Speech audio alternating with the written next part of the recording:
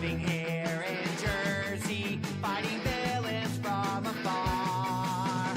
You gotta find first gear in your giant robot car. You dig giant robots, I dig giant robots, we dig giant robots, just dig giant robots. Nice. Hello, it's that time again. Welcome to the Anime Boomers podcast. It feels weird that we've been doing these a lot more regularly.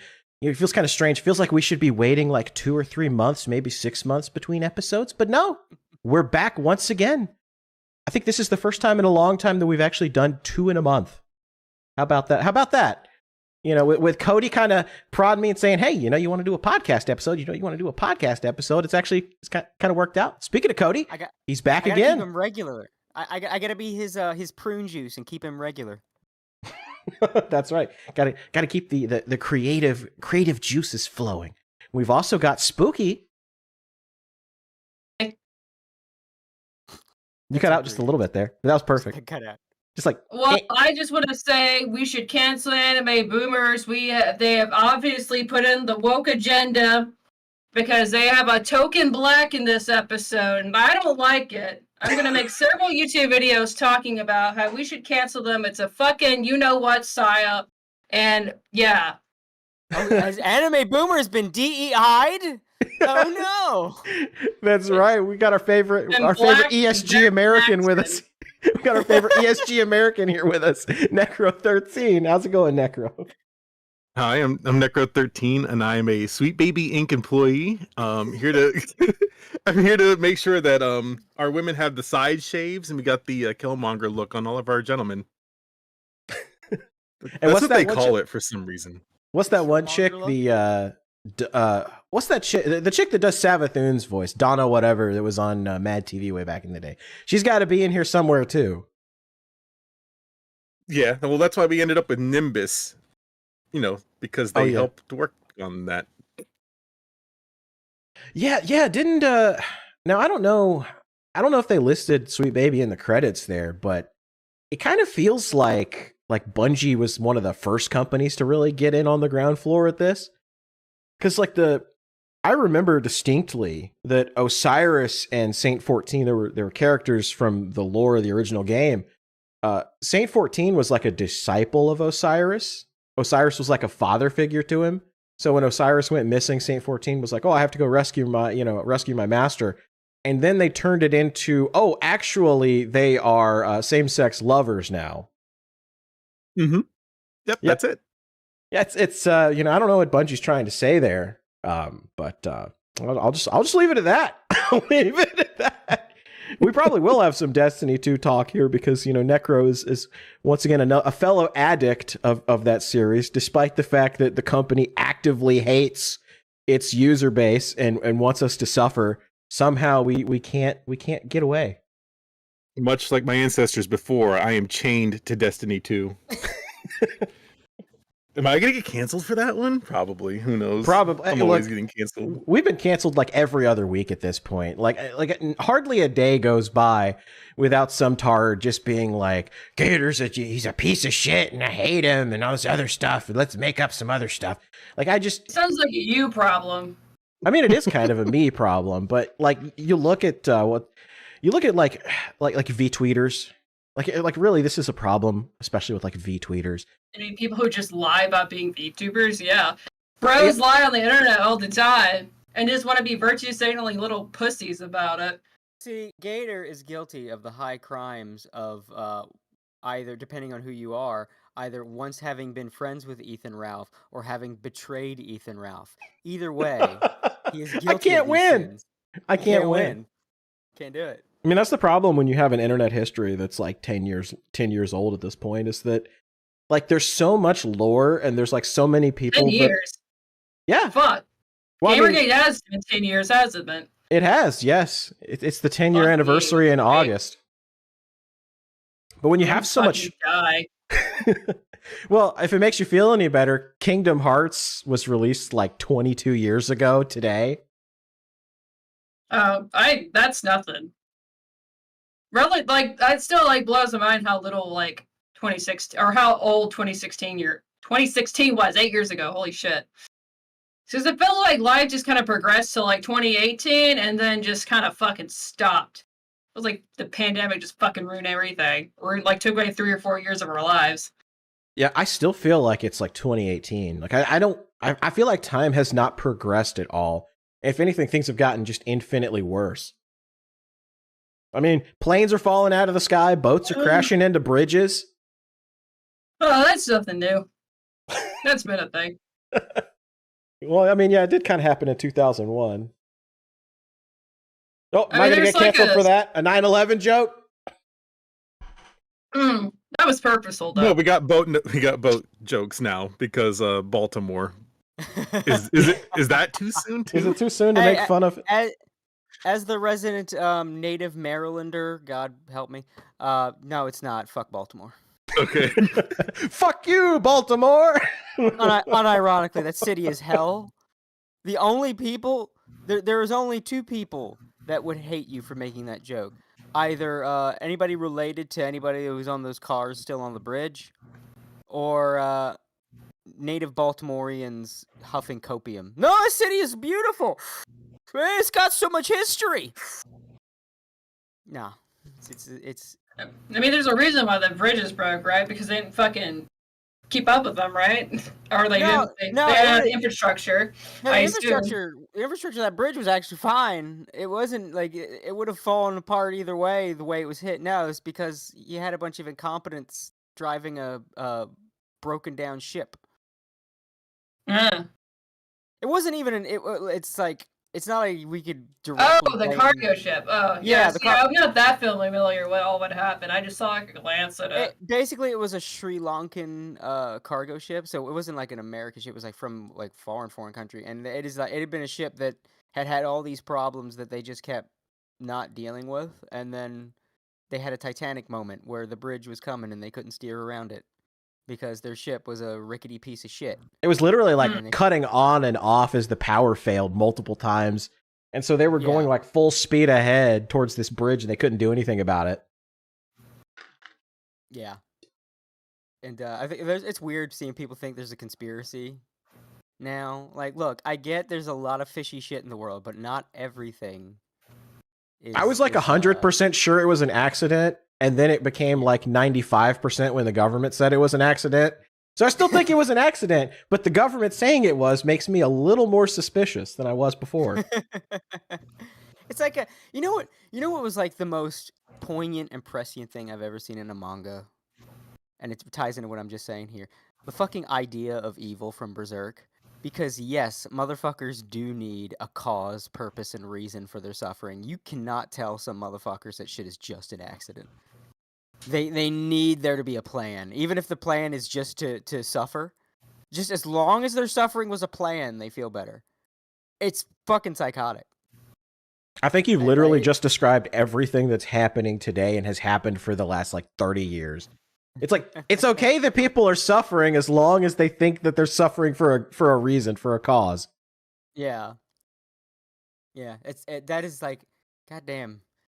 I don't know if Miura was really going for some poignant social commentary, but goddamn if he didn't drop some of the most poignant social commentary that humans will tulpa God into existence just to make them suffer. Just so their suffering isn't random. Because these motherfuckers they're just that crazy. And nothing really just spells that out more than when people needed the Baltimore Bridge collapse to be like a planned event. Like, what would they gain? What is the plan there? If we destroy this bridge, we'll shit on our own economy, which will in turn help us in the well, that won't really help us in the election. It'll bring us more. Well, it brings us less things really. It'll make for a very interesting news story. Make sure they get footage of the collapse. I want to see that shit. I miss Live Leak. Yeah, that was the site. Was that the real reason all this happened? Like some WEF Illuminati motherfuckers just miss Live Leak and want to see some disaster footage? I mean, just orchestrating disasters to be recorded. I mean, hey, anything is possible. I think I just gave someone some ideas. Like, wait a minute, he's You onto just- something. I was about to say, you just activated somebody. They're busting out their Blackboard right now, starting to put clip outs of articles and tying them together with strings. Guys, it was Pepe Sylvia. It was Pepe Sylvia the entire time. If you look back, all these events are traced back to the fall of Live League. Once Live League happened, suddenly all these accidents started happening. Accidents that, by the way, we coincidentally have footage of each and every one of them taking place. The elites are trying to fill the void left by Live League. Oh yeah, someone in the chat said I've never been to a Twitter live stream. I didn't even know it was a thing. Yeah. See, Twitter actually dings you for posting links on the platform. So what I'm doing is I'm very cleverly streaming to Twitter as well to funnel people over to the YouTube. If you're a person that's watching this on Twitter, you can send a super chat, just not on Twitter. You have to go to gatortime.live/tip, which goes to Stream Elements, and you can super chat us from there and ask questions and stuff. Because That was Elon a Musk much isn't better smart enough. shill segment. Yeah, Elon Musk Like, is the not shill smart segments I enough to hear- put. Oh, go ahead. Go Sorry. ahead. I was gonna say Elon Musk is No, not it's smart not- enough to build super chats into the system like he should. Do it, Elon. The shilling is better than what I've heard from DSP streams because man, that's what the current fixation is. Anti-tubers don't really do it anymore because I watched one of their videos yesterday, and I don't know if you guys are familiar with any of the new anime, but apparently elves or witches or Yes. something like that help Elves. save the earth or something like that, and then the humans were like, maybe they're actually bad, and so they start killing all of them, and so the main character guy, I guess, tries to get revenge or something. I haven't watched it at all, but I watched the first part of this guy's video, and he described it in the worst way possible that I knew. Wait, I'm he was gonna guess making what it he's up. gonna say. He's gonna say this is euphemism for Jewish genocide, right?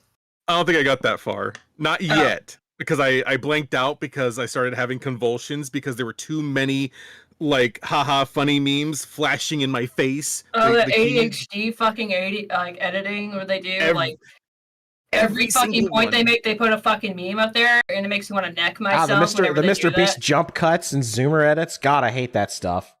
Yeah, it's the worst, and that wasn't even the worst video, but it had the worst content in it. But like again, the current fixation is DSP because it's just fun to watch, and he will shill putting on his glasses, the silly hat, and the silly vest. Oh, the stupid And- vest streak. Yeah. Yeah, See, you guys aren't shilling hard enough. If DSP can loosen the wallets, the Velcro wallets from his dents for $150, and they just do it. Downs me. Guys. He has unironic fans.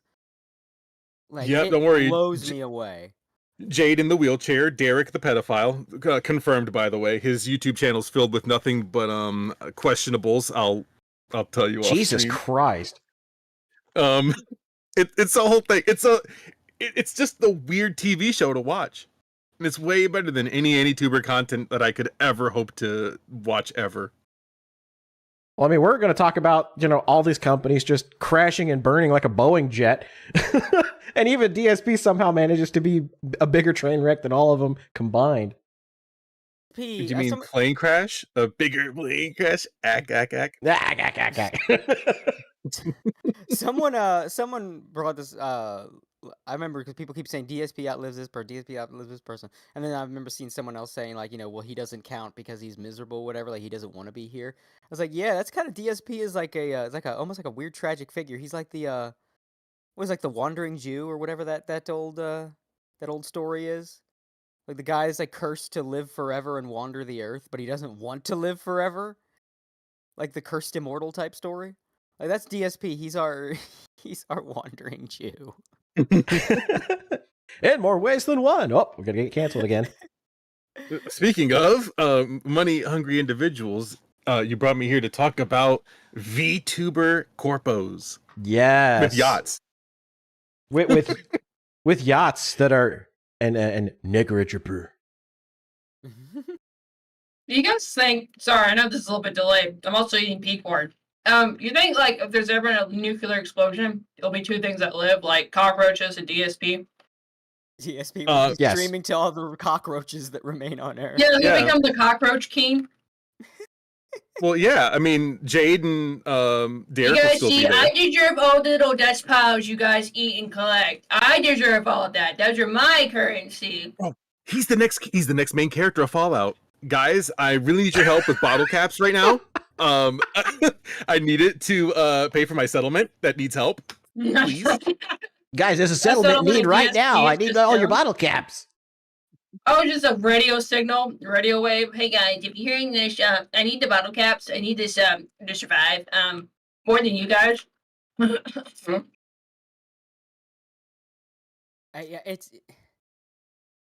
I feel like he needs to be in. Somebody needs to mod him into Fallout game. like even in this environment, GSP survives. You just bump into him randomly in the wilderness, and all he does is he just begs you for bottle caps and comes up with like all these crazy excuses every time you bump into him. And then he won't leave you alone. Like if you don't give him the bottle caps, he'll just follow you around. He's just a recurring event that won't stop until you give him the damn caps. Right? If you try killing him, he dodges every time somehow. No, he Or just gets back up. Like you should, Like, he's you cannot he's kill a him. He's a quest important Bethesda character.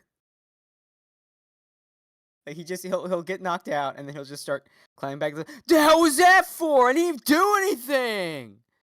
Mods Don't worry, ban in him. his run of Baldur's Gate, just as a side note, his Baldur's Gate run, Asterion left his party and took all of his gear, and he cried on stream, like physically cried, but he complained, like his entire level 1 podcast about the character leaving and how he's a spoiled brat.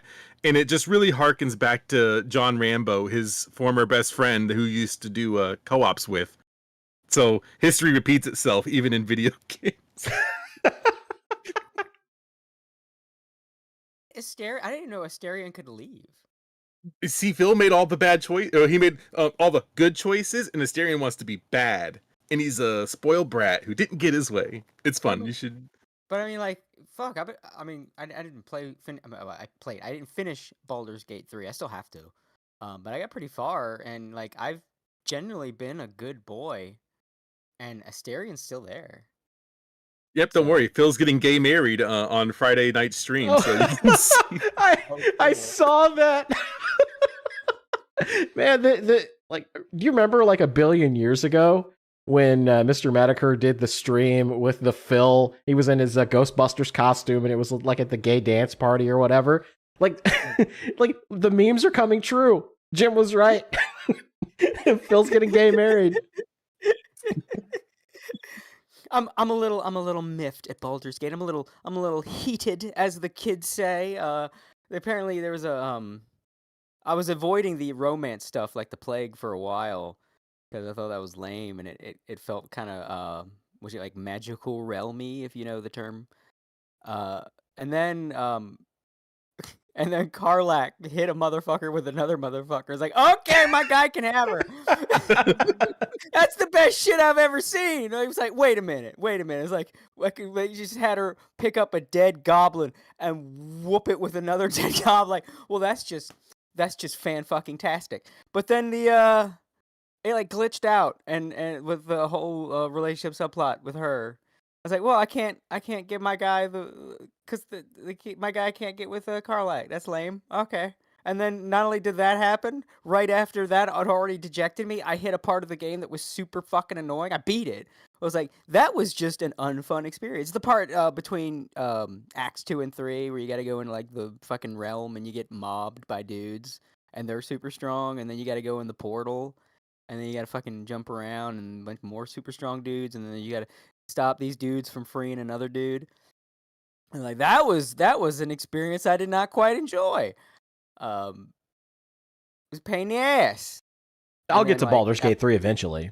Yeah, it was like, and then that, and then the in this town, and it was kind of annoying finding people. So it's like it sapped my like it took the wind out of my sails. So I got to jump back into it. It's a good game, but it's just like It's that thing where you're playing a game and then like a conga line of annoying shit happens. Like, I don't have the drive to turn this on anymore.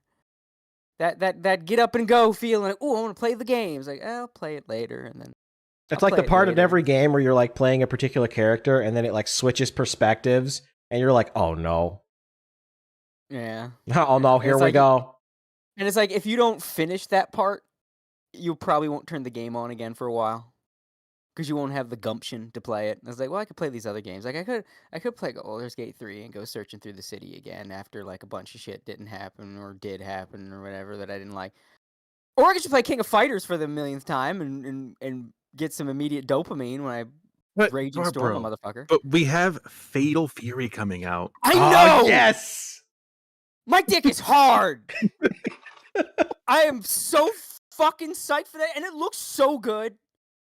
It looks so... The gameplay looks good, the visuals look good. It's like, oh my god, they didn't fuck it up.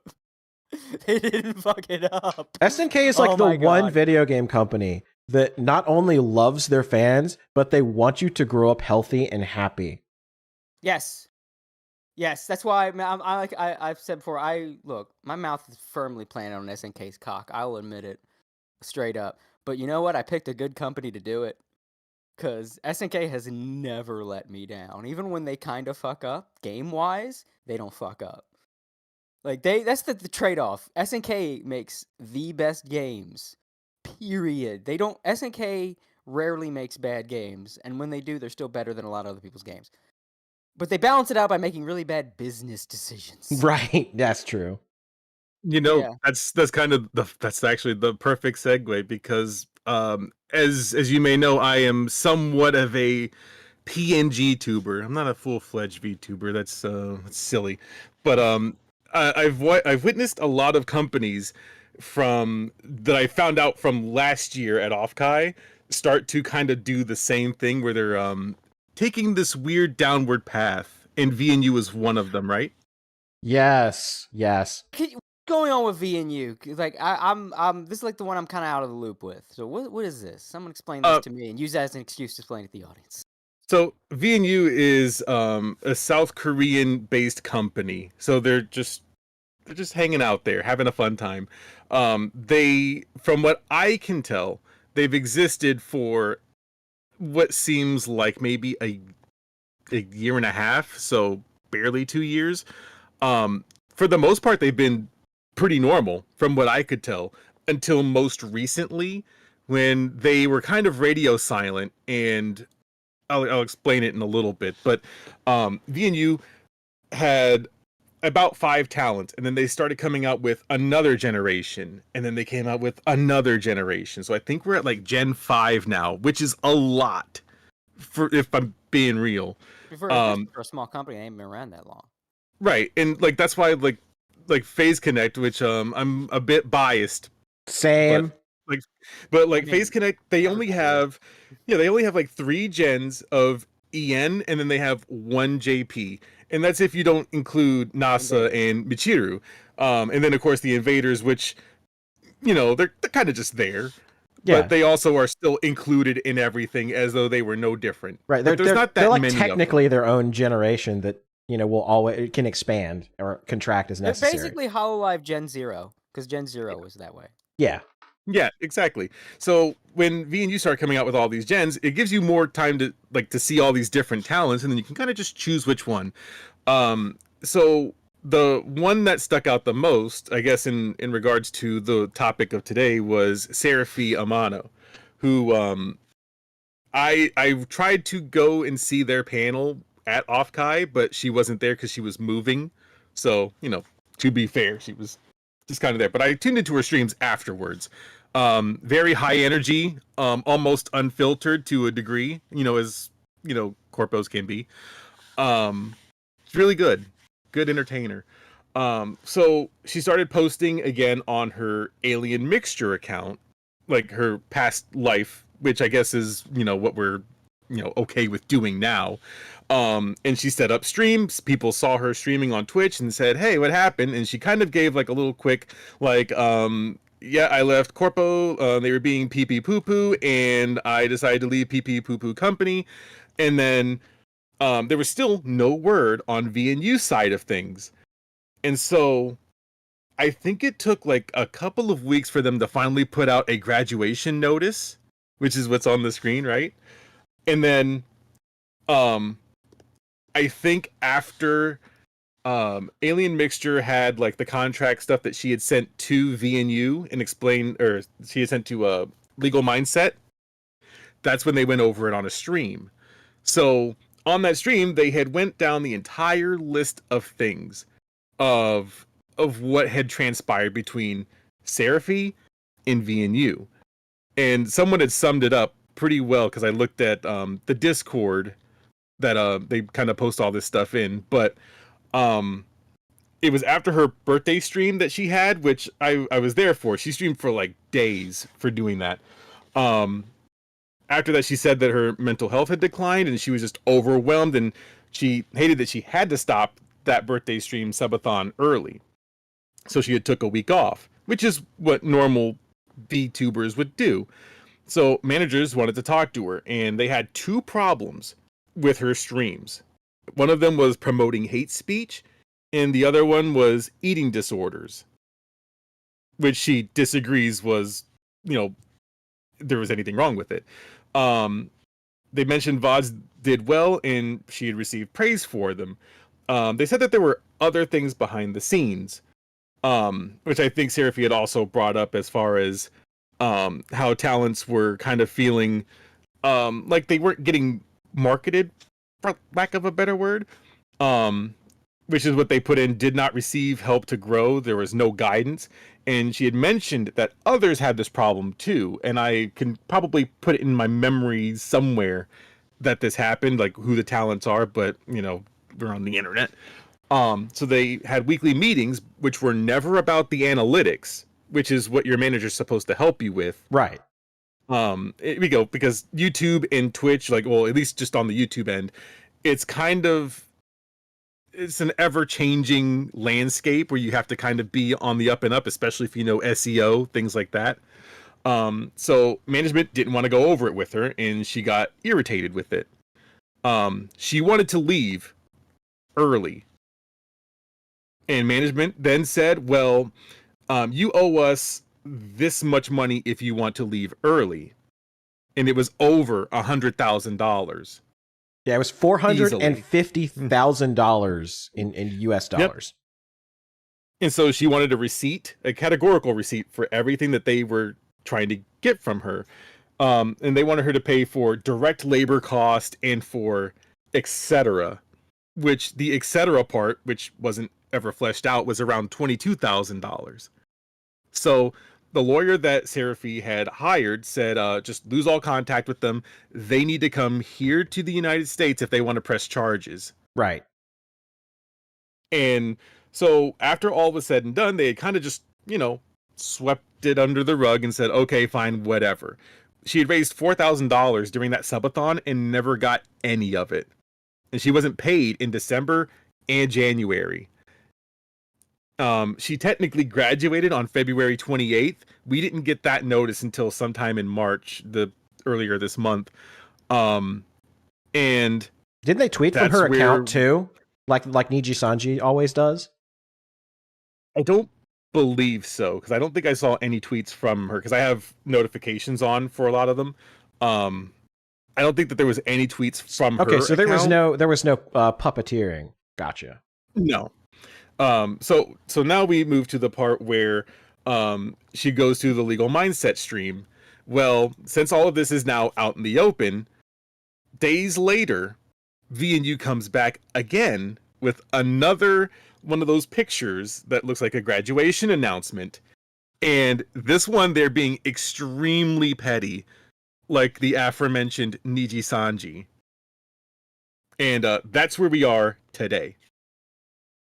So there were two statements then. So there was the initial like professional one, and then that was just a graduation notice, and then the one where it's like, yeah, well, you suck too, or something like that.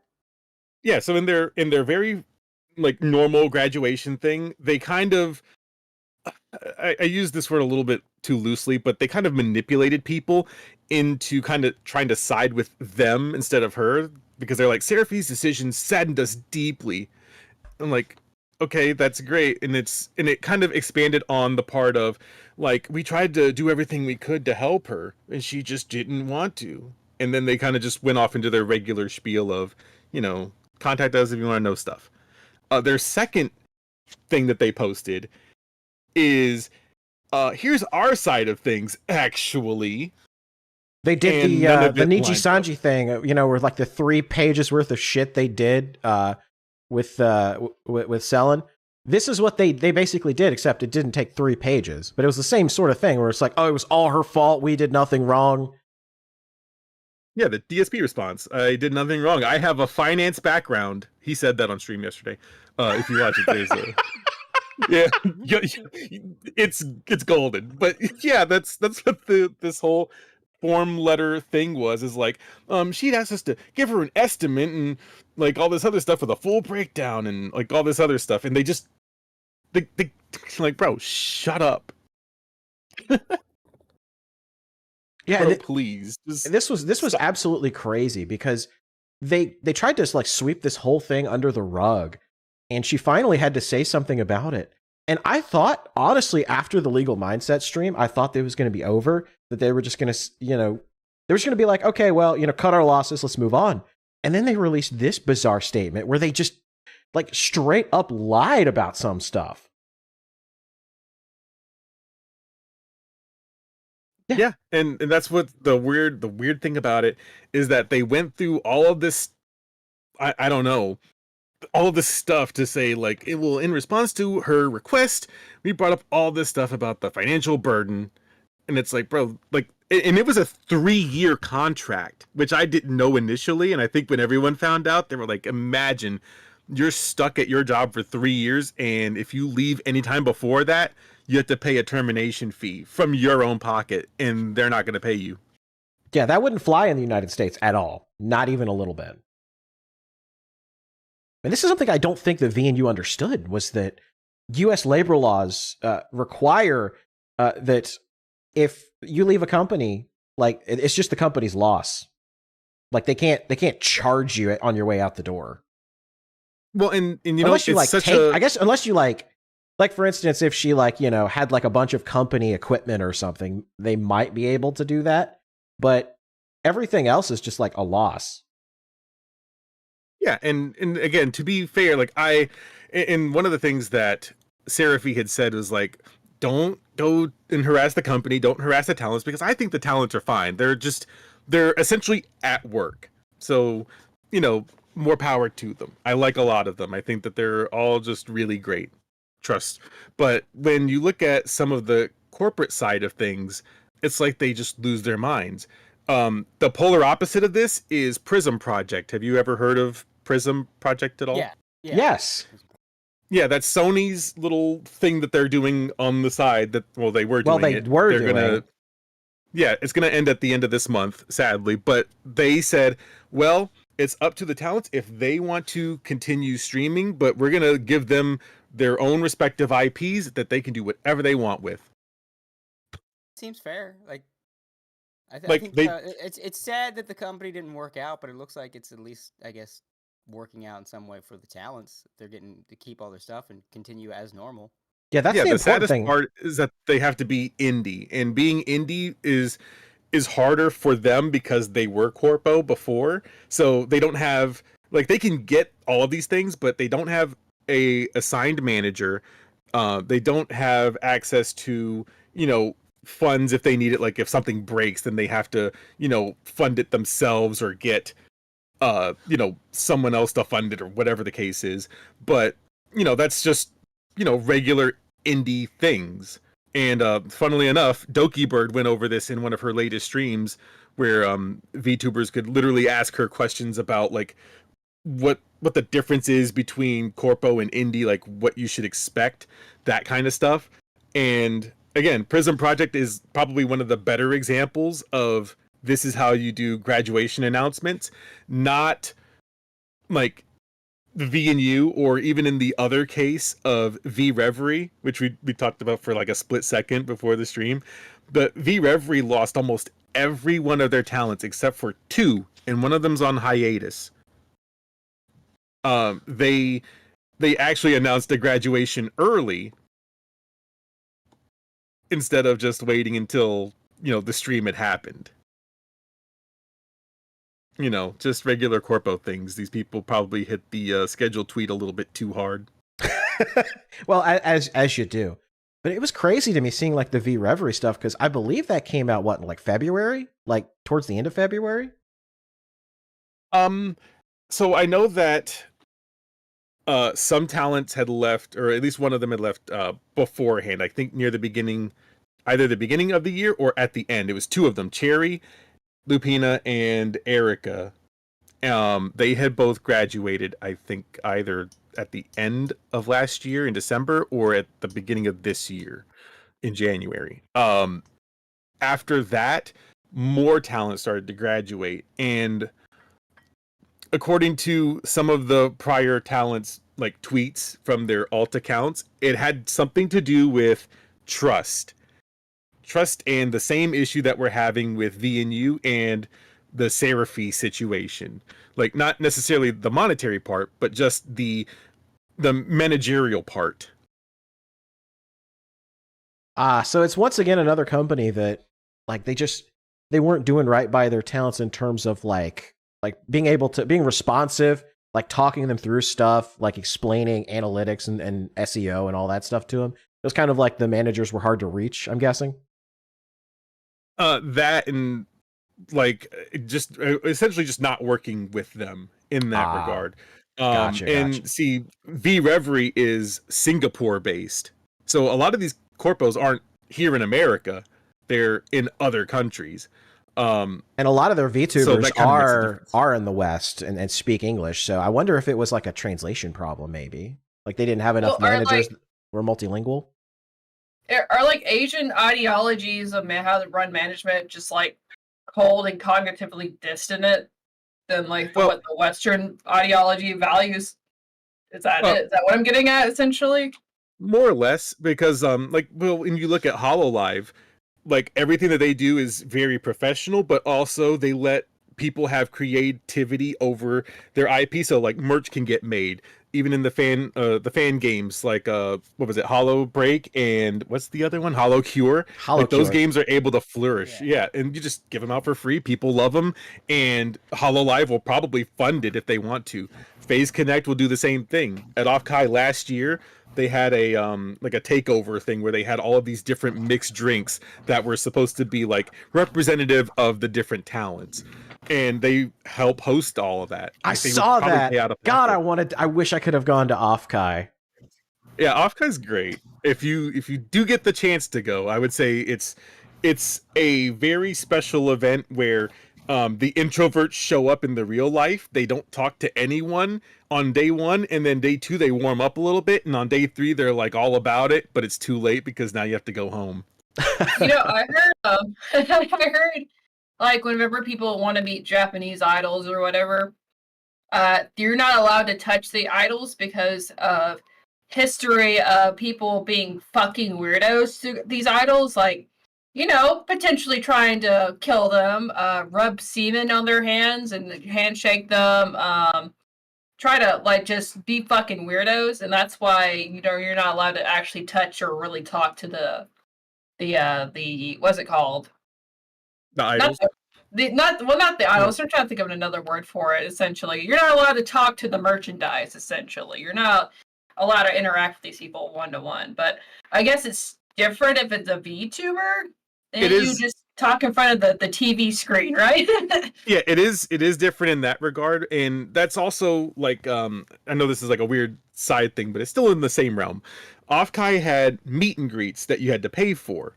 Zentreya called Big Ham. There's a hamster YouTuber called Big Ham. There's a bunch of hamster VTubers now, and I love it. Emmy from Faze Connect's a hamster, and she's honestly, I think she's the star of her gen, but I think but he's just an actual hamster though. Not like I'm a cute girl and I'm a hamster. No, it's just a fucking hamster. Yeah, like that's kind of the thing is like everything is different when you do VTuber stuff. So at Offkai they had the meet and greets and Zentreya was there and she found out that because obviously these things go quick because you get to talk to them one-on-one and you get to get a special gift from them usually, so something that they sign. There's machines that the talents can use like remotely obviously where they can put their signature or they can write like their name or something like that, like whoever it is. And there were so many people outside of these meet and greet rooms that not all of them got to see everyone, not to mention that they cost money for that too, and you're Right. only allowed like 30 minutes 45 minutes or whatever it is to talk to them, like, you know, entirely, but you only get like 30 seconds. Oh, VTuber Chad, seeing your big tits jiggle every day made me not want to kill myself every day. Thank you. Thank Incredibly you. based. Based. Yeah, and but like that's the thing is like when she found out about that, it was like unless the meet and greets are free, I'm not doing it again, which is fine. But more times than not, if you really want to talk to VTubers, you don't have to necessarily do a meet and greet. So in the vendor area, they had TV set up with the microphones and the cameras, so the talents could see you and talk to you, and you could just like, you know, you get way more time than a meet and greet. You just don't get like a special hand signed card with like their stuff on it. But I mean, I went to most of them, the ones that I could, and it was fun talking to them. Took pictures. I looked weird posing in front of a TV. I liked watching the videos. I liked watching the videos come out of there. There's the famous one where the guy like is going through the dockies and he like dunks on Pippa. That was she loses her shit. That was great. Like there were so many funny videos that came out of Offkai. I don't remember. I don't remember that one. I don't think I saw that one. I'll see if I can find it. Yeah, like there's they had the Wonderverse stage where the VTubers would show up virtually, and then like when you're in that room, you just see like the TVs that are there. There's like one in like almost one of the 3 aisles or something like that, and then there's just a platform. And the Pippa one I think was everyone's favorite because that room got booked quick. She's a mega idol. Yeah, like even like the other Faze Connect girls were there too, but like they had them and then they had some other indies show up, but like nothing was as full as that room when it was her. But like you have to remember, like they're not physically there, so you kind of have to like role play a little bit. I'll have to sexually harass them through our TV screen is what you're saying. But like, you want to look at my cock, Pippa? You want to look at my fucking sweaty cock? This TV screen, Pippa? You want to see it? You know, if only they were sweaty, but I think everyone was pretty well groomed. They don't want to smell weird in front of their Oshi. That's interesting. That they actually shower for the VTubers who don't fucking smell them, but they won't do it at an anime con. Oh, don't worry. The anime conventions, those are still normal. You're gonna smell BO out the ass when you get there. So are you trying to say that like people who watch VTubers are more socially adjustable than anime fans are? Unironically, yes. Even the schizophrenics are more socially aware than the fucking and the fucking Naruto fucking headband wearing asses. Like this is the Wonderverse thing right here. Well, the misconception is that the VTuber fans are in general crazier. No, the problem is that the VTuber fans have a crazier crazy than the anime fans. But they are not as numerous. The anime fandom has a large. I can hear. Okay, sorry. It like refreshed and started replaying again. That was weird. Oh yeah, I remember this. Okay, I remember the 3D Offkai. Yeah, I remember seeing this. But like the anime fandom, the larger percentage of the fandom is the crazies. Whereas the VTuber fandom has done a good job of gatekeeping and like quarantining their crazy. They stay on the VTuber board, unfortunately. Yes, literally. Like that's what's really helped the VTuber fandom is that all the psychos and schizophrenics stay over here on VT. They have their little quarantine zone that the rest of the world does not have to interact. And sometimes some other people, other brave souls will go in to share the funny stuff that's going on over there for our entertainment. And then otherwise we can just keep them over there. Is there a pipeline between the people who watch MLP to like VTuber Skid Yes. says. Yes. Not really. The MLP people were more like I've talked before, like how the furry fandom's kind of different than it used to be, and it kind of like exploded into multiple little like segmented smaller groups. Like the furry fandom is no longer a monolith like it used to be, and one See, of those sort of cell juniors that spawned from the initial furry Mm-hmm. fandom was the bronies.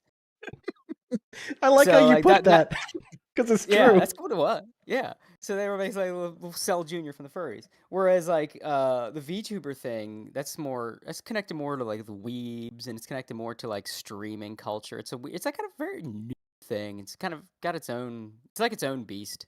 Like there are bronies that got into VTubers, most famously Too Many Snacks. He used to do brony animations before he started doing VTuber animations. But mostly it's a different beast entirely. Like one thing about VTubers, the VTuber schizos, if I sent you the thing, Gator, but there's one instance that I can remember last year. One of the talents from production Kawaii, she was doxxed by her fans, and they had to take legal action against the people that had doxxed her, and they also provided health care for her emotional distress, and they also gave her a hiatus. This was like before the middle of last year. I kind of vaguely remember it, but I know that it happened, and she's really good. She still goes to like conventions and stuff now and talks to people, and she had a thing where she like tried to guess everyone's favorite anime, which at this point it's really not hard because everyone loves shonen shit. So Jujutsu Kaisen or Demon Slayer are probably your two top bets. Oh, maybe One Piece. They love One Piece. One Yeah. Piece.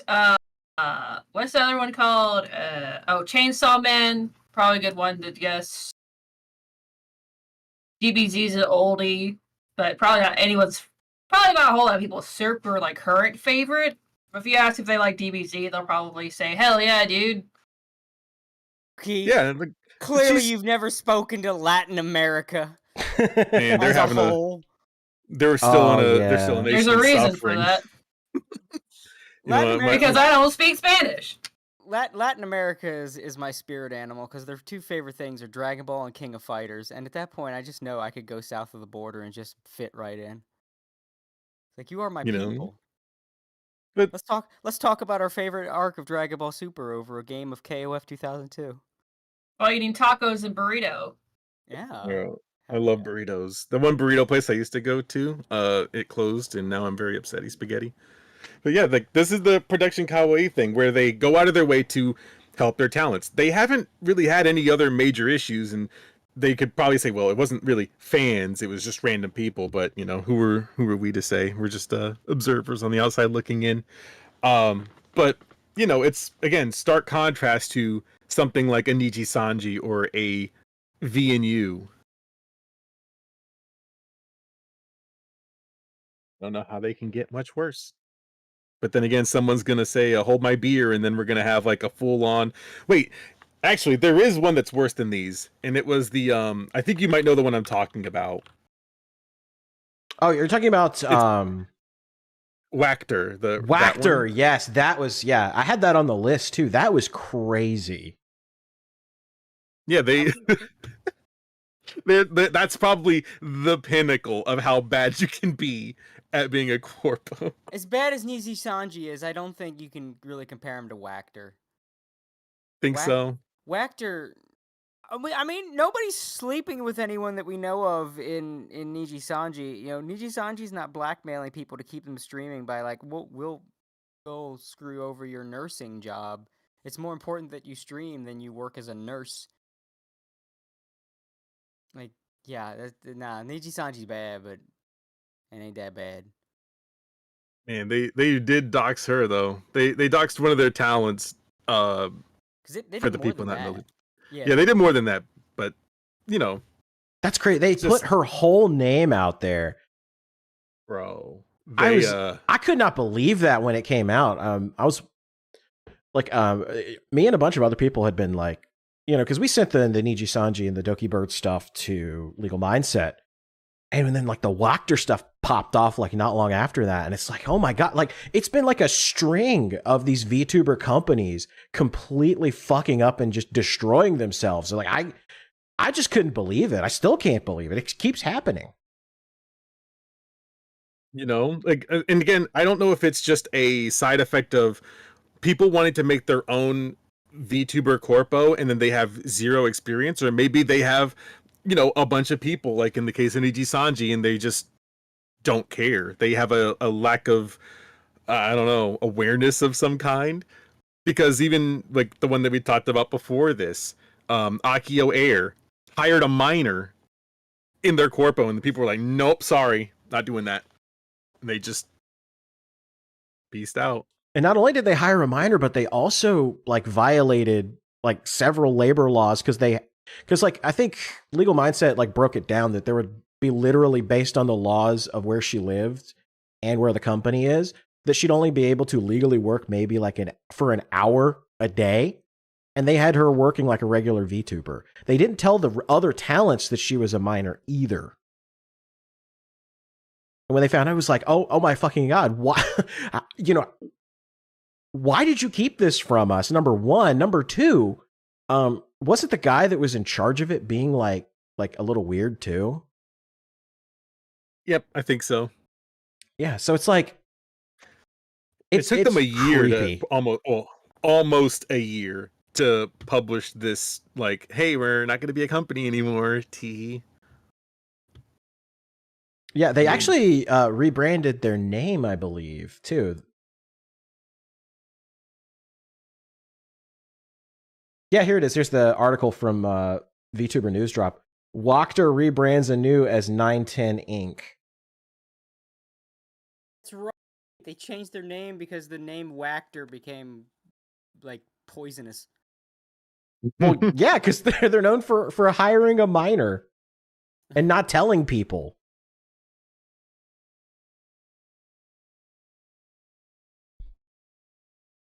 So quite the opposite of the Nickelodeon experience, what you're saying. Because Nickelodeon loves hiring young people and telling everyone about it.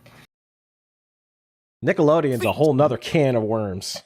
Dude, my fucking feed has been full of that Nickelodeon shit. Like, everybody won't shut the fuck up about it. Like, I get it. Like, if you guys have not, if normies don't understand that perverts work on, like, children's television shows, I get it. But, like, that's all the content's been for about a week. But, Spooky, have you considered showing your feet and sending it to the Nickelodeon Twitter account? Oh, I'm not 12 years old, so I don't think I get a repost or a like, dude. It'd be a waste of time. Here's the fucky thing, too. We've kind of all known about this for a long time. There's been God knows how many, like, internet documentaries, whatever, on Dan Schneider and Nickelodeon and all this shit. But now some normie-ass documentary comes out that, like, your mom can watch because it was by some whoever on Netflix, and now all of a sudden it's in the conversation. Now it's a big deal. It's like, this shit has been well documented and known by pretty much everybody for how the hell long now? But Ever now, since, like, I mean, early 2000s, dude. Like, you go on, like, 4chan's board, like, back in the day, it'd be full of, like, clips from iCarly and the other fucking show from Perverts, because that show was made by perverts for perverts. So, like, I mean, that's pretty fucking obvious. That doesn't really narrow it down. Yeah, because it was not, like, it was pretty that obvious. It was out there. Like, it was pretty much like, oh yeah, this is made by a pervert for perverts. Like, that's there's been been around like a for a long shitload time. of, and there's been a shitload of YouTube videos where people have covered like the Dan Schneider stuff. Like I remember it became a huge topic during Internet Blood Sports, where people were talking about like how creepy and fucked up Dan Schneider was and all his shows were. I mean, wasn't he the guy that insists? I don't know if this is true, but it's funny if it is. Like, that he made the Nickelodeon feet logo. He was like, we need to have it feet because feet are super funny. Yeah. And I don't know if that's true, but it would make sense. Yes. I like to Reminds me of, pretend it's too, true. Back in the day, right? I had a friend in high school. It was like my first fellow weeb friend, right? And he used to try that. That was the first time I ever heard the thing that sexually excites me is funny excuse, because he Yeah. tried to pull that on on like hentai shit. Like in general, he tried to sell me that he had like a folder of it because he thought it was funny. Yeah, And that's how all I fetishes start. They yeah, all start as a joke. well, it was just regular hentai. I just stumbled on it on his computer. He was trying to find something else. And he's like, "Oh, I had this. It's funny." And I was like, I just kind of let it sit. But That's how they psyop you. Because maybe there probably is actually funny fetish shit out there. But it like, was just normal. It was normal Rule 34 hentai. Like that was the thing. Like he's like, "Oh, it's funny that they're like doing that with this character." It's like, did it I say don't. to be sorted on there too? I just let it go. Did he say he just likes goblin midgets? Is that his excuse? But that's I always think of that whenever someone says no, because it's funny. It's like that excuse is not new. You did not just think of that. You're not the big brain you think you are. That excuse has been just a default for dudes caught for decades. Like some random ass teenager in the 2000s came up with that too. So you are not the big brain motherfucker you think you are. You're not like, whew, I've successfully come up with an alibi. It was for comedic purposes. Yeah, comedic purposes. Yeah. Just for me to laugh at and no one else. My secret folder of girls getting fucked by whatever. By horses, by... I laughed so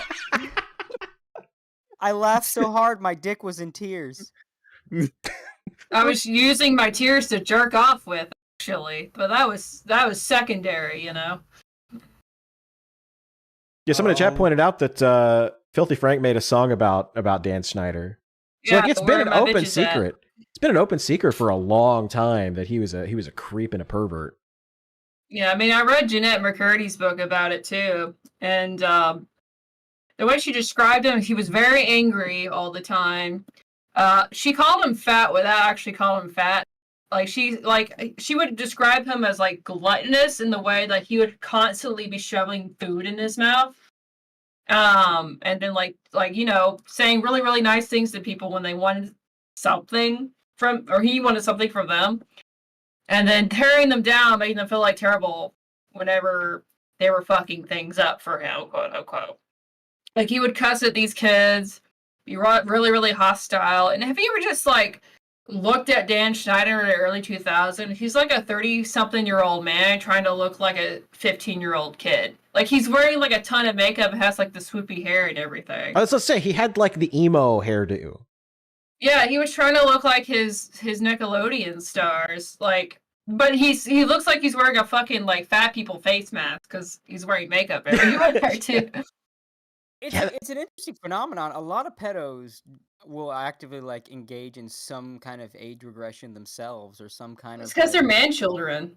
Yeah. Well, yeah. That's a lot of times. That's like what it is. Honestly, if you see someone online that's like very much a man child, they're the ones you should be the most suspicious of, because 9 times out of 10 they end up. And I think it's like some kind of mental regression where they see that young person as like their age group.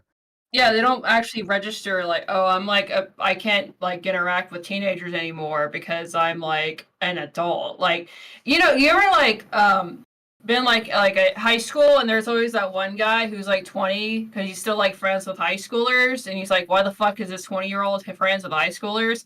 It's because it's never registered with him that he's 20. They're like under the age of 17, like 17 or younger, right? Like. And with Manchildren, because they're perpetually like trying to escape with their bullshit, like And they're there's nothing mentally wrong stunted. with like playing. Well, there's nothing wrong with wanting to play video games and anime. Obviously, that's what we're talking about. But because they don't, that's all they do all day, and they don't actually interact with people of their age. It's like the, you know, with the what's it called, the fighting game community. Like, why there were so many perverts in there is because it's ran by these man-children who hang around children their whole life, and it never registered with them. Oh, I'm an adult now. It's like, bro, that's That was fucking also weird. kind of normalized in the community too. Yeah. Anyway, sorry. Fighting games, though, the issue with that is that it's primarily older people playing that. At least, like, if it's teenagers playing it, they're like 17, 18. Like, a lot of fighting game pros are older, which is why like stuff like I can't remember. There's like Prodigy or something like that. There's a kid in a No, NPC Smash series. specifically. That's what I was trying to admit. Like not just No, fighting games. Smash is different because Smash That's is what I just- meant. Like the Smash fighting game. Because it's a Yeah, but Nintendo Smash- game, and Nintendo is more marketed towards kids than other consoles and brands. Yeah, well, it's that, but it's a little bit different too because see, Smash, and I say this as someone that's played Smash and plays a shitload of fighting. Like, fighting games are my bag, and I play them at a pretty high level. Smash is a lot easier, but it feels technical. What's So a party Smash- game? Well, Or I the mean, fighting game. it is a fighting game. You can play it competitively, and just Sakurai's kind of been dragged kicking and screaming into embracing that because he doesn't want to.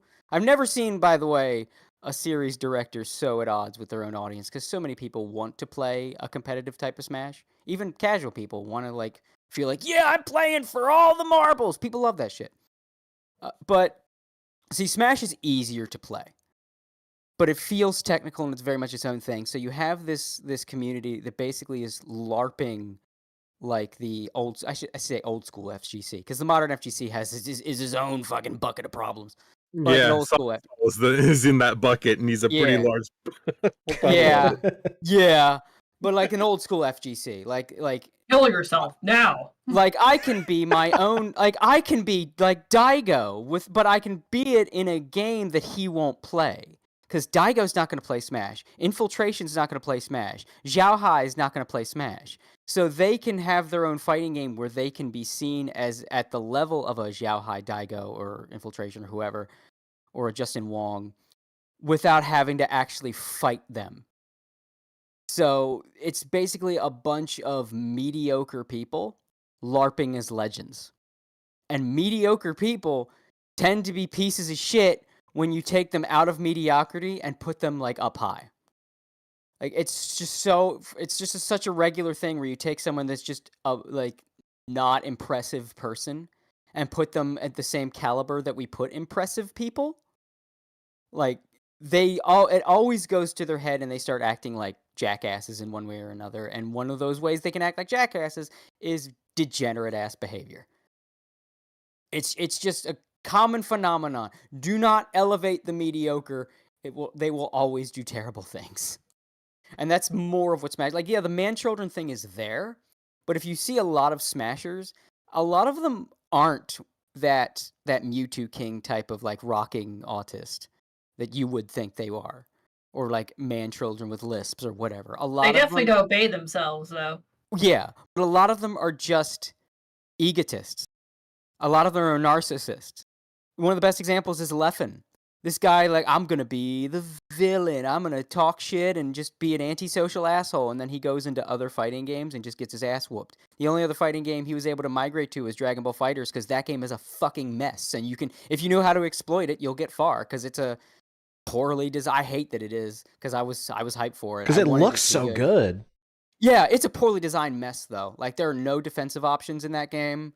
There's just so many stupid loops and near infinites, pretty much infinites, that you can do in that game. It's a game that you do not adapt. You do not gain skill in that game. You crack it open to learn how to break it. Like, it sucks. And it's a shame because it should be great. There's a lot of other things that are great about it, but I don't think Arc System Works were the people to do a 3v3 Marvel style fighter. They were the wrong company for that. But that's it. Like, that's why you don't see these guys go from Smash to real fighting games because they're not really that good. They're good at Smash, and so they have their own little bubble. And when you have a bubble, so that's basically the recipe for disaster. You have a bubble where you have a bunch of mediocre people that have been elevated, and they're in just this bubble that other people aren't looking at. So they're closed off. So now they're going to get up to no good, thinking that no one's going to watch them. And then someone like Technicals comes along. That's why they hate Technicals. He comes along and is like, hey, rest of the world, look at this fucked up shit the Smash people are doing. And they're like, shut the fuck up, man! Yeah, Tacticals has done a hell of a job exposing all of the like fucked up shit that's going on in there. That even some of the companies that host these tournaments have tried to like brush under the rug and pretend like nothing happened. Yeah. Yeah, it's a mess, but it is like I said, different than what you would see with like when I think of man-children that become degenerates because they are man-children, I think of what's that guy, Nova, on TikTok? That fat weirdo with the lisp? Like, I don't really use describe TikTok. many people internet. Fat Yeah, people with a lisp. I don't really use TikTok? TikTok, so I'm not. Well, Rogue Internet Man did a video on him, and a couple other people have done, like, Lolcows videos have done videos on this guy. But he's this dude that got popular on TikTok because he did a food review video, and people were laughing at him. He has very pronounced lisp and a voice that sounds like he never hit puberty. And Oh my god. he's like fat. He's really fat, but he tries to do like a 2000s hot anime boy look. Like he lets his hair grow long. He has his hair grow long and tries to let it grow over one side. I've got of his to face. see this man now. What's his name? Well, let me find the video. Here's the video. I just found it. Yeah, yeah. Rogue. By the way, Rogue Internet Man does some really good videos on like Lolcows and internet history and shit. Oh no, I don't want to see the Pamper Chew video. Hell no. Yeah, but this guy, he's got like quite a history, and he's one of these people that like he's very much a man-child to the point where his voice doesn't even sound like he hit puberty. I just came across a normie leftist describing music as goy slop. Yeah. Oh. Yeah. What and, the fuck? That's this dude. No, yeah. Bro, you see how he's trying to do the anime character hair, but he doesn't wash his hair?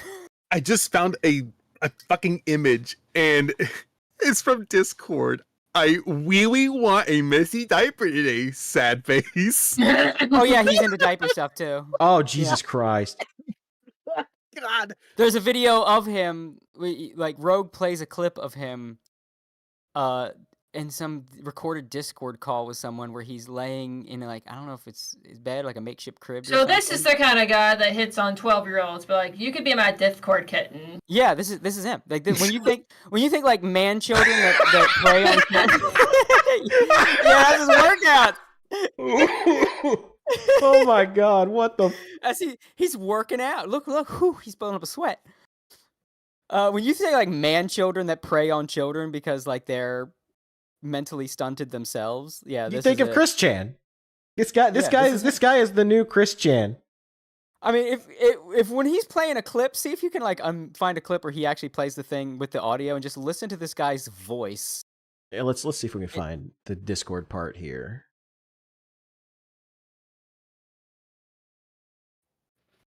I don't even know when it. Oh wait, here we go. Here's Discord. Here's Discord him intimidating the haters. People that he should not be following in the slightest. Just like everybody else who's gotten even the slightest attachment to the internet, Nova has participated in a variety of Discord communities, servers, calls, voice chats, and whatever other kind of... Wait, hold on. Let's go back there. Hold on a second. Does he have a woman as his profile? Showing diapers to a... Oh my God. Yeah, he is a diaper freak. Oh, Jesus Christ. Yeah. Like I said, at one point in this video, Rogue plays a clip of him, like a recorded Discord call of him, like a video call, where he's like talking like a baby and laying in bed, probably in a diaper.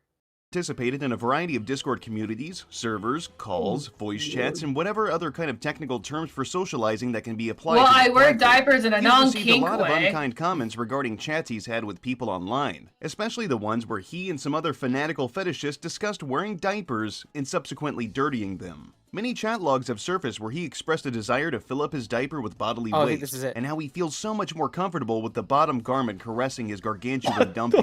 With these chat logs, there's recorded clips of him in video chats where he talks about falling asleep on call with people, whom of which say he looks cute when he's sleeping. Some clips of him wearing a diaper late into the evening have also been shared. Somehow, some way, he was banned from Discord. I just can't imagine why. Go twinkle with that. How I wonder where you are, up above the world so high, like a diamond in the sky. Twinkle, twinkle, will die.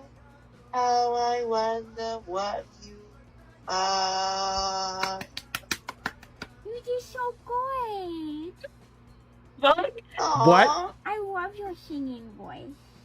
Nova's solution to this being brought to the public's attention was to live stream to TikTok and complain about all of the mean comments and interested eyes that were peering into his personal life. It's natural to not be happy about people antagonizing you, but if you're going to be involved in content creation and you're up to something nefarious behind closed doors, you can't be shocked when intrigued parties begin to share their opinions. His response was loud, brusque, and certainly not thought out in any worthwhile capacity. Most people can't seem to wrap their heads around ignoring people you don't like, but maybe that is a trick of the trade that comes with experience. I don't know.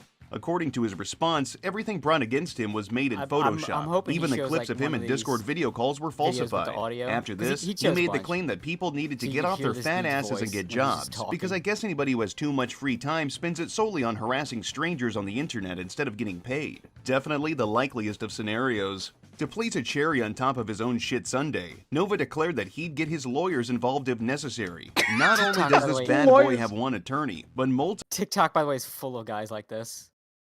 Like this is like a new era of TikTok lolcows, because you have you know the lolcow problem of like broadcasting yourself and the narcissistic need for fame. I truly miss the man I was 10 minutes before I know. I wish I had never found out about this guy. This is This guy's awesome. He's killing that can right there, like a cool anime protag. He's showing you what he's going to do to the haters. Like this, TikTok. He is has Christian. He's literally Yeah. he's TikTok's Christian. No, he's not. I'll tell you, who TikTok's Christian. There That's was Daniel shadowboxing Larson. Oh yeah, fair enough. Daniel Larson. Do you not know who Daniel Larson is? No, I don't. Who is this? I'm about to change the whole topic of this episode. I'm sitting here. I'm Red Pill and Gator and Spooky on the new wave of lolcows here. Daniel Larson is like the TikTok. He is the new Christian. He is the new heavily documented freak. This is a guy. Oh my God! Where the fuck do I begin with Daniel Larson? Well, first of all, look what he looks like. Second off, then his voice hits you. Then the ridiculous shit that comes out of his mouth, the shit that people have got him to say, the people got him to say that he likes CP because he will believe anything you tell him if you tell him that you're a record producer because he fancies himself a rap artist. Okay. I cannot describe to you what his quote unquote songs sound like. But he has been duped multiple times, primarily by a dude like his Clyde Cash is a dude called Music Biz Marty. He's convincing him that they're He's guys a in the record music label business. producer. Yeah. He has arcs and sagas like Christian did, like the fog era, where for some reason his phone camera just was fogged up inexplicably. So people made jokes about the fog. And there's an era where he was just making videos on TikTok, walking around with giant headphones on.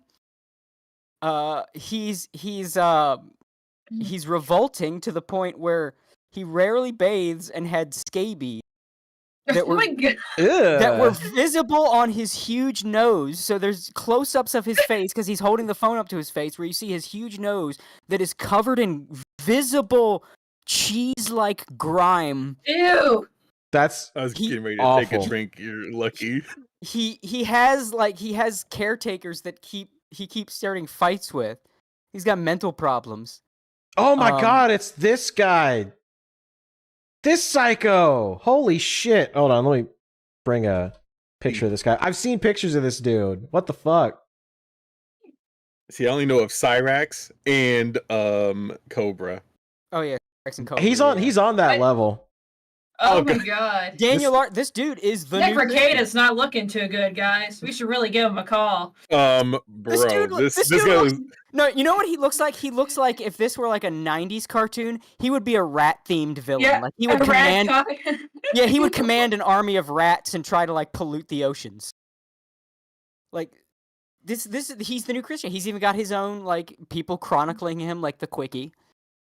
But he's like a way darker than Chris Chan, though. Like Chris How Chan, does that manage? Christian fucked his mom. Chris Chan got dark after many, many years, right? How many years was Chris Chan being followed before the Barb thing happened? Like Daniel Larson went hard in the paint on being fucked up, dark, and just like, and of course he lusts for children. He's obsessed with this one like young girl. I think it was on some kind of talent competition.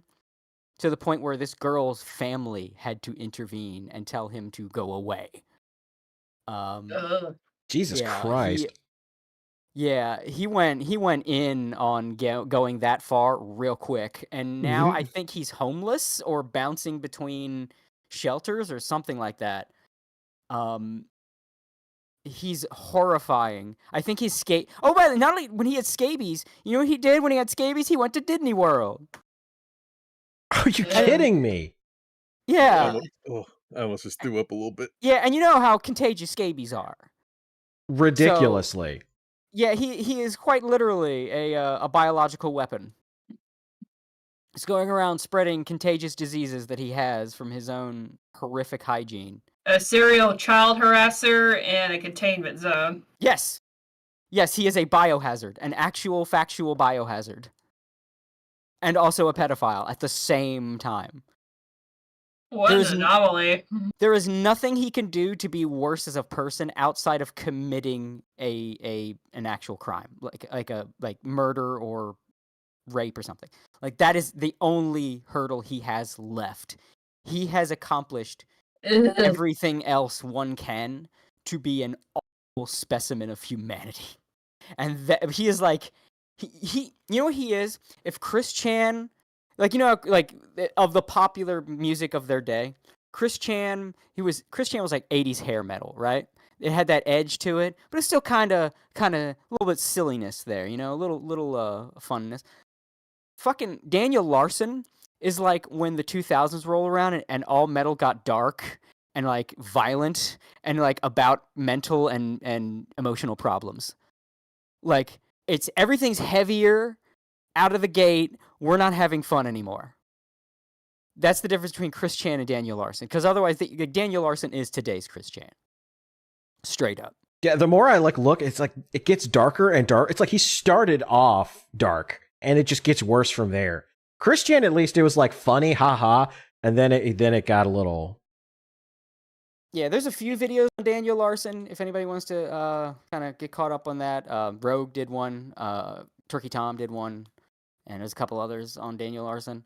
You see, the only like Lolcow TikToker that I know is this like British trans person, quote unquote. I think I know what you're talking about, because I think also Rogue did a video on him, her, whatever too. And they have like really, really bad acne to where it's like swelling all over their face, like it looks like giant cysts. And they live with this old British lady who abuses them on stream and calls them names and stuff and kicks them in and out of the house for like live stream money. Yeah, and they don't bathe either. Yeah, and like it doesn't even try to pass. It seems more like one of the Kamabaka Kingdom residents. Like a one piece Kamabaka side character. Yeah, like you have to tell people you're trans instead of just actually trying to pass as a woman. Yeah. Just like some dude in a wig with visible hair. Like, yeah. Come here, there, darling. Yeah, that kind of thing. Yeah, it's like such thick British accents where it almost sounds cartoonish, like then, that kind of Cockney accent. Yeah. And then TikTok is just producing freaks.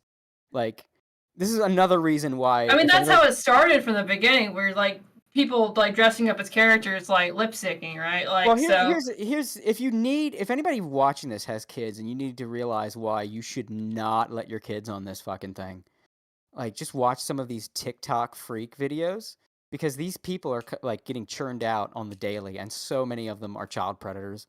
Like, that is such a recurring theme with these TikTok freaks, is that they're all going after children. There was like, what was it? What was the one? Juniper or Jupiter something is another one. Jupiter Moon or whatever. I can't remember the name. Rogue might have a video on them too. But yeah, just do not. These people are all over TikTok. Just don't let your kids on TikTok. Even if they yell, but all my friends are on TikTok. I'm like, okay, good. Let all your kids' friends be molested, but your kid, don't let your kid get molested, like, or groomed or whatever. Like, TikTok is not a place any child should be on at all, even forgoing how it's frying their attention span. Just don't let them anywhere near TikTok. You know, small segment that Spooky knows of, because she's the one that told me about it. But me and Spooky have the unfortunate pleasure of knowing people. Hopeless Peaches. Yeah. Speaking of fat, ugly British people. Trust me, if you're not in on the know, you will be soon. I promise. She got Everything she groomed fucking apparently. deserves. Fuck her. Am I? Oh man, I think Spooky knows this too. Speaking of people on the internet, I had this talk with my parents because I told them to stop giving my 9-year-old niece unrestricted access to the internet. They're finding that out very quickly. But you remember a gentleman by the name of What the What? I know Spooky does, but I remember we've talked about What the What on the podcast before. He's one of my favorite past bully victims. I love him. Oh yeah.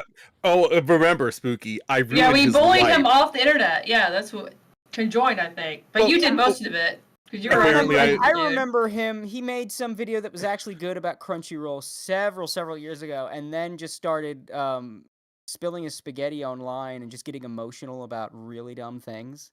I can't even remember what they were specifically. I just remember like, this, I will not stand for this, about like some really goofy shit. And then I haven't heard from him in years. Yeah, this was about the Hong Kong protesters and what was that other guy's name? The guy who Nuxtaku. Yeah. How he said that because Nuxtaku made a troll video about giving like what's it called? Viewers. Yeah. He's like, give it a 10 out of 10 on my anime list as like a troll. And then What spun that and says, well, why is he talking about this anime that's literally just about porn? And why is he talking about that instead of the Hong Kong protesters? And it's like, what the fuck? Oh my god. I don't know, maybe because Nux video... Taku doesn't give a shit about politics. He's just a shit poster. It's nothing to do with his fucking channel. It was just a fucking stupid troll video of a really not great anime, like of a horny anime. Like that was it. Just basically porn shit. That was the joke, you autist. Like, but the thing is, this is what I'm like culminating it to. So What the What had right before he left the internet, I put that in air quotes because he's probably like sock accounting it up somewhere. But before he left the internet, he made sure to call me and another constituent that me and Spooky know, Mr. Comfortable Jeans. He decided to call us pedo defenders because one of his friends that he, I guess, got into an argument with didn't really, vibe with what they were doing over there. So he called him a pedo. I said, well, I don't see him being a pedo and there's no proof that he is a pedo. So until I see proof, I'm not going to just call some random person like the hard P word. And he said, well, then that makes you and Jeans pedo defenders. And I said, oh, that's not how that works, but go ahead. So he was like one of the early adopters of the everybody I don't like on the internet is a pedo. For the most part. And then, and the thing is like when he started doing all of that, when he had this last hurrah, this last victory lap of his, he went and deleted almost every post on his Reddit subforum, whatever it is, which had a lot of him lusting over anime. It was a Reddit. No, it's a lot weirder than that, like with extra context. So he had his own podcast, right? Kind of similar to ours, except more annoying because you have a bunch of like there's like the nerd group in high school, like, and there's like nerds who get along with like the band or the normies, right? I feel like that's our nerd group. The well-adjusted nerds. Group with they're the nerd group that were over in the corner yelling about Yu-Gi-Oh cards and shit. That was their new nerd group over there. Like, they're the nerd group that not even the nerds didn't want to hang out with, right? And that was their podcast. So much so, they made their own Reddit where it would be only them, like 3 or 4 of them, posting about each other and making memes about how each other was a pedo. Yeah, they scrubbed that. He isn't funny how you're a pedo. Like, just speaking of Dan Schneider shit, isn't it funny how you're like into this kind of weird kinky shit? Ha ha ha. I made a Reddit post about it. Uh-huh. That's the thing that happened. So again, he left the internet, so at least he had the foresight to get the fuck away from here, but he did it because he knew that he was gonna probably get caught, skeletons in the closet, glass houses, whatnot. Very strange individual.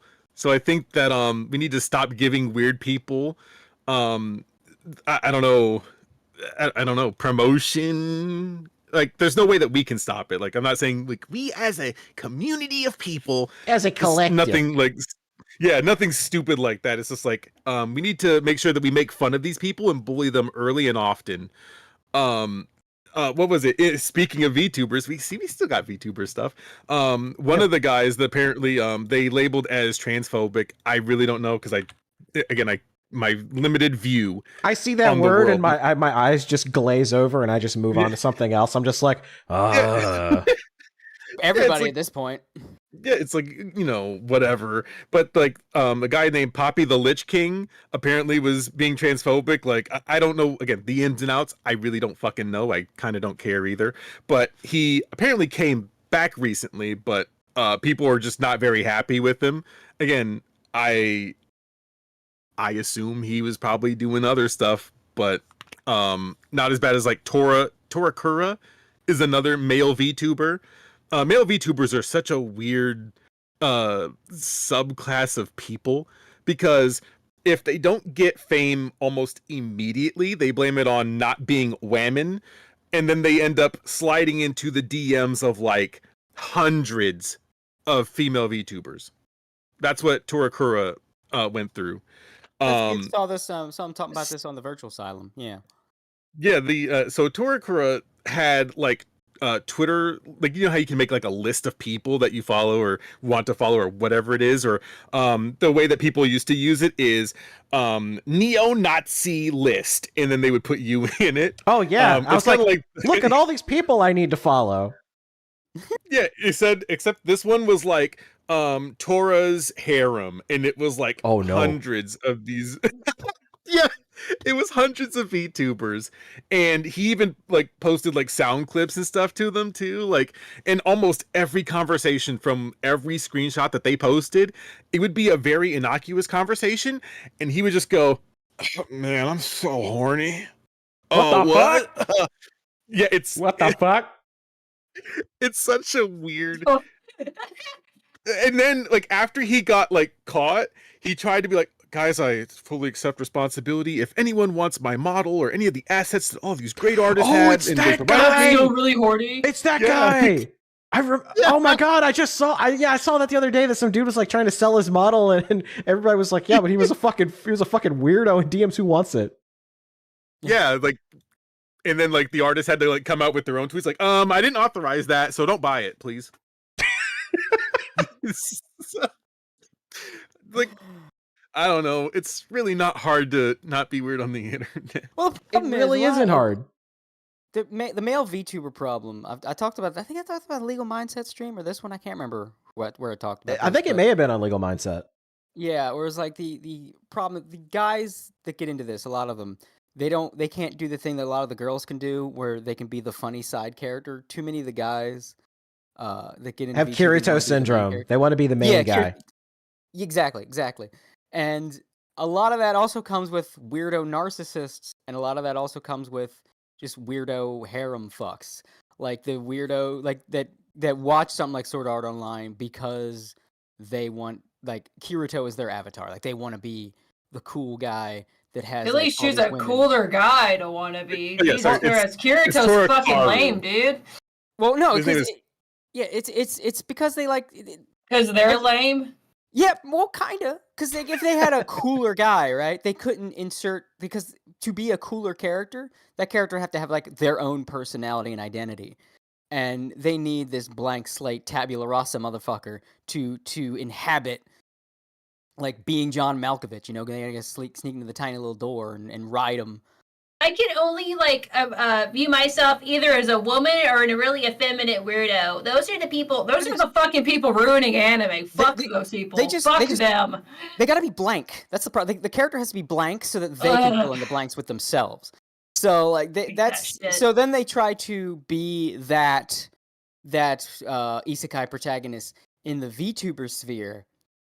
And in doing so, people are like, "This shit's fucking boring, dude. You're fucking boring and gay," and they leave. And then they basically get no views up until the time they try to creep on somebody, because the whole reason they were into this in the first place is because they want to be the harem protagonist with all the girls, and suddenly now they're in a world where they're like, they're kind of removed from reality. So like, I'm this anime boy now they're actually these anime girls, or at the very least, they are connected to these anime girls. So what I you're just gotta saying get in is with them. they're the Dan Schneider. If they were Dan Schneider trying to roleplay, no. and they're like, okay, Dan Schneider inserts himself as both the fat guy and the skinny, attractive guy who gets girls but doesn't get girls at the same time. Because you see, he was both Drake and Josh. He idealizes Drake, but also he's also a Josh too at the same time. A little bit. So you're saying he's Andrew And Dobson? he dresses then. like them too. He dressed exactly like Drake and Josh. Yeah. Yeah, he's like Andrew Dobson. When he saw the Power Girl Yeah. cosplay. Disgusting. I love all of the edits of that when they took the Control Alt Delete and it was him with a bat in his ass. Those were so funny. I think nothing can be as funny as the actual story behind that. Like, once that picture came out and like the account of, I don't know if the direct account of the cosplayer or somebody was there, somebody knew him, or whoever took the picture, somebody that was there shared what happened, and just the whole story front to back of just this pathetic little guy off to the side imagining himself as a superhero. Oh. As a superhero saving this girl from her boyfriend, and like making a comic about it for the whole world to see. Ew. Depicting So him sad. It's the most pathetic thing. That's like some shit you'd see in a TV show, like a character. That's some shit you'd see on Doug or something, of Doug just being a douche. Sorry, it's the Doug reference just caught me. See, we're in a Yeah, because it's Nintendo true. motif right now. We're in a Nickelodeon motif of Doug, Dan Schneider, and pedophiles. Look, I'm dropping all the weird references. I just Manchildren. I just Yeah. referenced being John Malkovich a minute ago, so you know. But yeah, like the fact that that's real and we see all the steps of it unfold is just the funniest shit to me. Don't worry, the Tora is Torakaru, but he's not done getting dragged yet. But if you see like the post that he had on like Discord, like, and they weren't like super old, like 2 or 3 years ago. They were like months or last year. Like one of the ones I sent to Gator, it's fucking awful. But it's like, please, babe, just a crumb, please, I need it. I'm like, bro, don't be weird in women's DMs like that. It's Well, fucking. you gotta approach VTubing just like it's a fun, like, because you're supposed to be not just streaming, you're streaming. Is that the guy? You gotta have fun with it. Yeah, And that's when- the guy. Yeah, Torakaru. Does he Yeah. also sound like a fucking neckbeard when he talks too? Or does he like have like not a very pleasing to sound voice as well? I'm gonna keep it straight with you. There were audio logs that people had saved, and I didn't listen to them because I was scared for my own life. So I'll leave that to you. Yeah, it's like when one of these motherfuckers comes around, they're going hard in the paint on this main character syndrome shit. Why can't these men just develop a funny persona? What's so hard about that? Well, Being because when funny they hard. It's not hard. It's really not that hard. Well, when they do, they just get snatched up by hollow stars. I Well, just want pussy. I became a female VTuber for pussy, and it's not working out for me, bros. It's all over. You know what? If that would be so fucking funny, A if lot he of was them are like a doing that. self-aware VTuber guy, he's like, guys, I came here for V pussy, and that's it. You know, and that was his whole persona. That is actually no joke what a lot of them are doing it for. It's the same kind of guys that like sneak into like activist circles and talk about Well, just The like male the feminist? male feminist. the male archetype. feminists, and like they spew the talking points, and then they're trying to like sneak shit into women's drinks on the side. Like, it's the same shit. Freaks. It's the same shit. So like that's because you got to do, like, you look at Hollow Stars, right? They did it the other way. Their characters that were made for them were clearly supposed to be main characters, and all these guys just brought their goofy shit and like de-main charactered them, and that's what the ones that got big. Like Regis Hollow Altair Stars is basically- hilarious. Yeah, Regis Altair saved himself basically because a lot of people were like, "Oh, he's gonna be like the Niji Sanji, like the Fujo bait." Saved himself with that shit he did with Kobo. Once he started having the goofy brother sister thing with Kobo, that shot him up. Like Magni and Yeah, Judge and- Magni. Like that shit was Yeah. fucking hilarious. Judge Magni was fucking hysterical. That's what you need to do if you're going to be a male VTuber. That kind of silly no ass cap shit. has been invoked. It's like, where, great. Regis Altair, where are your legs? You come to my courtroom without any legs? There you go, Gator. If you want to suffer through, see, listen, you have to suffer through that because I had to listen to Nova Online. I had to listen to Nova Online talk about shitting in diapers, and We're like terminally online. this is these are apparently the clips that they sent to this VTuber. This is literally just the kid, like the guy from Fruits Baskets, like the tsundere Kyo. guy from. Yeah, he looks like Kyo yeah, from he's Fruits just Basket. fucking Kyo, dude. All right, you can play it. This is what Tora sent me in DMs. You're such a cutie. Ugh. Kiss you. Oh god. Douche chills. Is that it? Was that it? Is I the love rest of you. it just silence? Oh, there it goes. I love you, Zenith. You're the best. Gross. Dies of cringe. Oh, Guys, there's a guys. second one. This shit. Why do you guys think that this shit works on women? This is just I'm glad to boyfriend become your ASMR bullshit. You're so skilled at art. And you're very cute. You're very pretty. He's I fucking saw your slurring. immersion bricks. You He's very cute, very You pretty. really are my type. I'm glad to get to know you a bit better. I like you. I feel like I This is need to giving me- borrow. I feel like I need to borrow Shigure's whistle now. This is giving me like the baby girl vibes. I'm getting the ick, and I'm a dude. You know what this reminds me? You know what this reminds me of? Remember that video of that guy making a YouTube video for his girlfriend that went viral because everybody was making fun of him? It's like, hey, baby. He's like rocking back and forth, like, hey, I love you, baby. Simon. Hey, baby. Yeah, that guy. I guess this works on some women. Boyfriend ASMR is a thing, but good lord, is it cringe? His mistake is that he didn't sign to Niji Sanji first before he did that. And talk about how much he hates white people. Niji Right. Sanji apparently has Right. I don't know what is happening over there, but now they're marketing Nendoroids of like one of them that was on that one video, the black video that they posted about Doki Bird lady leaving.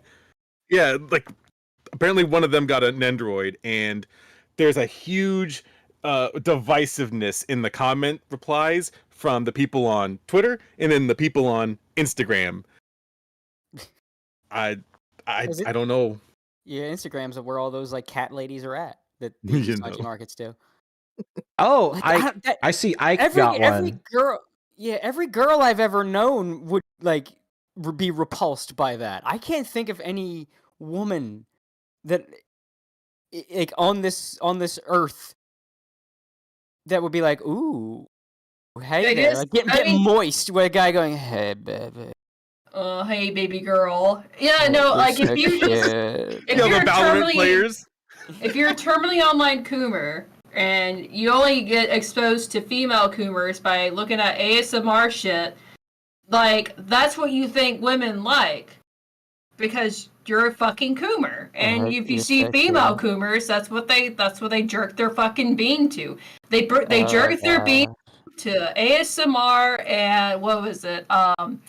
Fan Right. fiction. Do you like beans, baby? Are you Mexican? Oh, let me try to find baby girl. Yeah. Hey, baby girl, are you a Latina? Can I see that Mexican jumping bean? Mexican jumping bean. Yeah. Do it fart. Do it. Hey girl, hey baby girl, you fart with that ass? There's only one male that does ASMR, and he does it better than literally everyone I've seen. And it's ASMR Punk on Twitch. Look him up. He's actually the GOAT. Apparently, these dudes' idea of sexy is to just like sound tired and high. Like, oh man, I don't even know where I'm at right That's now. what boyfriend ASMR is. You gotta smoke a bowl and then run around the block and then come right back in. It's like, hey. You see, if Anybody he seeing these colors right now, baby girl. if a man sent me here, I'll send it to Gator. One. Where are you? There you are. If a man sent me this video, said I made this for you specifically, then I'd be down. I'd be down to reply.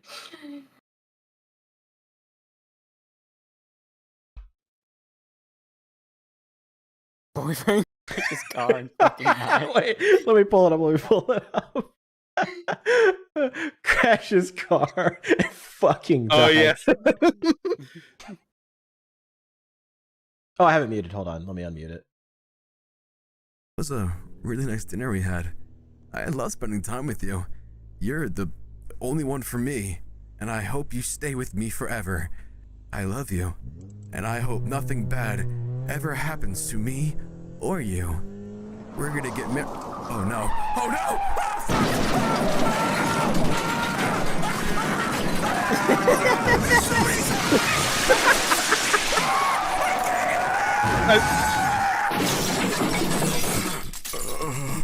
Oh, thank God it's over. If there was just one more car, I would have died. Okay! Oh, that's fucking great. Man, that dude was in a perpetual car crash, and he still got more out than that guy that set himself on fire. Am I right? Right. That one will probably get me kids. Right.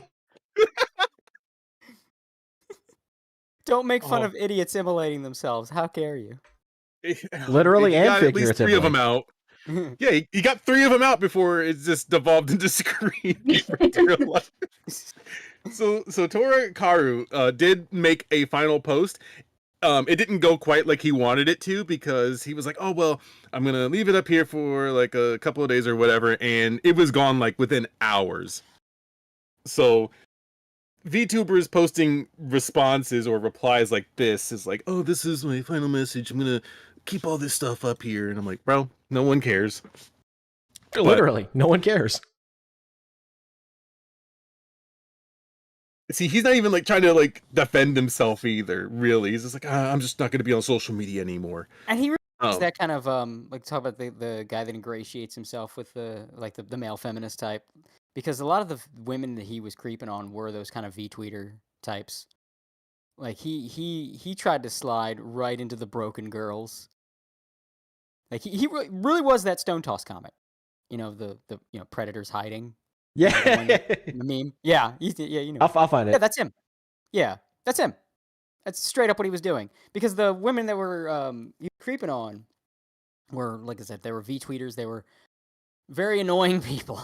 There it is. I found it. Yeah, there it is. Yeah, that's him. He's that guy. Yo, look at the picture I just sent you. This is what. Why am I the guy? The guy. Oh my god! What the fuck? Yeah, VTubers are great. I love VTubers, but I'll be goddamned if they aren't just like this Tora dude sometimes. Just having a good time with VTubers, and then broken mediocre people decide to get in because narcissists need to be famous. Spooky, I need your input, please. What? Do you want to be a part of Tora's breeding list? What? You're not breeding with nothing by jerking off in your hand all day, boy. Like, sorry, I hate to say it. No, you see, he's the harem protagonist. He's got his. I mean, he can't even decide. Does he want to get with the elf girl? Does he want to get with the wizard girl? I don't know what to jerk off to today. Oh. Does he want to get with the big titty muscle mommy? He's just his cup runneth over. His harem's so big. I don't know, man. Like, anytime a man's ever tried to like do that shit to me, I either ignore them or I make fun of them relentlessly, and they cry at me and they block me. So like, I'm not the best person to ask about this kind of thing. Isekai was a mistake. I'm telling you. But don't worry, they added it to the Oxford English Dictionary now. God. Because I'm telling you, like, that's the new, like, Isekai's the new, like, weirdo Oh, you know what he would do? Like if he sent me like a little voice log saying, "Oh, I love to see you, baby girl," I would just respond with like farting. Like I just make a bunch of poot noises, and that would be my response. He might be into that. Don't do Oh that. fuck, you're right. You're just gonna make it worse. You give What him if I what he wants. scream the N-word for like 10 minutes straight? Are you into that? If he's from Pole, he might be. I doubt this guy is from Pole. I'm just spitting in the dark here. I don't think. I think he'd probably get very upset. Like the harem anime of old, because harem anime is still kind of a thing, but it's not. There's not like a ton of tenchis coming out nowadays. Yeah, exactly. And now it's isekai. Like that's why because I know there's probably some people's like that was a non sequitur to go after isekai. That's like the weirdos like this that would have been fixating on like the tenchi knockoffs. That's where they're at now. That's why so many of these shitty male VTubers are like Akirito, or like the isekai protagonists. They got a little fantasy, Final Fantasy-esque edge to them, like fantasy but not totally medieval all the time edge to them. Very protagonisty, and they try to slide in the DMs, become a creep. It's like, you want to be my tsundere elf girl? Come on now. I'd rather fucking kill you. That's what I would say. Some of the chat, POV, a cute anime girl shouts the N-word directly at you. ASMR sounds like an interesting concept. That reminds me of the Chinese VTuber girl who had the oh yeah, black I remember. slave. Yeah, I remember that. Yeah. Man, I hope I hope she's still making content, I guess. Dude, Asian girls can get away with everything. Like the They first really time you can. found out about VTubers because they said the N-word. Yeah, while playing Sakura GTA. Miko said the N-word playing GTA. That's how I discovered VTubers. She's not even the only. That's how I discovered him. She's not even the only Hololive girl to do that. That's true. Yeah, they all started playing GTA because of it, because it went viral. And they just, innocent Japanese girl who thought the guy was making a funny noise. So they responded with the funny noise. Like, yeah, pretty much that clip and Kizuna Ai saying "fuck you" was what made me think maybe this is actually funny. And it was. And the rest is history. Yeah. That's the start of our downfall. Yeah, because like you hear about VTubers, right? And it sounds like the saddest thing ever. That's what a lot of people like. This is VTubers for losers. It's like, oh, they want to interact with their wife. Only a lot of them are for losers. The age of 30 is in demand. And like you say like, oh, it's this like next level waifu bait shit, and then you like watch some crazy bitch scream obscenities in a different language while she fails at a video game. Like, holy, wait a minute, there's actually something to this. You see like or Sakura Miko freaking out on GTA, running over a rabbit. The bit of her one of the earliest clips that got me like, maybe this shit's actually funny, was her playing Saints Row. And I don't know. I actually no wait. I looked for the context because I found the stream and there was no context. There's a guy. She's running around the city and there's a dude in like a big energy drink costume, like dressed like a giant can of soda, and she just yells, "Energy drink! Energy drink!" and then runs up and suplexes the guy in the mascot costume. He yells, "Grape juice!" I think I've seen this clip. Yeah. Yeah, I was like, oh, you know what? Maybe there's something to this. And I started watching it. And it turns out, yeah, there was something to this. This shit's funny. And like I said on, I think, a Legal Mindset streamer here, like, the fact that they're all cute anime girls, it's like when everybody's super, no one's super. Now it doesn't matter. The waifu shit is dead. Now what else you got? When are you going to get Legal Mindset on your podcast, Gator? Have you asked him yet? I haven't yet, but he's also been like moving like the past like week or so. So it wouldn't have been a good time anyway. But absolutely, I'll definitely have Legal Mindset on here at some point. Yeah, some point in the near future. Yeah, I DM'd about a fun, insane legal case. He might cover. Like he's interested, but he's busy, so it might just slip his mind. But there's an insane case I stumbled on about a furry suing an artist for like $100,000. Because he found out he had been commissioning art from this artist for like 10 plus years, and then found out this artist was right of center, and this artist was going to do like, it's a long story. I'm not going to get into it, but details. But basically, this guy is is suing this artist because the artist is like, okay, I demand you redraw all those commissions that you did over the years, and like, because they were gonna publish something for him, and like, it was like he was like all for it and everything, and then like, all of a sudden at the last minute, you have to change it, and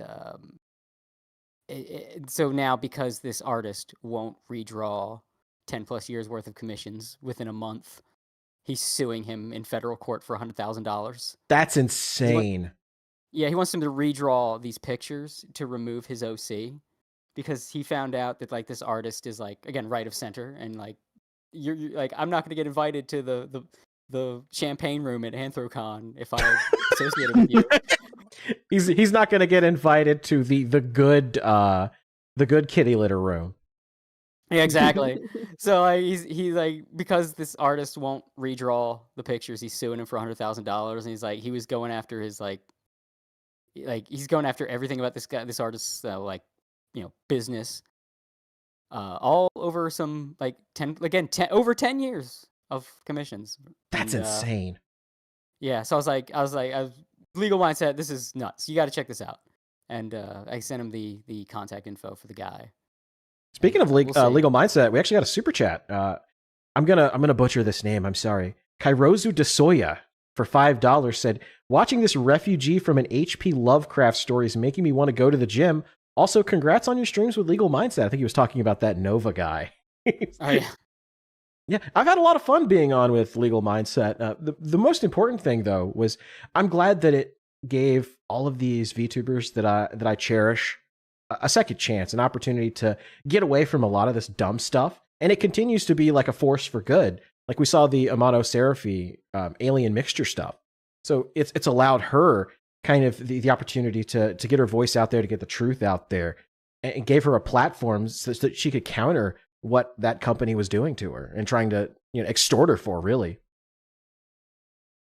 Yeah, and I think that it's a really good thing that he does that too, because if they just go on their own streams or whatever, then it's just at that point people write it off as conjecture. They say, well, what's the real story here?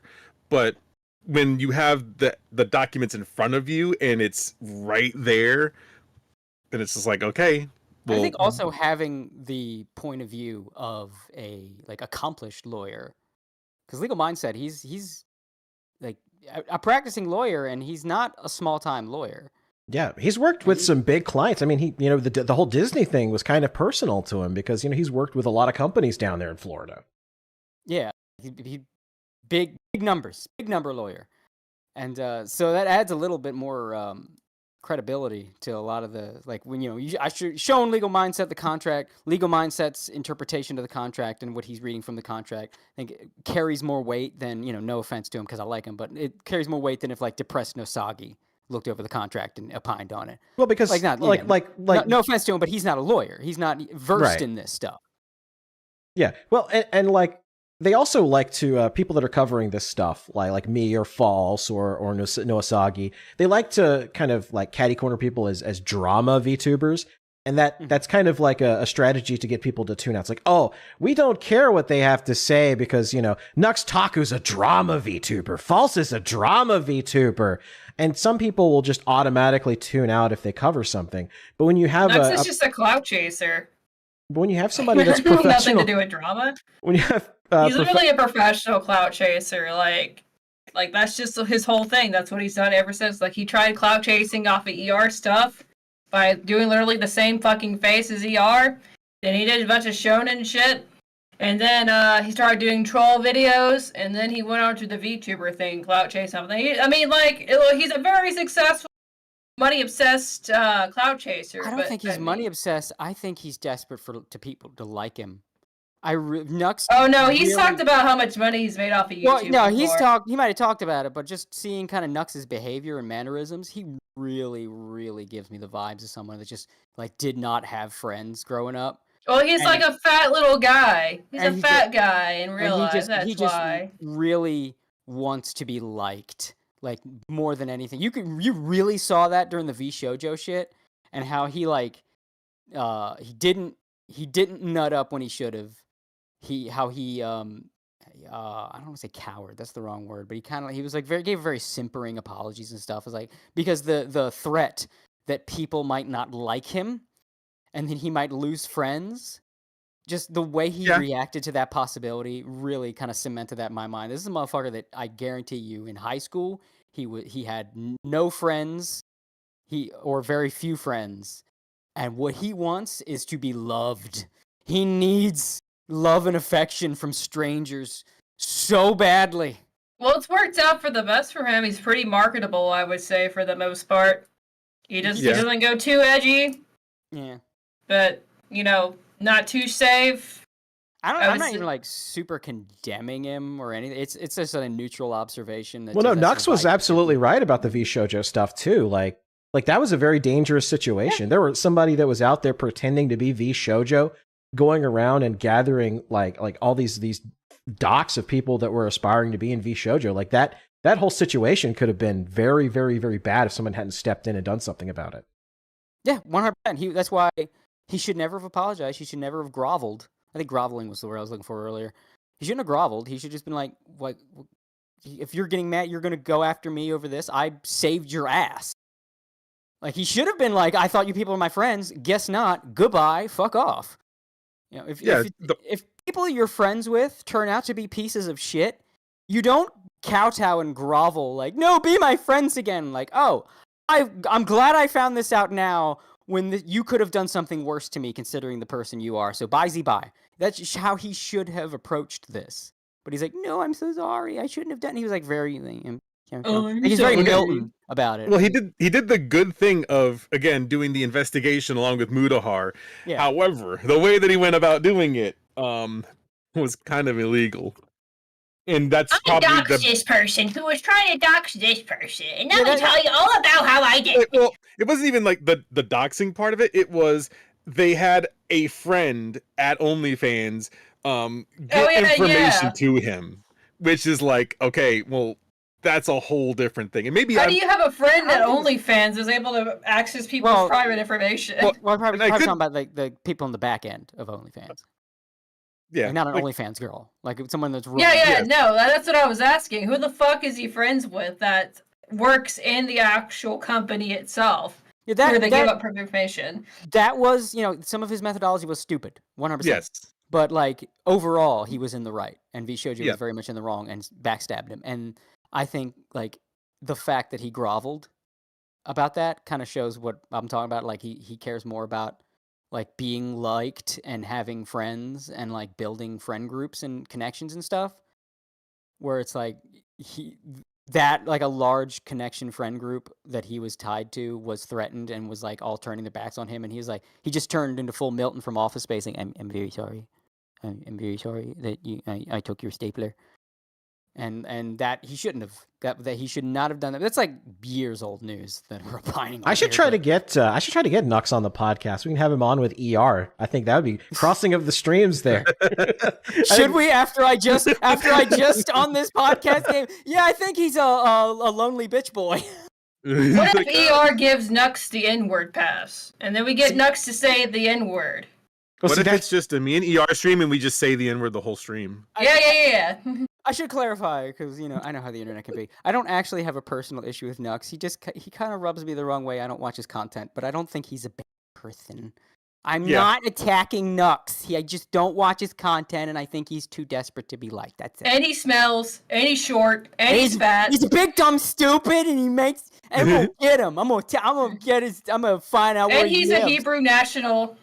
Well, find out where he lives. Well, so is Easy Peasy, but you like Easy Peasy? Listen here. Well, that Jewish man never called me a pedo defender, so he's fine in my book. And allegedly Seth. Seth is also. And Seth is pretty based. Yes. Oh, he's a Russian Jew. That's right. That's what I was told. Seth is like Schrodinger's Jew. Like, I guess he's probably a Jew. I don't know. As long as I don't know that he's not a Jew, he's a Jew. Makes him better, actually, if I don't know. Schrodinger's Jew. He says he's a Jew. I believe him. I'm not going to fight it. Now, my question now, with everything that we went over today, What do you think the month of April will hold for VTubers and their sphere? I don't even call it a community because that's they're not a community. It's just people on the internet. Like, bro, come Yeah, on. it's become a larger medium at this point. Now there's communities within it. It's not really a VTuber community anymore. Honestly, if I had to guess, I think we're gonna see a lot of the same. Where I think we're gonna see maybe, but I think it's gonna slow down. It's not gonna be as crazy as March, but I think we'll probably see some of the another small company probably fuck up.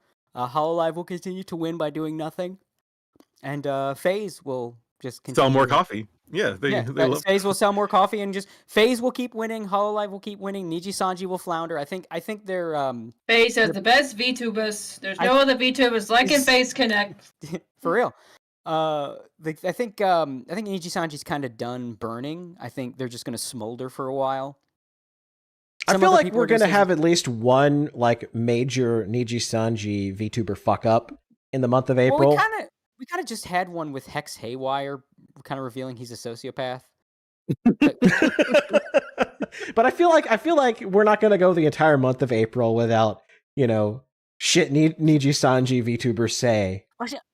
Well, actually, one quick. I don't think it was Hex Haywire. I don't know if you heard about this. I think it was on Hex. It's someone else on his stream. Let me go check real quick. It was posted in the AI Discord. Let me scroll up. But one of these motherfuckers, and it was one of the ones that was like, shitty, like siding with the company during either the Zion or Doki Bird thing. Said some like really it was during the Zion. I think it was the guy that held the dildo asset and was trying to downplay what the company did to Zion. Yeah, sounds about right. Yeah, where was this guy? I'm trying to remember which his name was. It was either, I think it was like on Hex Haywire stream, but wait, here we go. I think this is it. Yeah, it was the guy that he said like Zion's jokes hurt him. Oh, that guy. Yeah, I know who you're talking about. Yeah, he was on a stream, and he said that he was saying some sociopathic shit, like that he dumped a friend's grandmother's ashes and was like, didn't understand why the friend was angry. And God, I'm trying to find it because it's a clip. Yeah, I know that. I think False had a video about this not too long ago. Yeah, because I just saw him scrolling. I saw False's video there. But where the fuck was the actual clip? Oh, here it is. I found the False video. Hold on. Yeah, I found the False video. Let me. Trying to find.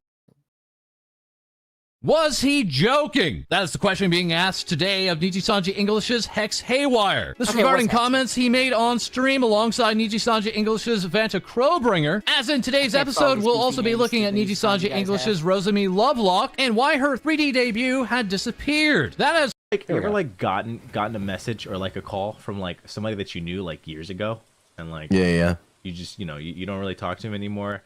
Maybe even possibly thought the bridge was burned, but then they message you again, like checking on you to see if you're okay.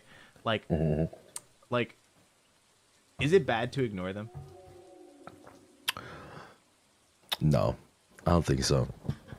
I think that's fine. Yeah, I think that's fine. Honestly, they called me and then they texted me because they still have my number. I think that's fine. I feel like it depends on your mental, you know what I mean? If you're not prepared, sometimes friendships are just, they're not always meant to last. And I don't think you're being disrespectful by not doing that, especially if your mental is in a place where you're not ready to talk to them. You might never be, but I think that's okay, you know? But I'd say it also depends too. But I think you're all right, buddy. Okay. Well, just to let Chad know too. I don't think the bridge was burned because of anything that particularly happened. I just convinced myself that the bridge was burned because I'm an overthinker, chronic overthinker. Yeah. What?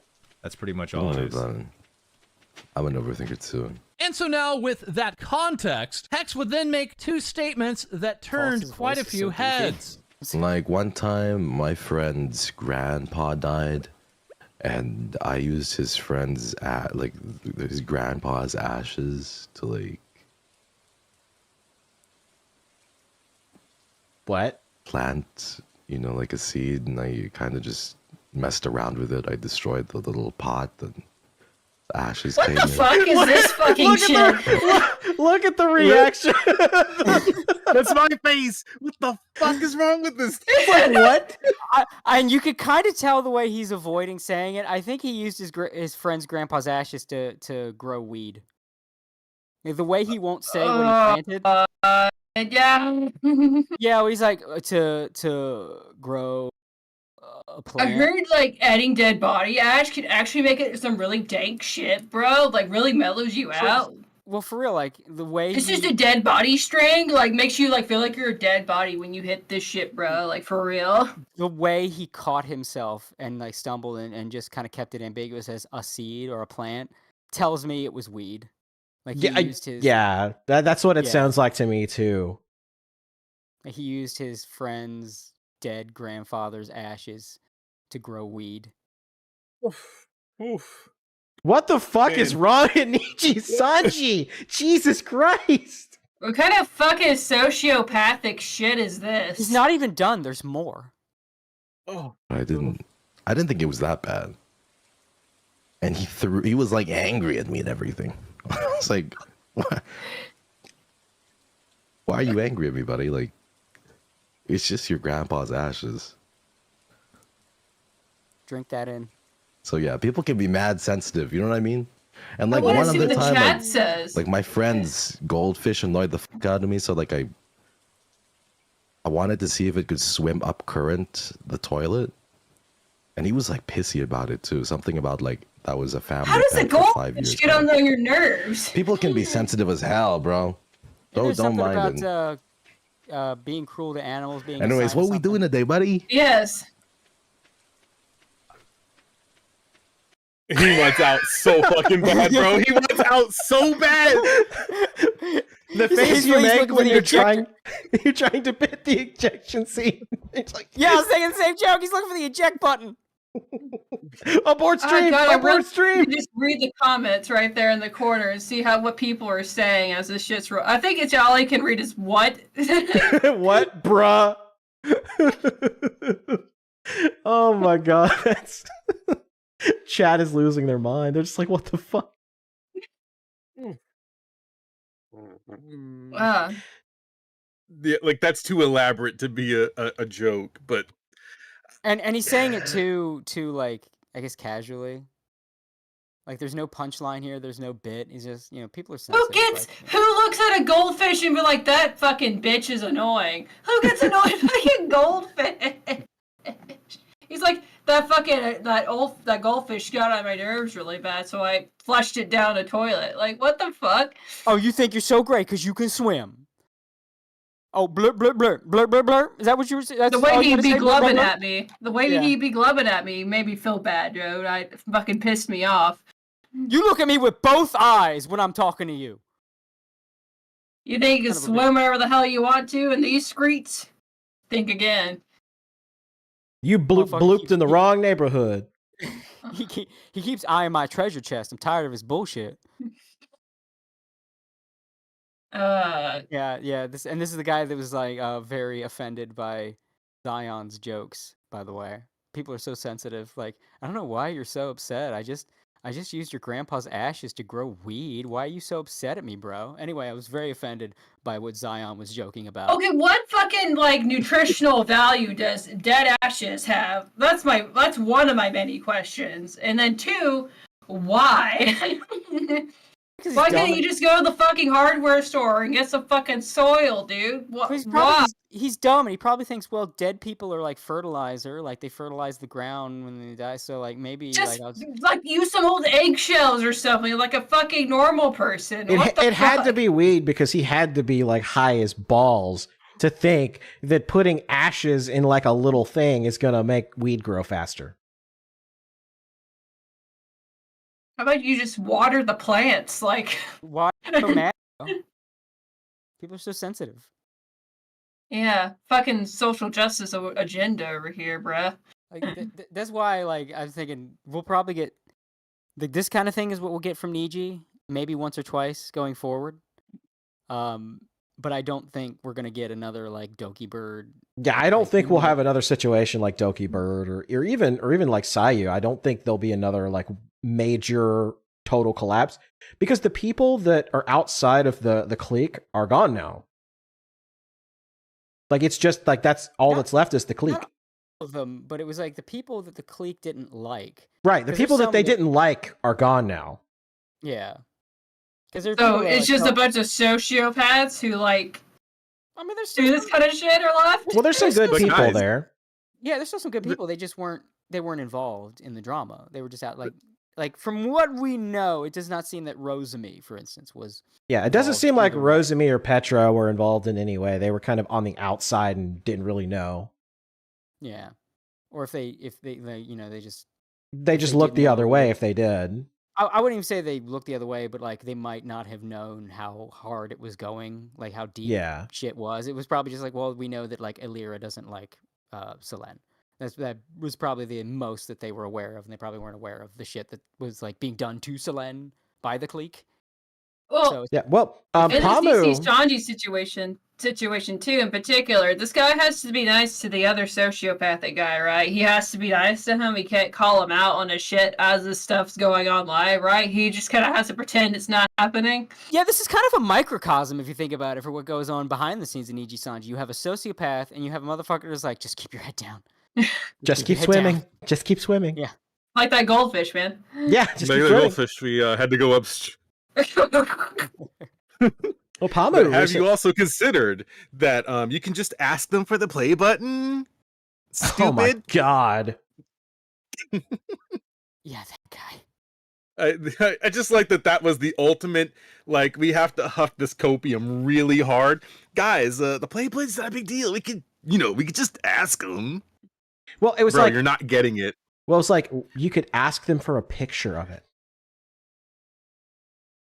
Yeah. They'll send you a picture of your play button. Like there's a reason that when Doki Bird got her, she was like, "Oh my god, it feels so crazy to actually have this." But whatever she wanted on it, and it was magnificent, flourishing. Yes, I have to go find that because it was like the best thing ever. It was like Doki Bird, VTuber, FPS, something. It was some crazy shit. It was the funniest fucking shit. It's basically an Xbox Live gamer tag. She put it was.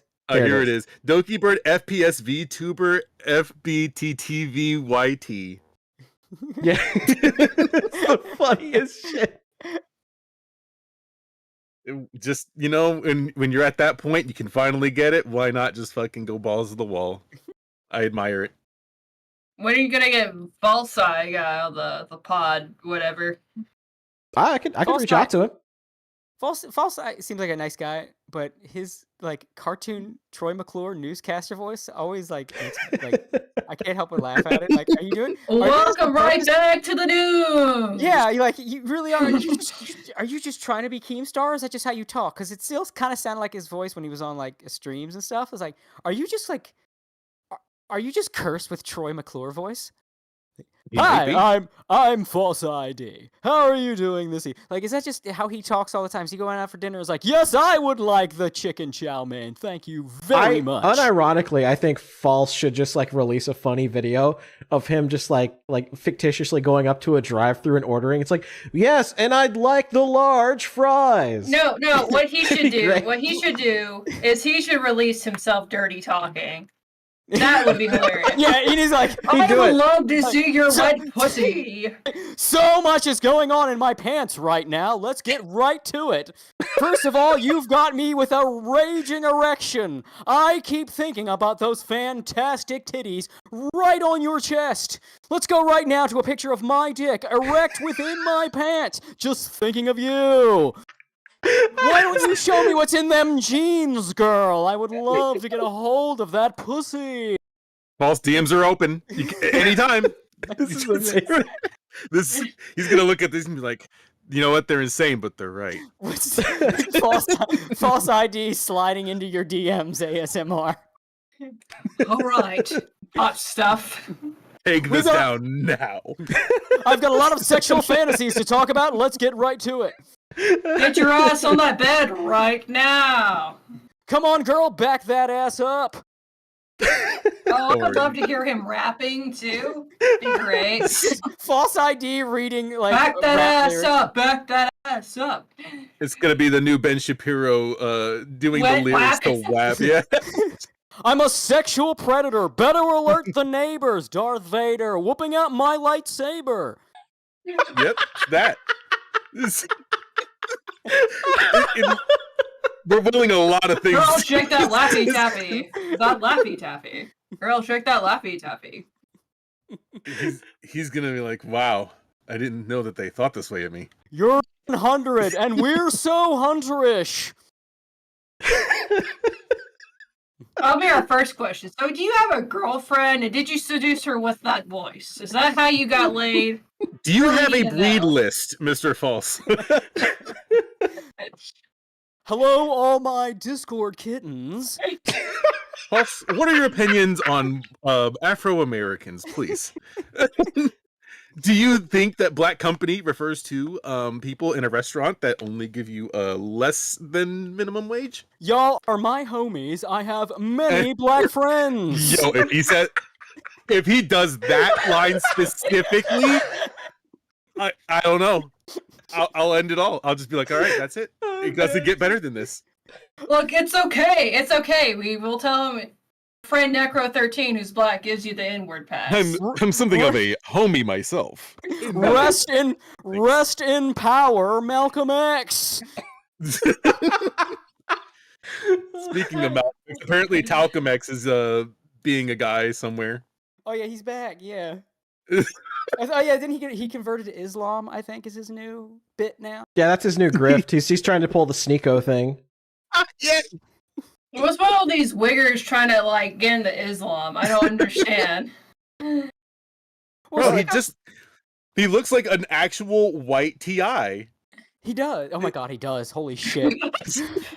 Holy shit. Does he also have a midget wife too? You know, I don't know, man.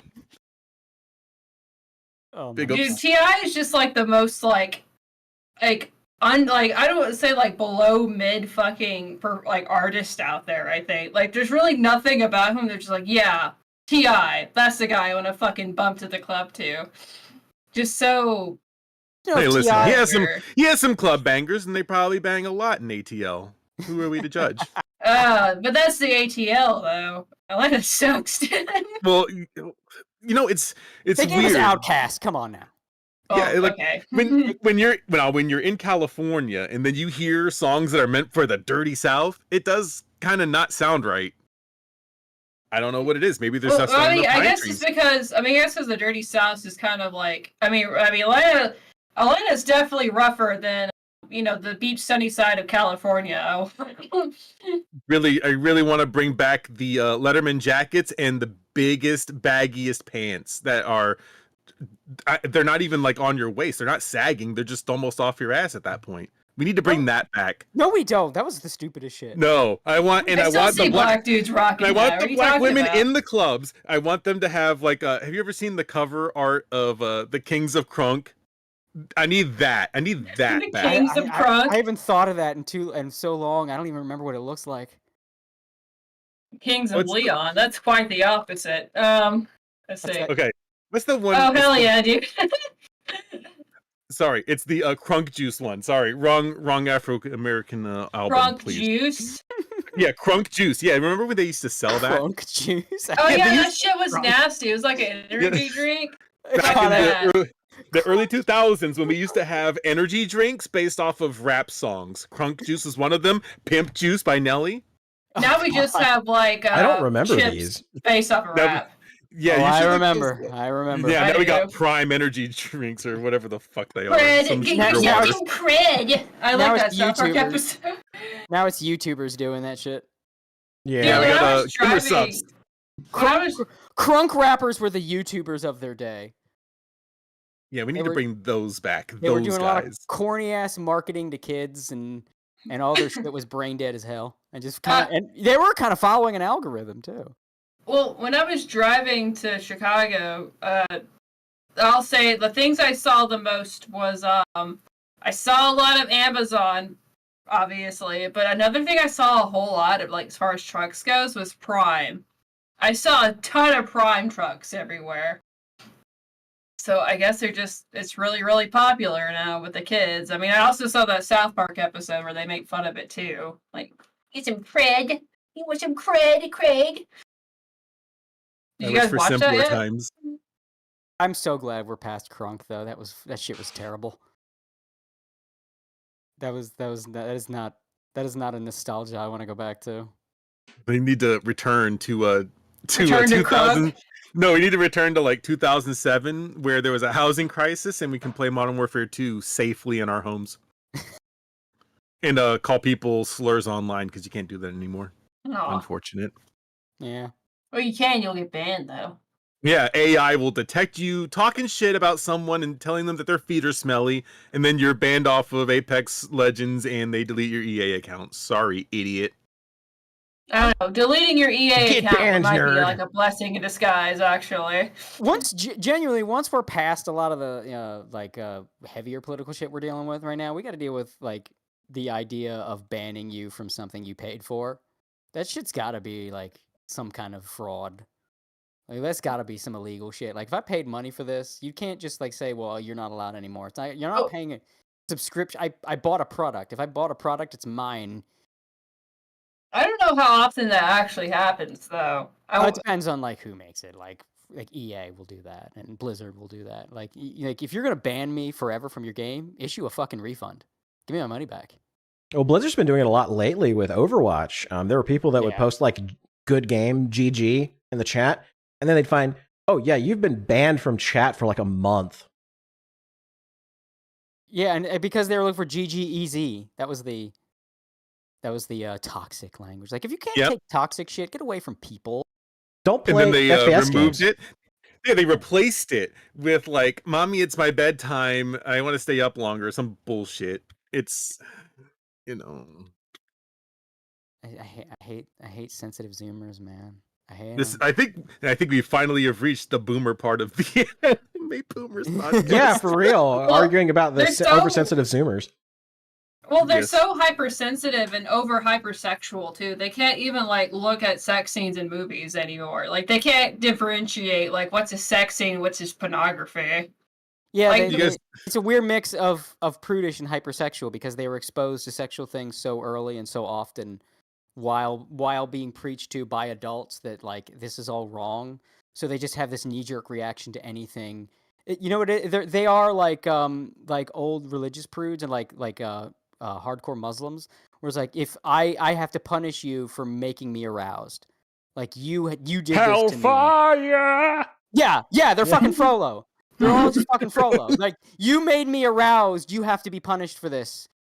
Like, because I just can't, I can't process and properly react to my own, urges. I read the Art of Seduction too, and he said like the anti-seducers, which are like the prudes, all want to be sexualized too. And so it's like they say that I mean, it's like honestly is what it is. So they say that they don't want this thing to happen, but they really want to be hypersexualized too. Like it's I mean, they're all like that. Like it doesn't matter if it's religious or Zoomers or whatever, but I mean, if you can't differentiate what's art versus pornography, what the fuck is the future of art gonna look like?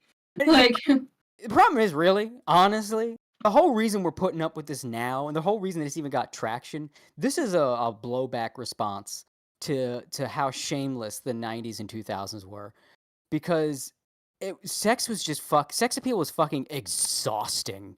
Like a lot of younger folks might not. This make me sound old, but I mean, the fact that you said younger folks. Well, when I say younger folk, well, I mean I'm saying folks since I was a kid. It's just because I got a Southern family. But like the younger folks, when I say younger, I mean like the minors on the internet might not be aware of this because you've kind of grown up in a very prudish, like, oh my god, is that a breast? Society. Oh my god, an ankle! That is lewd! Thing. Yeah. The prudish argument, though, is like it's very much like the argument instead of like looking at it as a religious thing. It's like you can't look at things. I'm building to that. So you had like these young folks that just grew up in that era wouldn't even be able to fathom, like in the 90s, 2000s.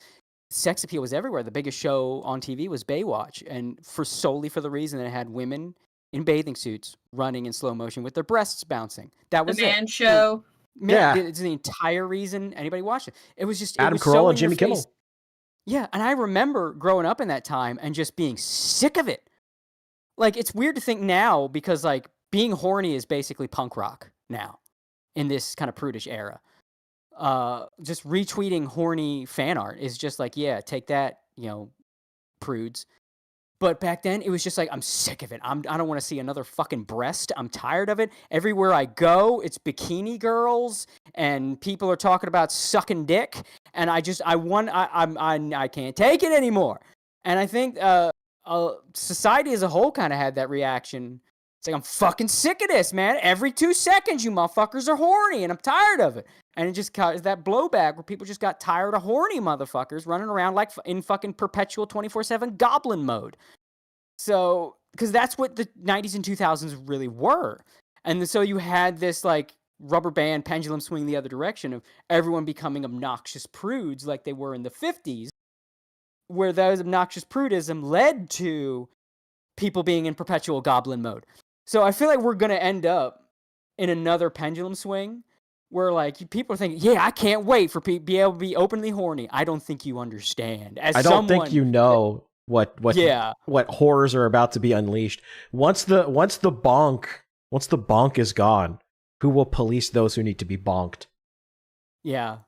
Well, that's why we got new Twitch metas. New Twitch metas that get broken every single day, and then they change it up by adding in a new terms of service policy. Imagine OnlyFans girls and Twitch metas and Twitch thoughts quite literally everywhere. Everywhere you go, commercials. Like back then it was like commercials, television, video games. It was everywhere. Now imagine every avenue you go to, someone is whoring somebody, or there's a girl's ass. Like that kind of shameless Twitch shit where it's like, yeah, I like tits and all, but this feels like sad and gross. Like that's everything. That's what it was. But it came to a head in the 2000s, and that rubber banded back to this. Well, what it is like also like they tell Zoomers like you can't enjoy like hypersexuality if it's through the lens of like the male gaze. So if men like profit off of women, then that's bad. But if women profit off of women doing the exact same thing for men, then that's okay too. So it's like you also have to go through that weird, like that's why Zoomers are so annoying. Shit. That's why Zoomers are so annoying when they're horny because they've been raised by these weirdos to like think their own sex drive is wrong. So that's why they have all this like I think we were having the same conversation about like religious shit too. Yeah, well, it's like that tweet where it's like it was a really good one where someone's talking about like they're only allowed to desire women in a way where the women is their master. That's why all the muscle mommy and mommy GF and like step on me and all this shit. Like it's the only way they're allowed to be horny, which is why they're so annoying about it. Because it's the one outlet they have for that doesn't get them canceled. Yeah, so it's like the only outlet they have, so they go so hard in the paint on it because it's their only permitted, it's the only permissible outward horniness. They also all have mommy issues too. They all want like adult women to take care of them too. Well, you have that. I mean, there's definitely a segment of like Manchildren that need want some woman to sort of tag in for their mother and just take care of them. But a lot of it too is just this, like, especially when you see a VTubers chat and it just gets filled with like mommy, all caps. A lot of that is just because that's the only way they're allowed to be horny. And so once they're sort of given that okay, all that repressed, just bottled up shit just comes out. Well, you're talking about safe horny. Yeah. Yeah. Yeah. So that's why when people are so fucking annoying about it, because they're just so fucking repressed, and that one time they're allowed to do it, they just explode. It's like that scene from the first Scary Movie where the girl gets launched into the ceiling. Yeah. Yeah. And then but that girl is like the rest of us on the internet. There's an anime about that. About like where all the teenagers are forced to like not have sex with each other, wearing like collars and stuff, and then one girl wears her underpants on her face, and she's like the hero, the savior of the kids. Right? Shimonetta, yeah. It's funny because Shimonetta was like, she's like, it's some sad shit. That was some fucking shut in horny crap, and it ended up being terrifyingly prophetic, and I don't like it. I don't like that of all the anime that predicted the future, it was Shimonetta of all things. I'm not happy about that. I'm very upset about that. I feel like I want to do over on this timeline. I want to see if I can reload a save, go back somewhere. Well, it's weird, right? Because like when I was growing up, like religion was the thing where that was told you can't be horny because like God will punish you or whatever, right? And then if you had actual questions about how human anatomy worked, then you were like just fucking shut down. Well, now it's like you get all this hypersexual pornography shit, and they're told, "Oh yeah, this is okay if it's through like the woman's perspective, but if you're a boy, don't even fucking look at a girl. Don't you think about women. If you watch anything with breasts in it, then it's objectification. You should feel bad about looking at this shit." And they're still like, you know, jerking their peens. Like they're still like teenagers about it, but like it's this weird like different form of shame, but hypersexuality at the same time. But it's like it's literally like I guess like the politics have been reversed from what I saw. Because like when I grew up, it was that early 2000s hypersexual shit. But I also grew up in the South where Christianity still ran. So if you had questions about anything, you were shamed for it. Well, if you grew up like as a teenager now, if you have questions about like I don't know, about male sexuality, you're fucking shamed for it. And that's not encouraged at all. It's this weird soup of like mixing that kind of authoritarian prudishness, because in order to control people, you have to control their sexual urges. That's tale as old as time. It's been going on since antiquity. You want to control over people, control their personal lives, control their urges. So you take control over that. So you have people, you know, in like running. Like this is not a conspiracy thing. I'm talking about general, you know, rich people that run companies or people that run this, that, the other. That's what you do. You mix that in an era of the internet where you have kids that are hypersexualized because they were given unfettered internet access by parents that didn't understand the internet because they're old and they didn't grow up with it. So you're trying to have control you via your sex drive versus a fucked up sex drive because you're exposed to too much too early. And it just creates this fucking, this soup of this, like, these diametrically opposed sort of social happenings. Maybe that's why. This mutant, this, like, fucking mutant of safe, horny, male gaze, weird. Yeah, I was gonna say, people. maybe that's why so much of it's like ugly people, like I mean like ugly, unattractive people, mid people that you see in everywhere, because it's like you can't. Like, let's say you do have like a early 2000s like hypersexual girl, like you can't show that anymore because pornography is so prevalent. There's no tease to it. There's no like imagination there. There is no marketability through sex. So it's like sex has to be like interpreted in different ways. Or if it's anime, then it's just pornography if it shows like anything sexual, like a breast or whatever. Well, it's like how Twitch handles VTubers versus how they handle like the ethos, right? Like if an ethot breaks a rule, they usually don't get suspended. If a VTuber so much as sneezes towards women, if a VTuber so much as sneezes, they get banned for like a whole month. It's crazy. Like it just happened the other day. I saw somebody post on Twitter that like some VTuber got banned under the new policy, even though like all she did was like make a noise in the microphone. That was it. The thing is, that's more endemic to Twitch because of the culture of Twitch's staff, because these women are basically bribing Twitch's staff. We don't know how, but we can guess. And these women don't like VTubers because VTubers are a threat to their business. So Twitch, in turn, will go after VTubers harder because they're siding with the OnlyFans girls, because the OnlyFans girls are probably hooking them up with free pics, if not sexual favors. So it's funny how the like e-girls TwitchCon always come for the VTubers, isn't it? Well, it's also like TwitchCon's a thing, right? Like, you know, like all these like tech companies and TwitchCon, all these like places invite people like these girls, like the influencing market bullshit thing. And if they just happen to get drunk and put out, well, that's just part of the party. Like, it's nothing like, you know, like prostitution. They're just girls who benefit off of sleeping with these fucking limp-wristed nerds who give them benefits. Yeah, it's pretty like that. Twitch is a whole nother can of worms.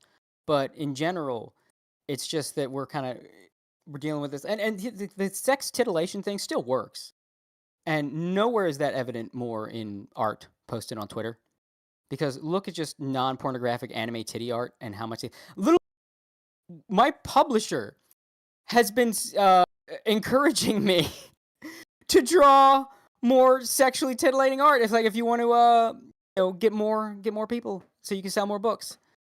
And I'm not against drawing that, but I think it was funny that they just flat out said, like, yeah, if you want to get those numbers up, gotta put boobs in the thumbnail. Put some girls out there, man. It's like that still works. That's always gonna work, but it is like you just have this era of this generation that was hypersexualized because the parents didn't know the internet at the time. So I mean, I can attest I got exposed to some fucked up shit that I shouldn't have been, because I had unfettered access to the internet. My mother didn't know. She knew, like, oh well, there's weirdo predators on there, but he doesn't go into chat rooms, so he's fine. It's actually one of the reasons a lot of people don't believe me when I tell them I don't really look at porn. And it's not even a moral thing. It's like a host of reasons. But one of the big ones is I got hit by like the real fucked up shit real early, and that's why I never got into hentai, because my first exposure to hentai was some horrific shit. So once I never wanted to go, like, my image of hentai as a baseline was horrifying. So when you tell me there's hentai of like Sailor Moon, my first thought is, God no! What are they doing to her? When I saw that, I felt my innocence molt. Like, I felt a physical removal of something once that popped up on screen. I can't describe it. It's like, oh well, I'm changed. Like I'm not the same. I'm gonna go to bed tonight a different. What you have seen will mark you forever. Yeah, like that just fucked me. And I know, like, that's probably a story that is incredibly common of just, oh, I'm going to look up something innocently. La, la, la, la, la, click. Well, I mean, yeah, then you have no I'm just concept going to Google of what Sonic the Hedgehog. What's deviant art? Oh, God! Yeah, for me, I had just gotten into anime. It was like a whole new world of cool concepts and styles and shows, and I'm gonna explore all this, and I'm going on all these anime sites, and I'm looking up like publishing company, like, you know, Viz and all that, and what do they have? I'm just going down the anime rabbit hole, and there's one company called Animerica, and it's like, well, it's weird that their website isn't a .com. All these other ones are .coms. Well, shouldn't it just be Animerica.com? I'll just go on to Animerica.com, and I clicked it, and my life was changed, because you can't show this. But if you go back on the Wayback Machine, it's around like 2007-ish of Animerica.com, you will see what my first exposure to drawn internet pornography is. And when you see it, you will understand why I did not have a rosy picture of hentai. Why I did not think of hentai as, oh, is that the girl from an anime I have a crush on naked? No. That's not what's imprinted on my ass. I don't encourage anybody to do this, but if you're old enough and have a little bio fascination and want to get in the mind of someone, like, what is it? How can you not want to look up all the hentai ever? There you go. That shit. That's a scar. That's a scar right on my soul. I'm still recovering from Nova Online, so yeah, I think I will decline. The way you're describing it just kind of. I will type out in the restream chat on the Discord here a description of the image that I saw, and this was my first exposure to hentai. So give me a moment. I will type this up. Trying to think about the first fucked up thing I saw. I don't know, man. I used to browse 4chan, so I used to see fucked up shit on the daily. Remember, you would look up fucked up things, and if you complained about it, you were considered a pussy? Like, turn off the internet, pussy. You complain about Blue Waffle, and how about you just not look that shit up, retard? That is a symbol. Oh no. You know who you should get on this podcast? Piece of Peace. That's the guy. That's the GOAT. I'm not familiar with that person. I'll tell you later. Okay. It's nothing bad. He's a good guy. I'm just saying, like, it's a long story, but I'll probably give like the abridged version of he is definitely a boomer when it comes to old school stuff. You remember Lunar, the game from the PS1? Yeah, Lunar Silver Star Story. I love that game. Yeah, that game was great. I love it. Yeah, he's that guy. He's that guy. He plays it every so often. Huh. Well, cool. One day we'll get another stream. Well, we've been doing them pretty regularly now. And miss you know so what? bad when Cody, that you'd PS1 be actually really happy though, because he what's up? started playing fighting games this year, Street Fighter 6 actually, and he learned it and started being able to beat players in Master. Knows a lot about it. Started playing Tekken 8. So if he does pick up another one, I'm hoping that you'll drag him into it. SNK. I'm telling you, like once you've gotten into fighting games, SNK is like that's your holy ground, man. It's like even if like, oh well, this doesn't look as fancy as Street Fighter 6 and doesn't have as many modes. Nah, bro.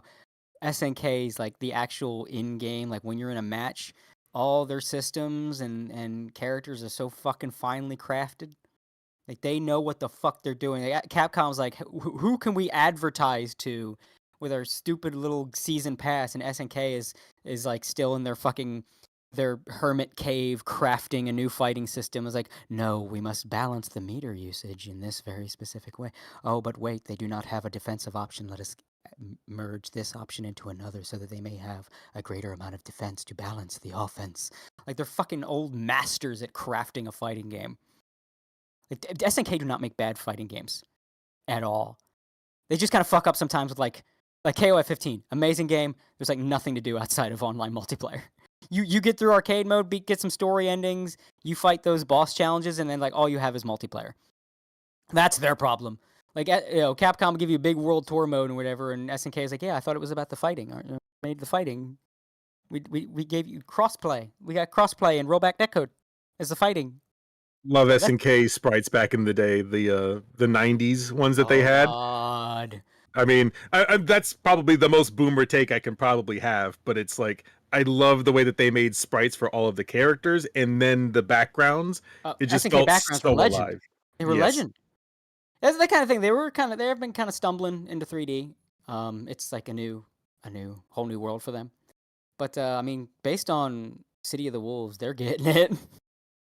I like that they're going with the style rather than the realism of Capcom, because I feel like graphics have come so far with you can do so much with realism. Like, okay, let's go back to style now. I kind of miss that. Like everyone, there was an era, right? Remember that early? This was about to say earlier, early PS1 when like it wasn't about, you couldn't really do realistic graphics yet. So instead, it was about taking those artistic visions and just like doing stuff like anime cutscenes, or like taking something you were already doing and make it bigger and fancier.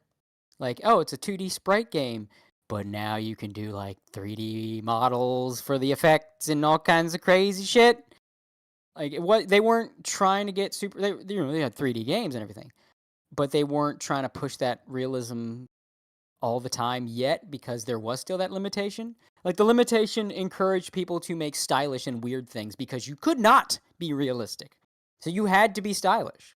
And now, then they started pushing realism as the graphics got better. Now we've reached a point where it's like, yeah, you can make really realistic to the point it's starting to get boring.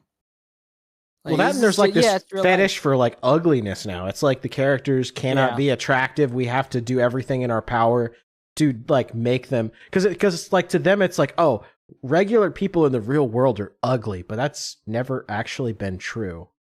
Well, here's the thing: like people are going to say the sweet baby ink stuff, and that is a factor. The DEI stuff. Part of it too, and I think the reason that it's even able to kind of slither in there is the idea that like we're pushing realism more, so let's have more realistic people instead of cartoony people. And so, like, with realistic flaws, it's even looks more like real life because they've got real world flaws, and now they're going hard in the paint on that. And that's sort of how these consultant agencies are able to sell their shit. And a lot of the people behind the scenes that are making characters uglier are able to sell that more, because it would be harder to sell that more in an era where where everything's just like technology is progressing.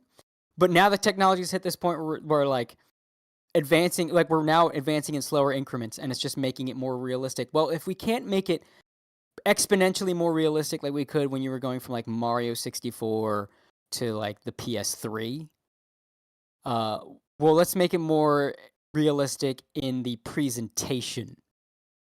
And it's that's the devil on the shoulder that lets people like Sweet Baby Inc. even get a foothold. It's like, well, you want to make that next jump to an even greater realism, don't you?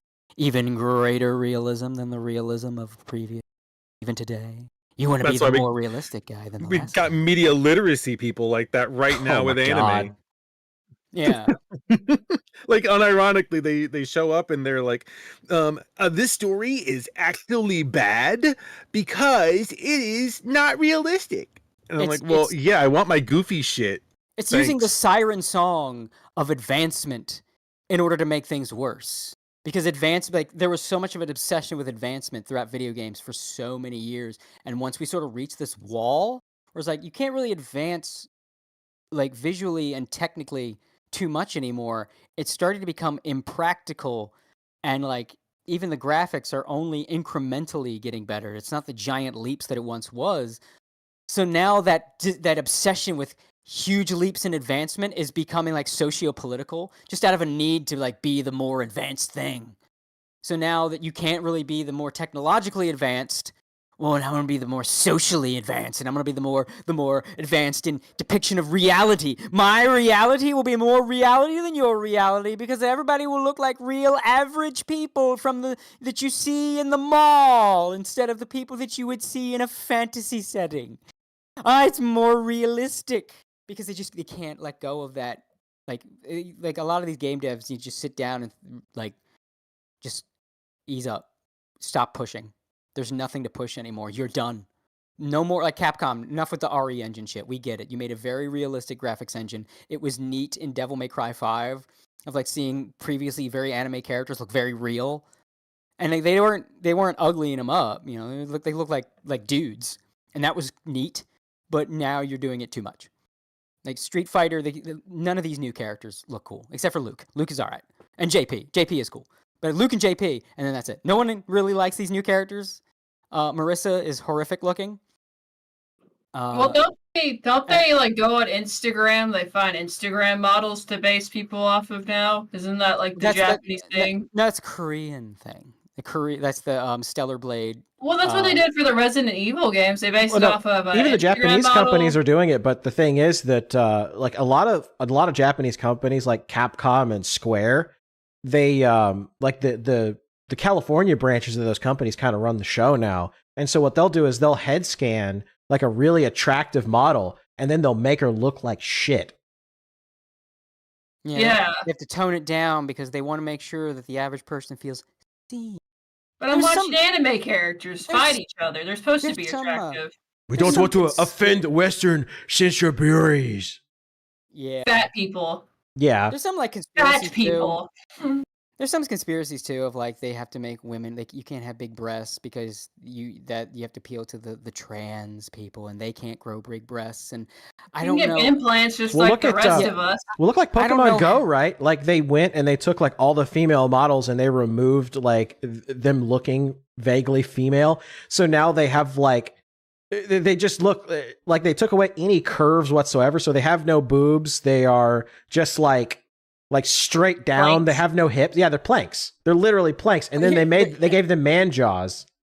Yeah, I think though, like the idea that that's like a trans thing, I think that's like maybe there's a couple people in California thinking that way, but I think the majority of it is just the fact that a lot of this push to get more women in the gaming space ended up because when you have a push to get a certain kind of people in any space, you're not hiring them on merit because you're specifically looking for people to fill a quota. So now you have a bunch of mediocre women in these spaces. And what do mediocre women hate? Attractive women. Exactly. Yep. So you have a bunch of mediocre women that feel self-conscious every time they see a pretty woman. They feel that way in real life. That's why you probably fake plastic bitch. Like, no, she's not fake and plastic. She's just prettier than you. And then they see that in fiction. They see these fictional women that are prettier than them, and it makes them feel self-conscious because their demons are your problem now. Yeah, except they call it internalized misogyny, so they can blame men as a whole instead of blaming themselves because they hate other people's women. fault. Yeah, it's other people's fault. It's externalizing an internalized problem. Mhm. It's your fault that I'm like this. External It's the same locus thing of before- control. Yeah, it's that same thing I was talking before with like you like lashing out at people that make you feel sexually aroused, like in some of these prudish mentalities. Like, how dare you arouse me? You must pay for that. It's the same thing. How dare you remind me I'm not as pretty as you? I want to be, but I'm not, and it makes me angry. So it's your fault. You can't be pretty. If I can't be Well, pretty, that's you also can't be like incel logic too. Like a lot of incels hate women because they hate women because they can't get along with them, and then they hate them because they're also sexually aroused by them. It's very disgusting, antisocial behavior. I'm gonna teach y'all a little something because I find it incredibly fascinating. It's one of the most fascinating parts about the human existence. And it's the ego. You think you know what ego is, but ego stretches farther than you realize. Ego is as important to you as your physical heartbeat. Because the shit that people will do, most of the time, the crazy backwards logic people do, is to prevent ego Getting death. hurt. Ego death. I don't think y'all realize the cataclysmic thing that ego death is. So ego death is basically you like. There's a lot of things I could bring up that are current events, but I kind of don't want to get too. I mean, I know political stuff has already come up, but I don't want to get too culture war-y. Because the ego goes beyond the culture war. The ego certainly does what you But, like, think yourself okay. represents and how people represent you. Well, it goes beyond that. I'll give you a general example. Let's say you raise your kid in a way that everyone else is telling you will fuck them up and traumatize them and destroy them, right? Whatever it is that you're doing. You're raising your kid this way. And the whole world is saying you are causing permanent damage to your child. You are ending your bloodline, or your child will grow up a serial killer. Whatever it is, you are going to destroy your child with this thing you're doing. That parent will fight tooth and nail. They will not change their mind because they've made this decision. If they acknowledge that what they have done has essentially killed their own offspring, it will be cataclysmic for their ego. They will suffer ego death. So they are quite literally fighting an existential battle to be right, because it is essentially a fight for their life. Now you may be wondering, well, what happens when you suffer ego death? Ego death is a total destruction of who you are, and we have a very public example of an ego death, and that is Chris Chan. Because he suffered ego death when someone sent him like this long, I think it was Clyde Cash, and one of his aliases sent him a long letter of everything wrong with Chris. Like he had made a persona that Chris trusted, and he dumped this letter on him, and it hit Chris enough that Chris suffered ego death. What happened after Chris suffered ego death? That's when the Tom girl stuff started. That's when the unclit started. That's Oh when my he started- God, you're right. Yeah, that's when that is when he had sex with his mother. All of that happened, that spiral where and now he thinks he's Jesus Christ, and the merges, and he accepted all that unquestioningly. All of that happened post-ego death. That is what happens to a person when they suffer ego death. Ego death is not that, oh, I've had a change of heart, I've become a new person and realized my wrongs. No, ego death is a total mental collapse. And that is why so many of these people will fight tooth and nail for these insane causes, because they've latched onto this as, I am betting my life on this is what is right, and if it turns out wrong, mentally I am dead. I die as a person. My body lives on, but my brain will just function with like random synapses. My soul will die if I'm wrong. And you see that like everywhere, and part of that ego death shit is this stupid, like, pretty people shit. Because a lot of these women with these issues, these mental issues, these daddy issues, whatever, they need to be right. it needs to be other people's fault.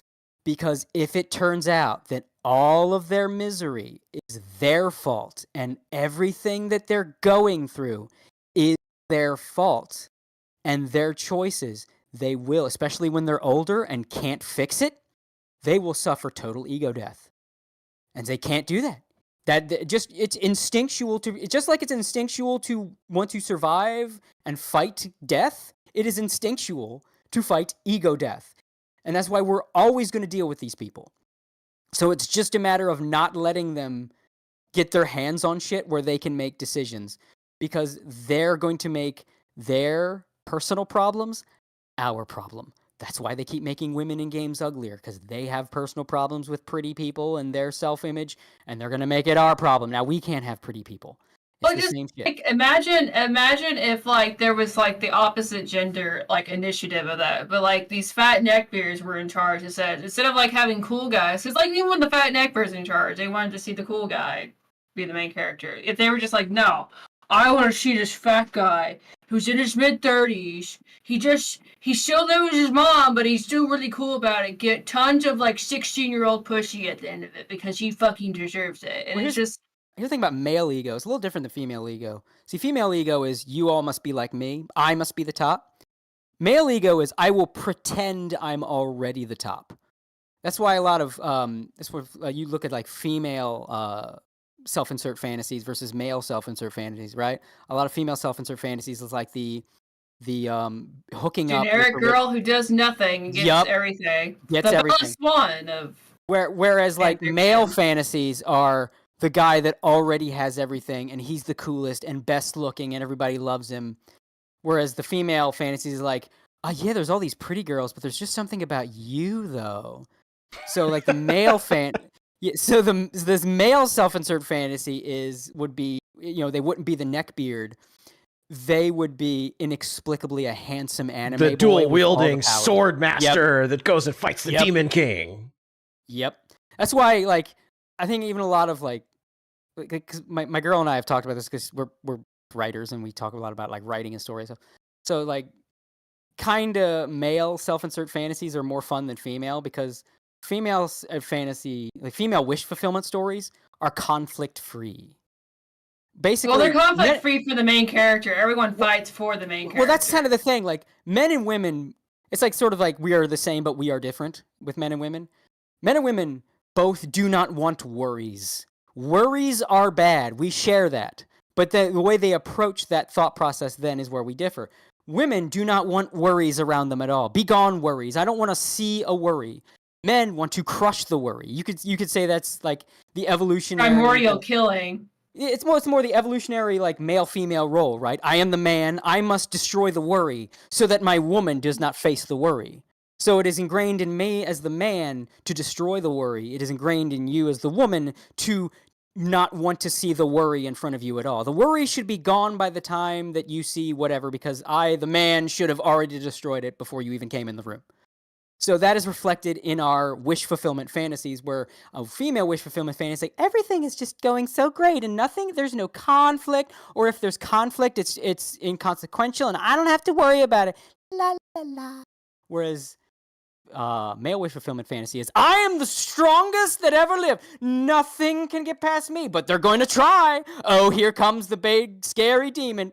Beat your ass. Oh, here comes the army that want to stop me. Beat your ass. Which is like, it's a weird commentary too of like, because the truth is like everybody loves like attractive and female empowerment characters. Like everyone likes Bayonetta. Everybody likes these like women that are outspoken main characters, flashy the way that they're dressed. Everybody likes that. Women want to dress like that. They want to be like that. Women want to be the Regina George. They don't want to be the catty, the boring fucking bitch of Mean Girls. They want to be Regina George. And it's like these women that are in charge, they fucking hate actual Regina Georges. They fucking hate Bayonettas. They hate women that actually put themselves out there and be flashy and shit. Because like they fucking can't stand them. And I've never like there's one thing that really like I've never understood girls has really differentiated me from women is that shit. That pick me shit, that I hate women shit. I've never fucking understood it. Like any time in my life. It's the consistent, like, again, it's the sort of we're the same but we're different with men and women. We all sort of want to be part of a social. We all want to belong. That's the consistent thing. We go about it differently, and women will tend to sort of read the room and go along with the room. So if, like, let's say the room that a woman wants to be in is full of dudes making fun of women, but there's something about that room that this particular woman likes. Maybe it's the humor, maybe it's the vibe, maybe it's like a 4chan vibe, and they think it's more fun. So they will adopt a lot of they will read the room and then adopt a lot of the things going on in that room in order to be part of that group, like to fit in with that group. So that's where a lot of the pick-me shit comes from, is these women that say, this is the room I want to be in. This is what they're doing in the room. So just it is my instinctual need to ingratiate into a social circle I desire. But also hate women at the same time. Well, they're just saying, again, they're just saying that because that's what it's done to be part of what they want to be part of. Whereas men tend to, I guess you could say, like, rather than reading the room, they just sort of shoulder check their way into a social situation where it's like, I'm this. If like, I'm going to find whatever this is and just do that, rather than not malleable to the social situation. They're like, they seek social situations that fit their needs almost, right? Yeah, basically. Like, they're like, I'm the cube looking for the square shaped hole. Whereas a woman is more like in the shaped holes, and they're more like a piece of putty. Like, I want to be like, they look at all the holes. We are whole. Well, I mean, that's why they're more compatible with all the holes. Yeah. They look at all the holes and they decide which hole they like better. Whereas men is like, which I hole already know. Want to be. Yeah, exactly. Which hole do I want to be? It's not lost on me. Trust me. Like, which hole do I want to be? Okay, I'll reshape myself into that. Whereas men are like, I am already this shape. Where is my hole that is designated for me? So that's sort of but at the end of the day, they both want to go into that hole. So this is my hole. It was made for me.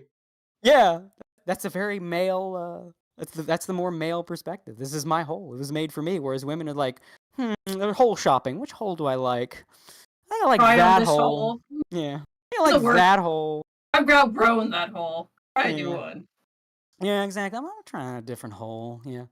So that's sort of the that kind of stuff's always fascinating because I'm really into psychology and stuff. That it's funny to me. People like, especially like a lot of the I don't like incel anymore. I used to use that term a lot because it fit a lot of people, but then it became the go-to. Like, incel just became people that disagree with me and are okay with being horny. That became incel. But I mean, there's failures. But yeah, it's like, although there's plenty of antisocial, hypersexual men that like hate women because they feel sexual towards women, and they hate women because women are different than them. They don't know how to adjust to different, so they hate them for it. That's also another fascinating thing. I'm kind of going on all these fucking, like, it's school day today now, but like that's another fascinating thing where it's like you have these guys that are so detached from women. They other women so much where women either become the enemy or they become deities. So they simp. Yeah, because women are so far away. Like, they just have no access to them. They're socially awkward. They can't talk to them. So women just become more distant in their mind and become such an other that their brain will then react to what kind of other are they, again, are women the enemy? Or there's just, I don't get them. They're women with an asterisk. They're woman moment. They're so crazy, they don't have logic or whatever. Or you have the guys that just like, they put them on a pedestal. The simps. Yeah, the simps. Women are crazy and I love it. I want more of it. They make no sense. Makes me horny. And that is also tied to one of my favorite I ain't a simp, though. Psychological things is the funniest shit and is one of the oldest things we've seen in fandom. Jailhouse gay. Oh no. Jailhouse. Yeah, I'm talking about. The Chris Chan cannot find a woman, so he decides that he's into dudes. Yeah, when women become so distant and the mind removes, like I said, they become an other, but then there becomes that next step where they become so distant, they become seen as like non-existent almost in the subconscious.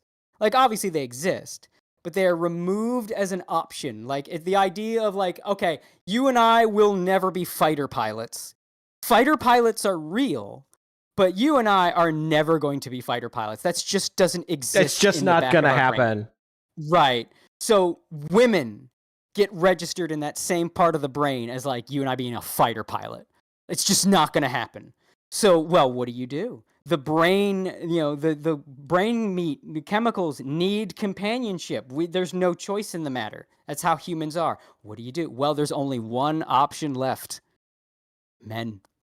And so that's why that's the term jailhouse gay, because there's no girls around. What other choice do you have? And it's not like it's not a choose to be gay thing, right? You become gay. It's brain chemicals. Like, well, there's only one option. Gotta reset some things, change some settings around so we can actually take advantage of that option. Too. Like a weird dominance thing, because like that's a thing you could trace back to like ancient, like old times, like ancient history. I'm not talking about like fucking a guy to show him his place or anything like that. No. I'm talking like the brain does not see women as an option anymore and has to rewire itself so that you can be with men because you need companionship. It's like the Shen comic with it's like, oh, I have this new game I need to play. It's like, but I only have so many hours in the day. Or do I? And he's like pulling out sleep. It's the same thing, but it's with these dudes' sexuality. It's just like, women's not an option. So I wonder what I'm going to place in the spot. And it's just like pulling it out and pushing the man option in there. Yeah. That is literally what it is. One of the most fascinating ways you can actually watch this happen in real time is with a lot of porn artists, right? Because you'll see, like, and I'm not talking about the porn artists because there's a lot now that just are.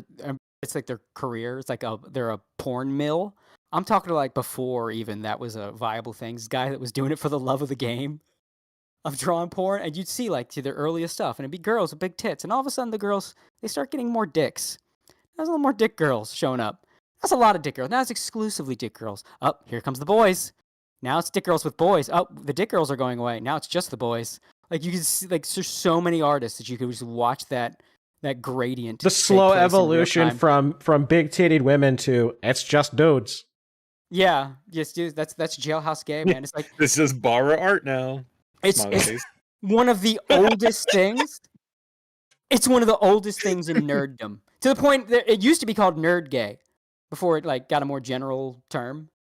Like the furry fandom. I was about to say the furries were literally like the evolution of this because they were the first like sub community that was pretty much exclusively dudes. And Mark Merlino had his like his gay house where they all just like orgies and had fucked each other. Yeah, that's a big reason that a majority of furry, like they're overrepresented in gay guys. Like they say like LGBT or whatever, but a lot of that's Zoomers identifying trendy shit, like identity trend shit.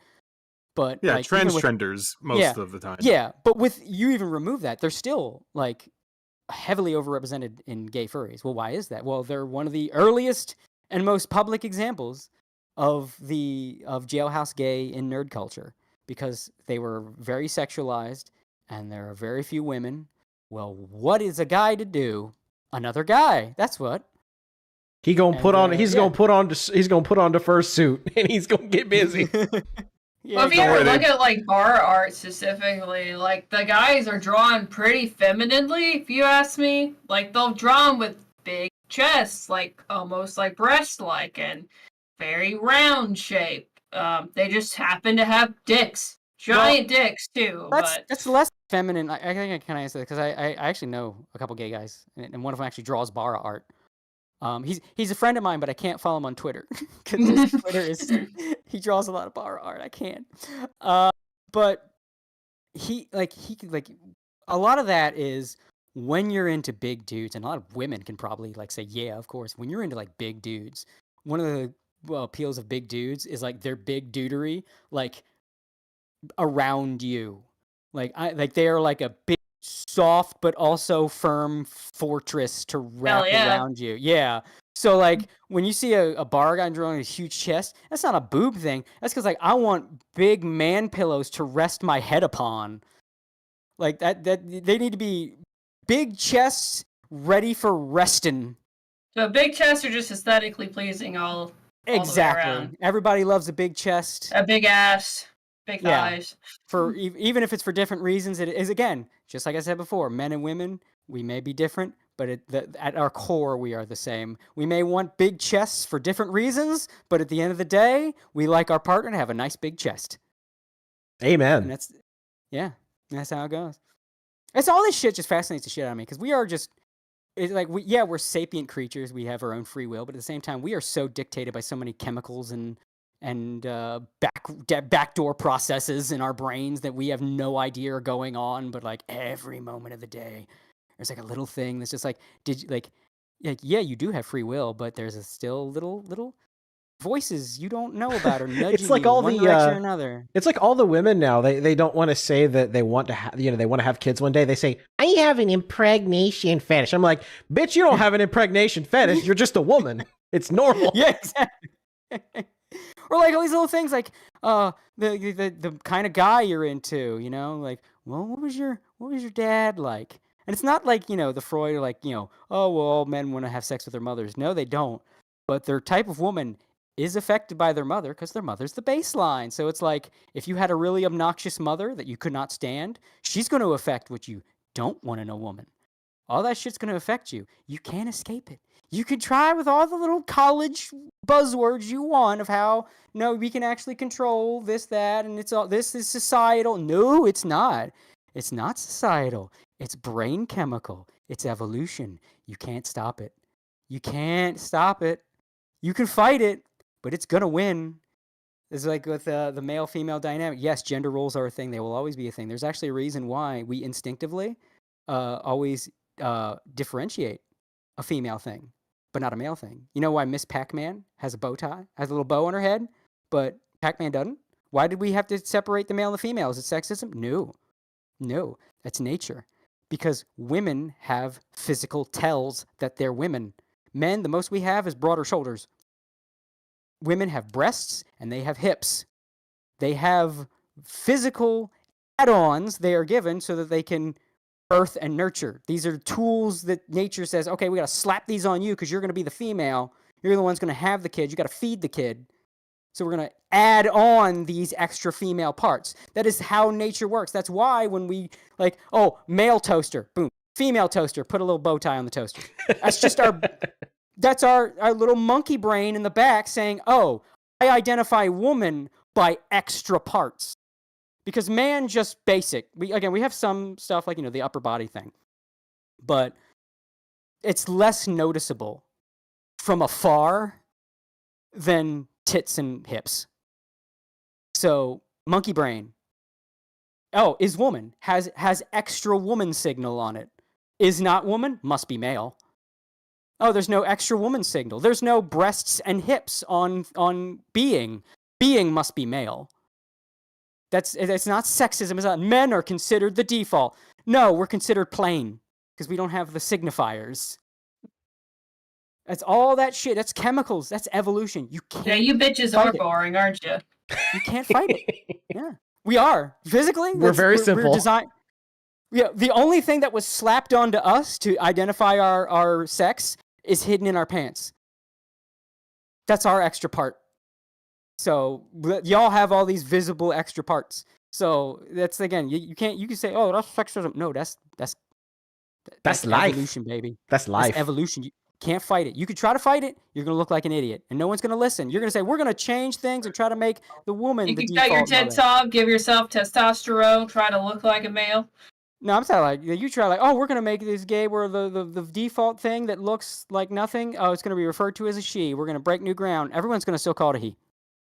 And like if you try to make a new game, it's like, oh, here's a sphere with eyes, and the eyes don't have lashes, and you're just gonna in your promotional materials refer to the sphere with eyes as she. Everyone else playing it's still gonna call it a he. And you're never gonna stop that. Sphere with eyes with eyelashes. People are gonna draw like give it tits and make lewd things of it. Yeah, because of course, motherfuckers do be lonely and making their cries for help. But yeah, I mean, people would have fucked the little Pokemon ball thing. People want to fuck Pokemon characters.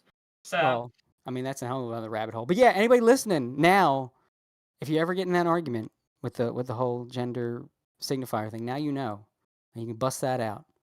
to own some libs. Own some libs with facts and logic. Logic, yeah. And you could capitalize those facts. Biology is real. You can't run away from it. Yeah. There's all kinds of little things that you don't realize, like, that are in the back of your head from, like, billions of years of evolution that you just think is, like, a quirk.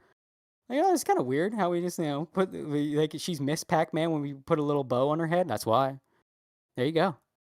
That's where it comes from. All this shit comes from somewhere. It's never arbitrary. It's not even like a fetish or something. Everything comes from some psychic thing in the back of your head or some childhood happening. Nothing comes from nowhere. That's why, by the way, another thing imprinted in us. That's why we kink shame. That's why it's natural to kink shame, because it's a stops sign your of biological evolution for processing. You're not having normal sex like the rest of us. Well, it's like, oh, this is weird. This is not normal. This is probably not good for society. You need to stop this shit immediately. Exactly, because fetishes, it's not like when you're born, the doctor spins a wheel of fetishes. Like, oh, sorry, your kid's going to be a foot fetishes. Oh, I mean, look, that's where the wheel landed. He's going to be in the farts one day. I'm sorry. It's really gross. You're just going to accept it. You got your kid's a brat boy. Look, I'm sorry. That's just the way the cookie crumbles. Like, no, that's all of that comes from somewhere. And even if like me saying this to y'all is like the first time you're ever hearing it, in the back of your head, in your subconscious, you already knew this. Every fetish comes from somewhere, and you cannot have certain fetishes without being mentally ill. Can't do it. Can't do it. It is impossible to have some of these fetishes without some kind of mental illness, trauma, or some other mental problems attached to it. And that's why we kink shame. That's why we will always kink shame. Even if people try to pressure you, it's like, no, it's wrong to kink shame. Everybody just live and let live. Like, nah, bro, I know. You're into that. Good people aren't into that. Normal people aren't into that. Healthy people aren't into that, but you're into that. I know what that means. My monkey brain knows what that means. My monkey brain that has survived billions of years of evolution knows what that means. Because some caveman was into feet and did some real fucked up shit. And now I know that you fuckers into feet will do some fucked up shit. Why Grug always drawing pictures of feet? Why Grug always looking at Mug's feet? He always sniffing. He not hunting. He just sniff feet. Grug get family killed. Once sniff feet instead of hunt mammoth. You know, that kind of thing. That is also, so everybody listening, when you feel the urge to kink shame, good, embrace that. That's survival skills right there, buddy. That's evolution speaking through you. Yes. I love kink shaming people. Exactly. That's why you are going to be a healthy person, and if you have kids, they will turn be into healthy children. cock. What the fuck? I don't know what the fuck happened. Start off with VTubers and we lead the feet. I mean, it's not a natural, like, you know. Is that a diaper fetish? Be gone. Hey, no, lead the feet, bro. We were at feet like 2 hours ago. We were talking about Dan Schneider. That's true. I forgot about that. See, you think this was completely unrelated. This is just the fucking little wrap up, the little South Park. I learned something today part of the show. If you see somebody like Dan Schneider being weird about feet, you should bully the shit out of them. Exactly. Never look the other way. Kink shame, loud and proud. I mean, like, that's the thing, though, is, like, I did not go back to too much we were talking about before. Like, all, like, the other stuff he filmed, the girls and guys doing, like, they're, like, essentially giving bukkake shots with weird gelatin things, having them tickle each other, like, you give, like, salami fights with each other, like, quirky things. Like, it all relates back to other specific fetishes and, like, weird... like you know, genitalia, bodily fluid play, like all this other stuff. So like the feet were just one correlation to many fetishes this man had, and he insisted upon the teenagers act out in front of him. Well, look, see, Dan Schneider had the fetish, and then other people got the fetish because Nickelodeon used to have nothing but feet for their logo. Are you trying to say he psyoped a bunch of, like, millennials into liking feet now? Yes, yes. Probably Zoomers, too? I guess that's where we get Michael Alberto. Look at Nickelodeon's logo. Just type in just Nickelodeon foot logo. It tells you the entire story. It paints the entire picture. It's foreshadowing of the highest caliber. Michael Alberto's into feet, dude. I don't know where you didn't get your information from. Is he? No, he's not. No, he's not. Yes. I'll give you all a tip. I'm going to give you all a tip right now. All y'all listening, kids or going to have kids, I bet you want to make sure that your kid does not grow up with a foot fetish. Well, what do you do? Well, there is something you can do. And this is not a joke, by the way. You can find a foot girl. Anybody looking like my feet? No, this is real, all right? I'm going to tell you all right now. This will not prevent your child 100% from having a foot fetish, but it will do a lot to prevent it. Have your wife, their mother, be barefoot at home. And that's it. Because a lot of what foot fetish is, a lot of what body part fetish is, it's when the brain connects this random thing with intimacy. So a lot of people with a foot fetish get that because they see feet, bare feet, as like, oh well, this is like it's like an intimate thing, you know. You don't get to see this. Like this is what the part of her you get to see when like, ooh, you're intimate at home alone with her or something like that. If you make feet unremarkable, and you make feet just a regular fucking thing, you will prevent your child from having a foot fetish by just making them humdrum. So if you want to put some foot fetish prevention software into your kid's brain, just make sure the mom is barefoot around the house. Well, make sure that everybody takes their shoes off at the door like a normal family. I heard it no was socks. another No socks in the house. weird biological thing. It was like apparently like the way your nerve endings are in your brain, the genitalia and the feet nerve endings are apparently like incredibly close to each other, and sometimes they just get crossed. That's another thing I've heard that probably causes it. Yeah, it's less that. I mean, that's sort of like that's more foot fetish cope. It's more. I mean, there's like nerve endings at the bottom, but that's why feet are ticklish. That's not really sexual nerve endings. There's a reason that when someone jerks you off, you don't start giggling. You know. That'd be really funny though. That would be really funny. Stop it! I almost tried to envision that in my brain for some reason. It was like, even worse if it's like during sex, like you just everything's getting intimate. You slide in like yeah. Start crying, laughing. Stop! It's starting to be uncomfortable now. Please, you pissed yourself. That's sex noises now. You just watch a porn and both parties like that's like clown porn. I just realized that's clown porn. Honk honk. starts pulling multicolored napkins out of her vagina. Just like and then confetti shoots out when she has an orgasm. Oh man. We've just accidentally created somebody. We just created somebody else's fetish now. Her pussy's the clown car. That's why I don't roll with this clussy shit. So many men coming out of it. Yeah. No, that's if you impregnate a clown. It's just all these babies start coming out. That's why like you have a clown. If you impregnate a clown, she's guaranteed to have like sextuplets at minimum. But yeah, that's that's bullshit. No, it's the mystification of a random body part. It's the same thing with like the armpit thing, because like when women do like the sexy arms up stuff. Well, the armpits are next to the boob too, so it's like I thought it was more like a side boob thing. No, like it's more like when you see like a woman do a sexy pose, right? She'll usually have her like arm up and then like her hand on the back of her head, right? And there's already reasons why that's sexy in and of itself. But then you'll have wires crossed where it's because doing that reveals the armpit. That then, like, in the guy's mind is what creates the armpit fetish, because the armpit is, like, associated with, like, the sexy arm up thing. So now it's the armpit itself becomes, like, a sign of sex appeal, like a sign of intimacy. I've seen a lot of dudes posting about armpits because Yubel from Freerin seems to raise her arms a lot. So it's like the entire Freerin discourse is now, like, Yubel's armpits. I mean, how often do you see anime girl armpit? For real. Yeah, it's that crossed wires, man. It's these little innocuous things. I could go on forever about like all the goofy, random little things that can give dudes these just goofy, obnoxious fetishes. Like if you have two kids, like an older sister, younger brother, do not let that younger brother ever see his older sister's underwear around a certain point. Boom. Instant incest fetish. As soon as he views his sister as a woman before he's old enough to view that logically, instant fetish. Instant incest fetish. That's all it can take. It's just like. Is this like how the your coffin of teenage Andy and daughter- Lele got made? For real. Not even kidding. For real. Not even kidding. That's all it fucking takes. Like your teenage daughter's like doing her laundry and one of her like underwear falls out and she doesn't notice, and then her like little brother's like walking to get something to drink and he just sees that on the sniffs floor. it to see what it's like. Nah, doesn't even sniff it. He just sees it.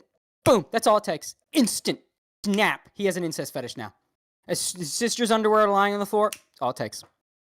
That's how volatile, especially in that time of their like someone's development. That's how fucking volatile brains are, man. Especially like young male brains. Jesus, is that why incest is so popular in Pornhub? Yup. That and like taboo is always like that's universal. Like taboo. I mean, some people have a full-on taboo fetish. I don't remember the name of it. It has its own name, and it's not taboophilia, where it's like because it's wrong, they're into it, which can lead to like Makes it naughty. Yeah, but I'm talking about like wrong. Like guys that are like, on the one hand, their porn history is some of the most fucked up illegal shit, but on the other hand, they're actually less dangerous than the target audience of those fucked up legal shit because like they're not after that fucked up illegal shit because of what it is. They're after it because it's fucked up illegal shit. Stuff they're not supposed to see. So like that's also a thing. Like if that can go to the nth degree, but even then taboo in general is super prevalent. There's a everywhere. reason it's taboo.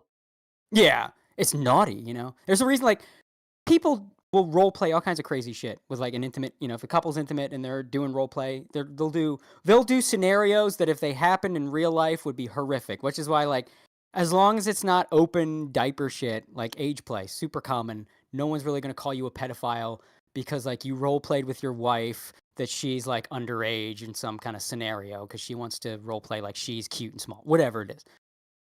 Taboo shit, super common. But like weird out there shit, all it takes is like a small innocuous thing that just creates a sexual awakening. That's why the one thing Aaron Hansen said that I always thought like the one thing he was right about.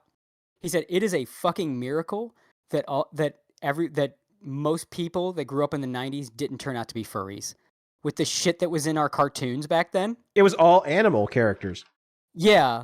A lot of people's first crushes were probably those animal characters too, if you think about it. 100%. And that's all it takes. Is like, I mean, you'd think the entire nation of Russia would be country of furries with their fixation on gadget. Yeah. Yeah. But like a lot of those furries were guys that grew up in that era and they just kind of held on to that. And so like I guess it's very childlike if you think about it. Furryism is very much attachment to childhood. Yeah. There's like Manchildren. That's the main theme of this, is Manchildren are corrupt and you should never trust them. They're all probably freaks. That's the real theme. You thought the theme was going to be black companies? No, the real theme is Manchildren and mental illness. That's the theme of this episode. Staying away from Manchildren. I know it's hard because you're all anime fans. But I mean, yeah, that's the fucked up shit. Is like, I know a lot of people listening right now that have some weird fetish. They're thinking like, oh fuck yeah, like all I saw was like I saw that random little thing, and like a little moment in a cartoon changed my life. I saw like a character. She was like, I saw I was watching a cartoon and the girl character I had a kid crush on ate a burger. Now I have a burger fetish. Like just that's all it fucking takes, man. You're glossing over the inflation fetish. Is that Ash Ketchum from Pokemon, and I've never been the same ever since.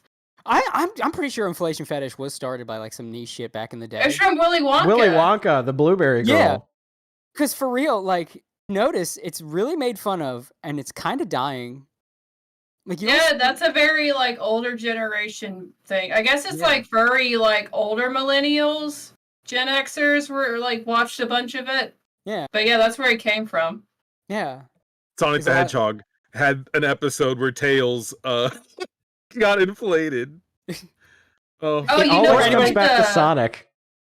You know what's the Zoomer version of like having crushes on Sonic characters now? It's having crushes on like the trolls. Like the trolls from like the troll movies. Oh, I thought you were going to say I haven't Homestuck. seen- Yeah, because I haven't seen troll movie trolls. I've seen Homestuck. Yeah. No, that's a really, really like. Well, it's a new revelation because I got really sick recently, and so I was just like, and I was also really high, so I was like, okay, I'll watch troll movies because I'll watch this thing for babies just to see what babies are into, I guess. And then I started watching a few more videos of it. Just like just to see what people were talking about, because it actually got shown on my TikTok feed all of a sudden. That's why I started watching these movies. And yeah, people have crushes on the troll characters. Like, in this newish troll movies, there's like the boy band trolls, and so like women want the hypersensitive troll guy who's got kind of an emo hair. And there's also these two twin characters. They kind of remind me of what was those like that? You guys ever watch High School Musical? Not really. Like, I'm aware of it. But... No, you know what? You're also glossing over Cookie Run. People want to fuck the cookies. Oh yeah, Cookie Run. That's another one too. For Well, I've seen High School Musical a bunch because of riff tracks. By the way, y'all haven't seen the riff track for Sharpay. High School Musical, do it. Yeah, you know Sharpay Evans and her brother. Well, it's like, in the new Trolls movies, you have these main characters that are singers, and essentially that's it, Sharpay Evans and her brother. But they also look like Steven Universe mixed with Cuphead, that style. So a lot of people from Tumblr and TikTok like these characters a lot, and then in extension, a lot of these 18-year-olds grew up watching the Trolls movies, and now retrospectively they're thinking about how they had crushes on the Trolls. Song as old as time, where you have developing girls that kind of come into their sexuality, but they're still kind of afraid of boys. Yeah. So they start gravitating toward soft, non-threatening, feminine men. I mean, yaoi. I mean, it's the same thing. Yaoi, ikemen, bishi boys. It's all the same thing. It's just women. Like basically, women go through puberty like someone stepping into a cold pool. Like they're like going to the shallow end and slowly waiting for it a little more, getting more used to it. Men go through puberty like the dude that dives into the deep end. It's like, check this shit out! Splash! Like, oh my god, I need pussy now! Oh Like my god, titties! Yeah. Yeah, Holy well, shit. the thing is like with womanhood, you notice men looking at you more than you notice yourself looking at men. Like that's the difference. I feel like is like, yeah, it's like that. You ever seen that South Park episode when Bebe grows tits? Yes. Yeah, It's one of the funniest episodes ever. Yeah, that's what it feels like. Though it's like true, all of a sudden too. you notice these men looking at you all of a sudden. And it's like, why? I was a child. I am a child, so. Yeah, it was like it's that again. It's the women more gradually transitioning into puberty, whereas men are like, "Is that a breast?" Instead, someday you'll find a pair of atas that you like so much you'll want to marry them. Like it's that thing like men just get hit by it full force. Like all the hormones just start, and you're not ready for it. Like what the fuck is going on? Why can't I stop looking? It's like Why am I Vegeta. horny and angry all the time? But you see, the thing is, women experience that too. But I don't. Women are more gradual, so they'll start right. Like they'll start noticing like there's just things about boys, right? And they'll notice boys are looking at them, and now they're aware that like coupling is a thing, romance is a thing. Suddenly they're starting thinking, well, he's kind of cute, but they're not really going past that. They're just again tiptoeing little by little. They get added a little more further into puberty, dip, dip, dip, dip, dip, dip.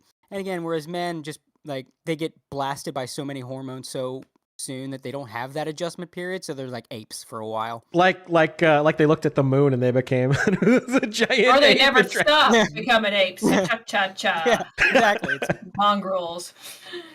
Yeah, it's and then see like some guys have changed forever. One of the I was saying I wasn't really big into porn growing up, and part of it was like what I said, and the other thing was because my cousins were like a warning sign for me because they hit puberty before I did, and it changed them as people. I didn't like them anymore. I used to hang out with my cousins all the time. They got so annoying when they hit puberty. Everything was about girls and sex and boobs. Fucking everything. I would struggle to change the topic to anything else, and they would write it right back to boobs. Like, they made me sit through fucking Britney Spears. Just because Britney Spears was hot. That's it. It's like, you can't even see her. When you're listening to her music on the radio, she's not here. What is it, just hearing it just sets off like flash memory puberty shit. Like I could see her dancing. Monkey brain Play activate. the song louder. Yeah, play the song. I can see it in my mind when I hear the song. Like, it made me sit through that. All those fucking awful 2000s Pop-Tarts because of that shit. And so I was like, I will never be my cousins. It's like puberty hit me. I turned to like a fucking Zen monk. Like, do not give in. Do not become your cousins. You're like, I must escape the samsara. Yeah, exactly. So it's like, I'm already, so that made it easier getting like traumatized by like fucking all that Animerica site. And then like, if you give in and start craving the breasts, you will become your cousins. Do you remember how annoying your cousins were? You don't want to become your cousins, do you? No, God, no, please. Anything but that. Oh, God. So yeah, I was like, I remember just puberty destroyed them. Like, my God, I don't think they ever recovered for a while. Like, well into adulthood, they mellowed out. For a long time. One of my cousins was an absolute fucking womanizing bastard after he hit puberty and was that well into his young adulthood. Like, he just became a fucking man whore. It was like, oh my God, I just stopped talking to him. He's like, hey, where you go, man? We used to be so close. It's like, yeah, we did. And then it got weird. And I had to go somewhere else. Yeah, and I started having to hear, like, the women around you complain. It got weird when he was we were on a family trip, and he had brought his girlfriend. I can't believe this is true, but he was such a fucking hornball. He started flirting with his second cousin because his second cousin was an attractive teenage girl. What the He was fuck? a teenager. Oh no! And he was doing this with his girlfriend there. Oh God. So that's why I saw all this happen before And my eyes. You're like, nope, not once, never, nope. I'm gonna, I'm. I will never be horny on Maine as long as I live.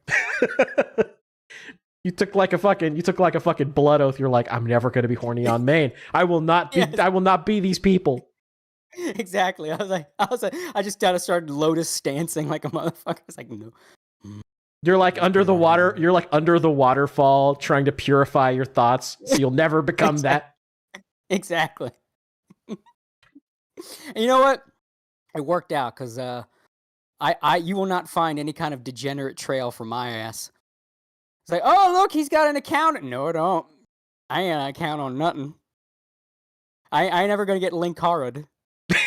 They're never gonna find green M&M shit on your account. Yeah.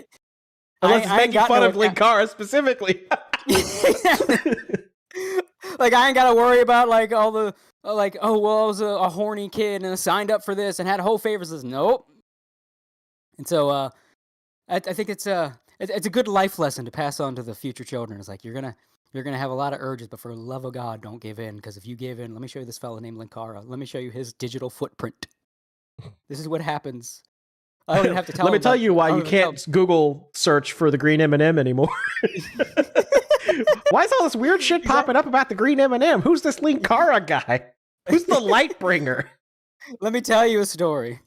It's a story if you're gonna have a lot of hormones raging through you, and if you submit to the hormones, this is the man you will become. Let me show you his posts. Let me show you his forum posts. It's a good lesson. It is like a good cautionary tale.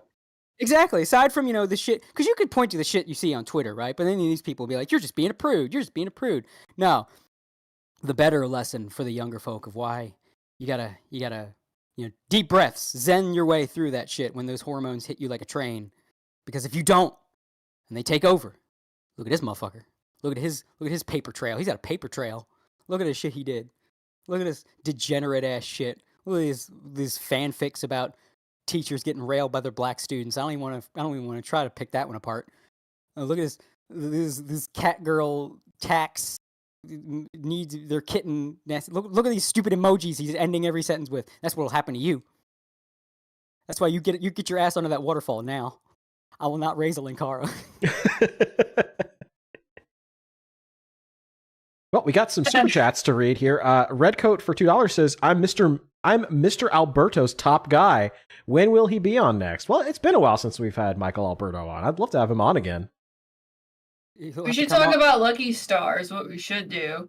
He'll have to come on and address the foot allegation. Address the foot He'll allegation. admit to it. I'd bet it. Like, he'd be like, yeah, I'm in defeat. What of it? Hey, at least he'd be honest. Sparky's Tech Corner for $9.99 says, first time here, got to stop by more often. Have a good stream, guys. Well, thanks, Sparky. Sparky's the guy that makes a lot of really funny AI songs. I've been pushing Gator to be more regular, so the podcast doesn't die like it did last time. We're doing like every other week, usually. Pretty much. Usually it's Friday, but we had to reschedule for Wednesday today.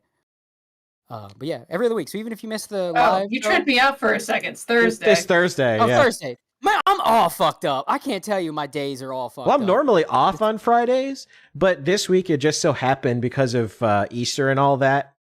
I was not off on Friday because we trade off holidays. Yeah, I'm wrecked because I'm not gonna say what my day job is, but I'm one of the bosses at my day job, so I had to switch my days around to cover one of the other bosses to watch the place, and it's stuff like that. Yeah, I'm all fucked. And then my publisher meeting, and then my work at home, so I'm screwed up. But yeah, we got usually Friday, every other week, and then if you miss it, you can check out the VODs, including over at AnimeOutsiders.com, where we have now uploaded all the VODs. I think we're missing the Mr. Medicare episode. I think my website guy missed that one because it's on a different channel, so we have to put that one on. But well, yeah, it's on the Anime Boomer. It's just it's way far back because it was the first stream that was uploaded to this channel. Because what I discovered was YouTube punishes you heavily if you have different kinds of content on the same channel. So I talked with Spooky about it like forever ago, and she's like, why don't we just put like everything on like a separate channel so that way it's easy to find, and YouTube is happy because it's like, oh, they're clicking through and watching the same thing on this channel and it's the same kinds of people, so YouTube algorithm is going to bump it up a little bit. And I've noticed that ever since I did that and uploaded all those videos and streams here, like this channel has done a heck of a lot better all of a sudden. So I think it's working. Yeah. So you can find the VODs there. You can find them at AO.com, AnimeOutsiders.com, or .me. It's weird. Like, we originally had a .me because we couldn't get .com, then we got the .com, and then the .com is like fighting us. It was weird. I think we got it fixed, though, so it should be AnimeOutsiders.com. But if .com doesn't work, .me. Got all the Anime Boomers right on there. Easy place to find them. You don't have to go searching YouTube. Just right there. And,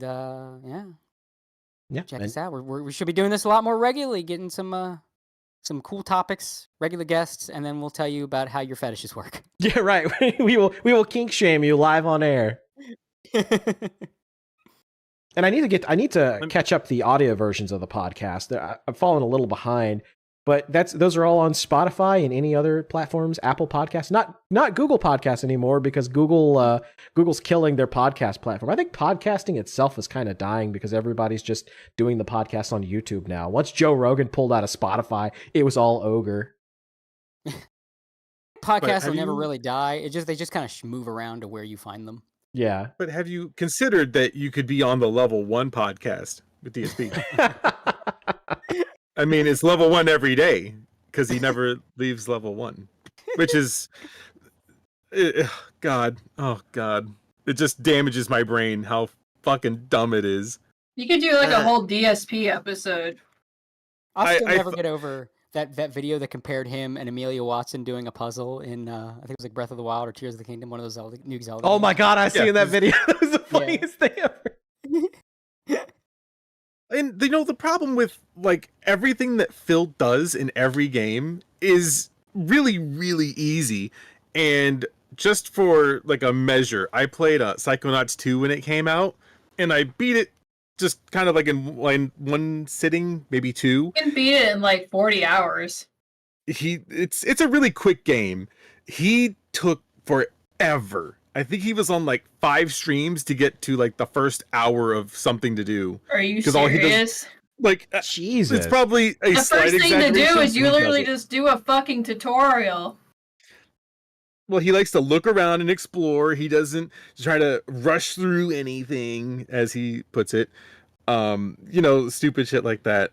I will He's say playing that the game how it's supposed to, rushing through it in his eyes. well, because he wants to be this, like, I don't know, really detailed environmentalist kind of person. Like, he looks at everything in the game and he microanalyzes it. If you ever watch, I think it's like a Resident Evil playthrough, like the most recent ones, he will stop and look at every goddamn thing that's It's just on an a excuse to shelf not play the or actual something. game. That's what it is. So he can actually avoid playing it and like force people to pay him more money to go through the game and like delay the stream time. I don't think he's thinking that far. I think he's just like, it's like that bit from Family Guy. Ooh, piece of candy. Ooh, piece of candy. Ooh, piece of candy. In fact, Josh Poem on Twitter put together a a Baldur's Gate 3 summarized little tweet, which I think that you might enjoy. But he said, purposely avoid all romantic interaction with all females. Get offended when only the men start hitting on you. Girls stop bothering to interact with you. Male BFF leaves you because you ignored his feelings. End up getting married to a man. The end. That's To be fair to Phil a little bit, that is one of the annoying things about Baldur's Gate 3. You can't choose to interact with the romantic shit. It kind of forces it on you. Like, I ended up like. But you see, though, Phil is married. Okay, he has a beautiful wife with a real life relationship.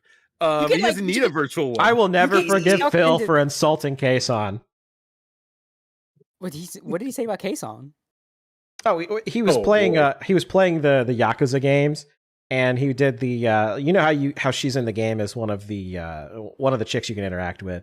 He was like talking shit about her while he was going through it, and like you had to hold motherfuckers back because it's like I will kill him. I'll kill him. Did he say, "Oh, she's ugly" or something? Basically, yeah. Fat neckbeard.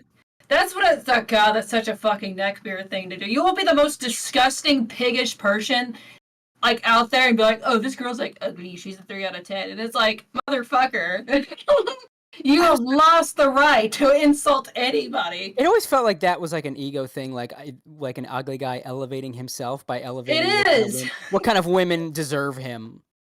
Like no, I'm a fucker. So, like, women are ugly unless I say otherwise. Well, it's like you're a 3, but if by acting like well then, bro, you're a -20. But I'm saying, like, so this dude is like, this dude's a 3, but he's telling himself that like only a 7 and higher is like good enough. I'm not even saying like an 8 or 9 is like good enough for him, because that's his excuse to not go out and get pussy. No, that's how he elevates himself, like in the back of his head, to being an 8 or a 9.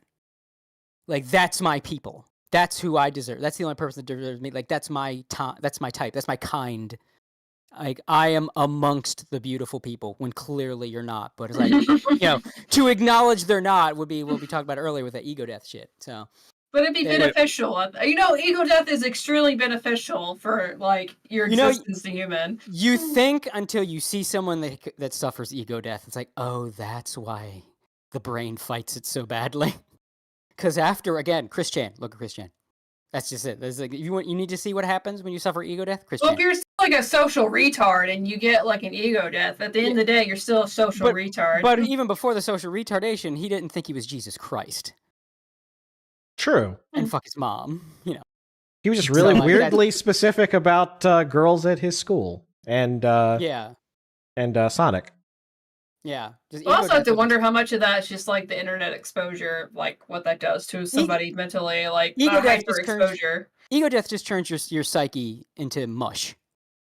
So like that's when you have someone like that, it's already kind of gullible and stupid, and then his psyche turns to mush, and then now anything can get through and remold it.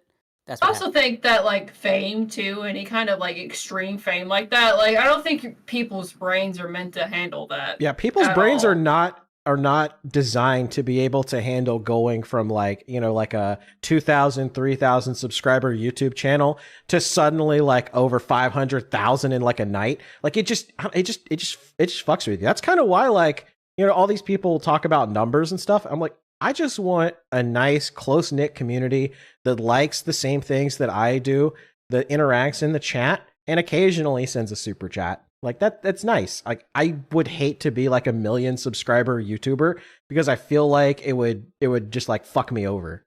I don't feel like I'd handle success very well.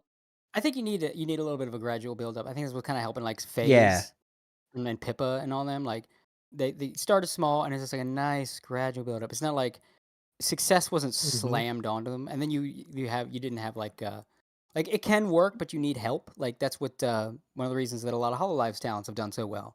They basically had fame slammed onto them, but they've got a support network. Yeah. They've got the management. They've got other talents they can talk to. They're not a lone person being battered by constant praise. Because if you want to see what that looks like, voice actors. Oh my God, yeah. Voice actors. Hey, never forget, DC Douglas hates me specifically. I forgot about that. I forget. What happened with that? No, DC Douglas was bad mouthing someone about Resident Evil, like because they were like, "Oh my God, you're a great voice actor, but you don't need to like do this and this on social media." And he was like talking down to them. I can't remember exactly what he said, but it was really condescending. And I go, "Bro, you're a fucking B tier voice actor, and no one knows who you are outside of that one role. Get help." Something along those lines. He got really mad. He's like, "Oh yeah, well since I'm a nobody, then why don't you try to like face me in real life instead of hiding behind a keyboard?" And then he blocked me. Well, his account got banned, and then he came back. I remember this. And then he was like, he was talking more shit again, or just being really annoying. And then, of course, I responded in the same kind of way. And he was like, "Well, why don't you fly out here to Burbank, California in October and be on this podcast?" And I'm like, "All right, well, I'm going to be out there soon." And he blocked me. And I said, "Well, I guess that's not an invitation anymore, huh?" So, yeah, that's so DC Douglas is bad. Yeah, he's one of the worst. He's an actual psychopath and degenerate. Wasn't he like filming in women's bathrooms and shit? Yep. At the airport. Yep. Yeah, I think we talked about that on the podcast because the last time you were on, I think we talked about the DC Douglas stuff because I think it had just happened. Yeah. Let me tell you something. People make fun of Nick Rakita's hot tub videos, but DC Douglas was doing that shit long before Nick Rakita ever started doing those local videos. So DC Douglas he's the hipster of the hot tub video. The hot tub meta vlog video. Yeah. And now we unfortunately have DC Douglas voicing black people in Tekken 8. Does he say the N-word? He's not allowed to say it. He's not even a bad actor. He just needs to shut up. Because the thing, like anime fans of voice actors, like I'll never watch a dub. Not even about what dub whatever, like the making of it, or it's just the voice actors are terrible people. I'll never consume anything made by people that hate me. Like that's kind of telling yourself that the only thing you consume is anime. Have you never watched a film? Have you never... Oh yeah, plenty of films even I don't know. That's my biggest problem with like the anime fandom. It's not like the porn consumption or like kind of stuff. It is honestly the unappreciation for art. It is like I can't watch media that openly disagrees with me or just has discussions with me or is made by people I don't like. And it's just like that's most media. Like most mediums and media have a message that you may not agree with, but there's some different things to appreciate about the actual piece of art. And a lot of the times, like, they don't like people that are not like them. Like they've only been consuming anime so long, they're not accustomed to things like a musician you really like saying something stupid and your favorite actor being an idiot. Like that's just like common. Like a lot of these voice actors, they're voice actors that obviously are kind of mediocre. But a lot of these voice actors are very talented. Chris Sabat is a piece of shit, but he can act his ass off. He has a hell of a range. Yeah, you can't take that away from him. Same with Sean Schimmel. Sean Schimmel is one of the worst people you could ever interact with on God's green earth. He has very little redeeming qualities as a person. But you can't say the man can't act. I mean, go look at the English dub version of Dragon Ball Super when Goku Black tells Goku that he killed his family. That whole scene, you going to sit here and tell me Sean Schimmel can't act? You damn fool. But he's a piece of shit. Absolutely. He's an awful human being. But that's the thing. Like that's just how the world is. Like you're gonna have people that make stuff you like. There's like when you interact with people, like when you're friends with, they're gonna say shit you disagree with. Like art is a hyper extension of that feeling towards people. Like People don't look at art anymore as an expression of the human condition. They just think it's just like Marvel shit. It's more like feathers in your. You know what it is? It's people are using stuff like peacocking. No, even more than that. Where this podcast going for so long? Goddamn. But yeah, we'll wrap it up probably in the next couple. I minutes. do have to say this because I'm about to drop some shit. A lot of anime fans are consuming anime not for the art of it, not for the story. For background noise. They're collecting it as pieces of flair, like fucking Office Space with tchotchkes. That's the whole reason that my anime list exists. Yeah, just to brag. They're just consuming media to form a personality. Ironically, a lot of these anime fans that would poo-poo on like Funko Pop collectors aren't much different. The only difference is like their merch looks better because Funko Pops are fucking ugly. But like they're doing the same thing as like my merchandise, my consumption is who I am. Like in my eyes, there is very little difference outside of physical, like the physicality of it. Very little difference between a wall of Funko Pops and a My Anime List profile page. It's just look at my consumption. It is who I am. It's the same shit. And so a lot of people are just consuming media, and that's why they're like, I can't watch this dubbed. And again, forgetting the dub versus sub stuff, which is the gayest shit, and it's been going on forever, and I hate it. And anyone who's like has to chime in, shut up, no one cares. Like I will never watch a dub because voice actors are jerks, and I won't watch things made by people that hate me. Like, but I will watch it off of Crunchyroll, subtitled though. Because you need to consume media. You're just consuming media to be part of yourself, not for the sake of the media. So you can't consume something made by people that hate you for any other reason. No, I can see like not wanting to give them money, but you can just pirate. Like, but no, you can't consume it because people hate you because you're internalizing the medium. You're just consuming media to be part of. You're building yourself out of a patchwork of shows you watch and movies you watch and games you play. I think that's just like a overconsumption in nerd culture is something we could go on a whole tangent about. Yeah, but I think that's just a nerd culture problem. Yeah. Nerd culture used to be like niche demographics of people like finding other people that are into niche demographics and then maybe making something out of that niche demographic, and then you guys praise that because it's such like a weird specific thing that you can't find it in many places. Like collecting stuff used to be like kind of interesting. Used to be hard to find. You used to have to look up forums and how to order shit. But now it's just like overconsumption is in every aspect of nerd culture, and I feel like that's what's really killing nerd culture is not developing a personality, not finding a group of people that are into the same stuff as you, but just like following people that are into the same stuff I think you're right, and I think it goes deeper than that too. And it's a lot like it's another psychology thing. I'm getting to share all kinds of shit. But you know, one of the reasons that we overconsume food and we're so into sugar is because sugar is rare in nature. So we're wired to get excited when we taste sugar. That's why we like candy. Because, you know, ape brain couldn't find sugar very often. So when you found sugar, ooh, sugar, we found some. It's, you know, it's like gold. It's food gold. But now sugar's everywhere. You can get sugar easily. So people can overconsume because ape brain still says rare thing, consume rare thing. It's a rare thing. This is precious. And now that mentality is now in nerd culture. Because before it used to be, oh, this is hard to find. Oh, this is hard to find. But now it's everywhere. So previously rare thing everywhere, but it's still in the brain. Rare thing, precious. Thing is precious, have thing, because it's precious. Yeah, so it sounds like me playing Destiny 2. You're absolutely correct. Me too. Yeah, it's media sugar. It's something that used to be a rare and precious commodity. Now we're swimming in it. We're still programmed to just gobble it up as much as we can because it was once at one time precious. And yeah, now that's the same consumer shit that was Funko walls and My Anime Lists. Consume! I'm gonna coom and consume! Bro, I can't wait to watch my anime, have a crush on the anime character, then jerk off the anime character, then my merchandise of my anime character. But it's not enough. Repeat this cycle forever. It's not enough to do that. They have to show everyone online that they did.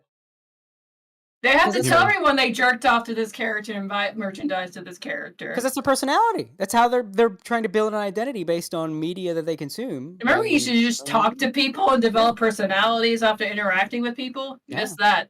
No, now you gotta base your entire identity after like who your favorite anime girl is. And then you feel more isolated because you can't interact with normies because normies don't talk like that. And then you feel all you do is consume all day because you can't interact with the masses because you don't know how to. Oh, this is like the last thing I'm gonna go into, but this is ties into that. This is fascinating to me. Because of that, see, anime fandom, and this is not a dig. I think I might have talked about it in this show, but I can't remember. This is not a dig, but the majority, like anime fandom, has an overrepresentation of people with autism or other social. Oh, by far. Yeah. So they end up when you have people that are like socially stunted or like off the beaten path socially in some way, shape, or form, and they're basically around other socially awkward or stunted people, they start to like form odd habits because it's basically they're making a patchwork socialization that is unusual. Like it's basically when someone tries to fix an appliance, but they don't really know, they don't have the parts for it, but they know how the appliance works. So they make this like fucking Pee Wee Herman, Rube Goldberg contraption, and it works, but it's not how they're not using like the right parts, you know? So they've like, it's like their own socializations. So that's why a lot of anime fans will fervently recommend shows to you, because they're not recommending a show because they think you'll like it, or even they think that this will be your gateway into anime.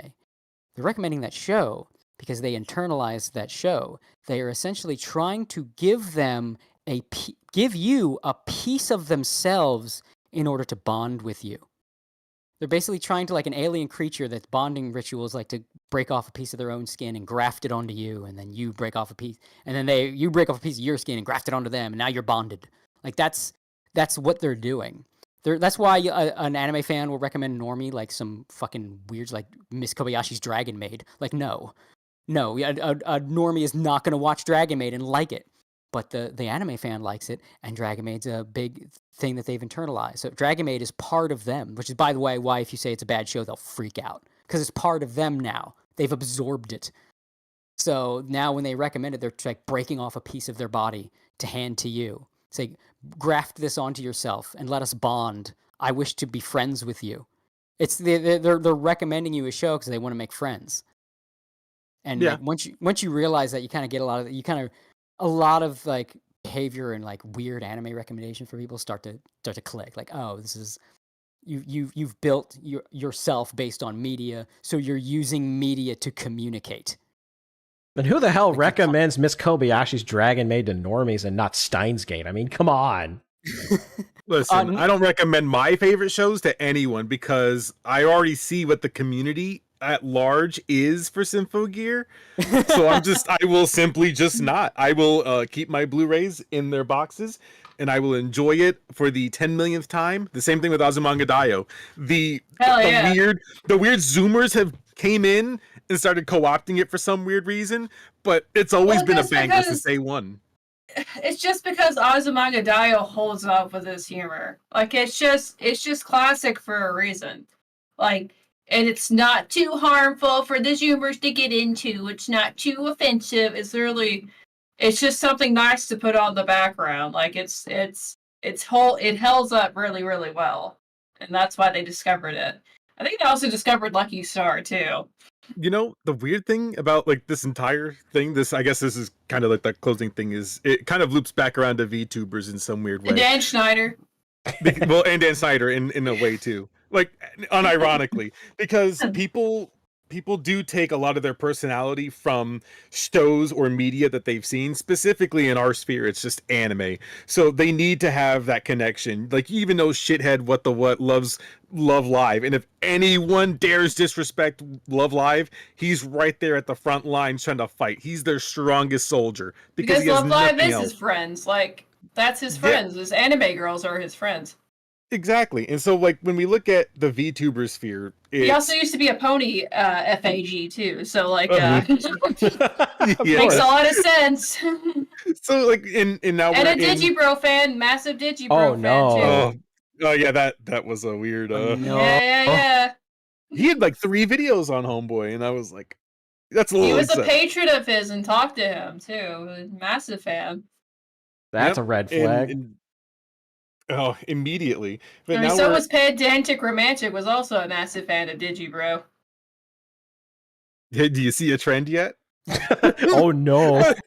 But, so like the VTuber thing is we have this new thing. It's parasocialism in some way, where like there's fans of one VTuber and then there's fans of VTuber like companies like, you know, Faze Connect, Hololive, and then there's the ones like the Niji Sanjis and the V Shoujos of the world.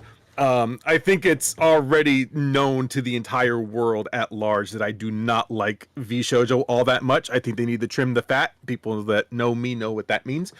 And when we look at Niji Sanji, it's like how many talents are going to have yab moments where they're just saying the most off the wall racist shit before someone's like, "Hey, we I hope gotta there's not more do of that. That shit's hilarious, actually. Well, okay, I think it is hilarious because even Gator knows this too. That Bungie live stream, the first one that they did not this past week, but the week before, when Homeboy rolls What's in the with big deal if I use my friend's dead parent to like grow weed? Dude with? was using his own Bungie.net account to play the game, so people were sending him messages and shit on Steam, and like ironically, one of the names was "kill all," and you know the word after. Yeah, you know what it is. I thought it was funny, but it was like, okay, it's bad, but it's really it's bad, but it's really funny that this happened on a live stream. Like when during that trial when Jaffa called on the Skype, like everybody remembers that. It was funny as shit.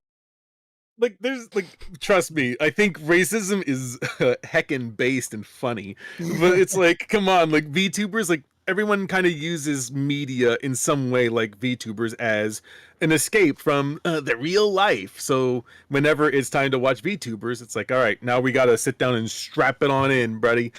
And here we are. But people that are in like Niji Sanji, the Niji sisters, they hate it when anyone dares disrespect Niji Sanji. They show up in every fucking tweet. If you say Niji Sanji sucks, they're right there like, well, have you considered that you're supporting a racist neo-Nazi rabbit from Faze Connect? Hell yeah, I've considered that many times, actually. Yeah, like, I'm gonna buy more standees later. Thanks for telling me. I've got a keychain of her right now, actually.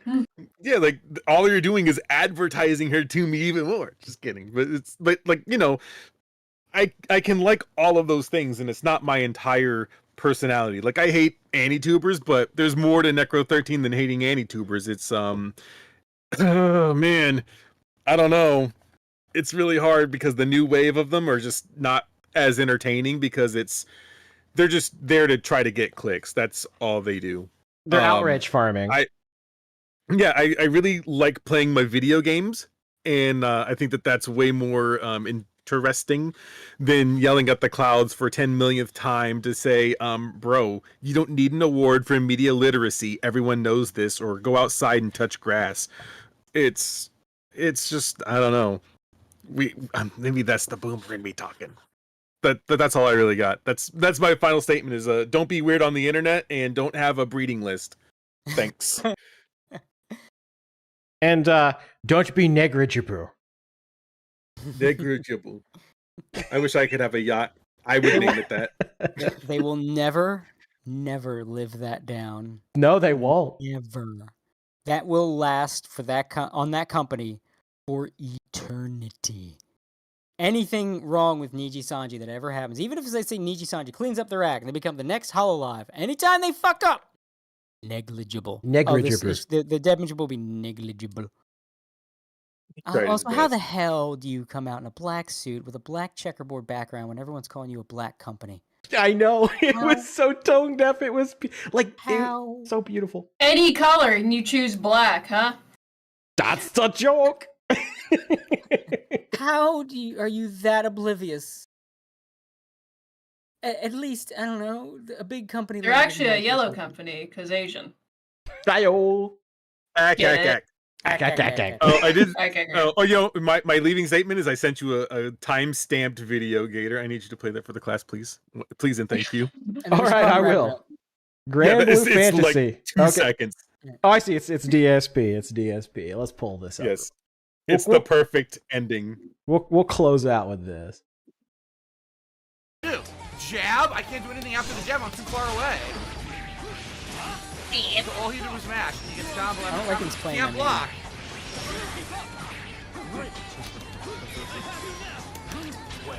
Yeah, I can't punish it. Just DP. Just do your DP.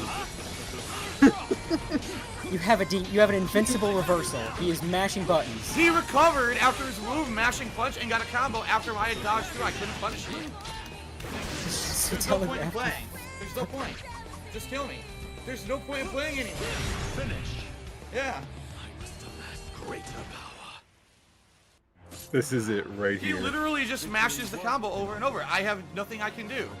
Because the game has no true reversals, no push blocks, no alpha counters, no way to get pressure off of you. I tried to Alright. Shut the fuck up when I'm talking, you stupid anime bitch. When I'm trying to get out of the history, it doesn't seem like Beelzebub has a single tool. So I'm waiting. You should like make that a sound clip, Gator. Shut the fuck up, you stupid anime bitch. I should make that. I'm gonna save that. because I'm gonna put that on my soundboard. I'm gonna bust it out when people least expect it. Shut the fuck up, stupid anime bitch. That's beautiful. Thank you for that, Necro. I gotta get the new Grand Blue Versus, but I'm kind of waiting. I heard the game balance right now is dog shit. Like the game is right now being rough shot by like a couple waifus. I hate it when that happens. I love it because I get to like a waifu, and then I get to jerk off to porn of the waifu, and then I buy a figure of the waifu, and then you shit on everybody.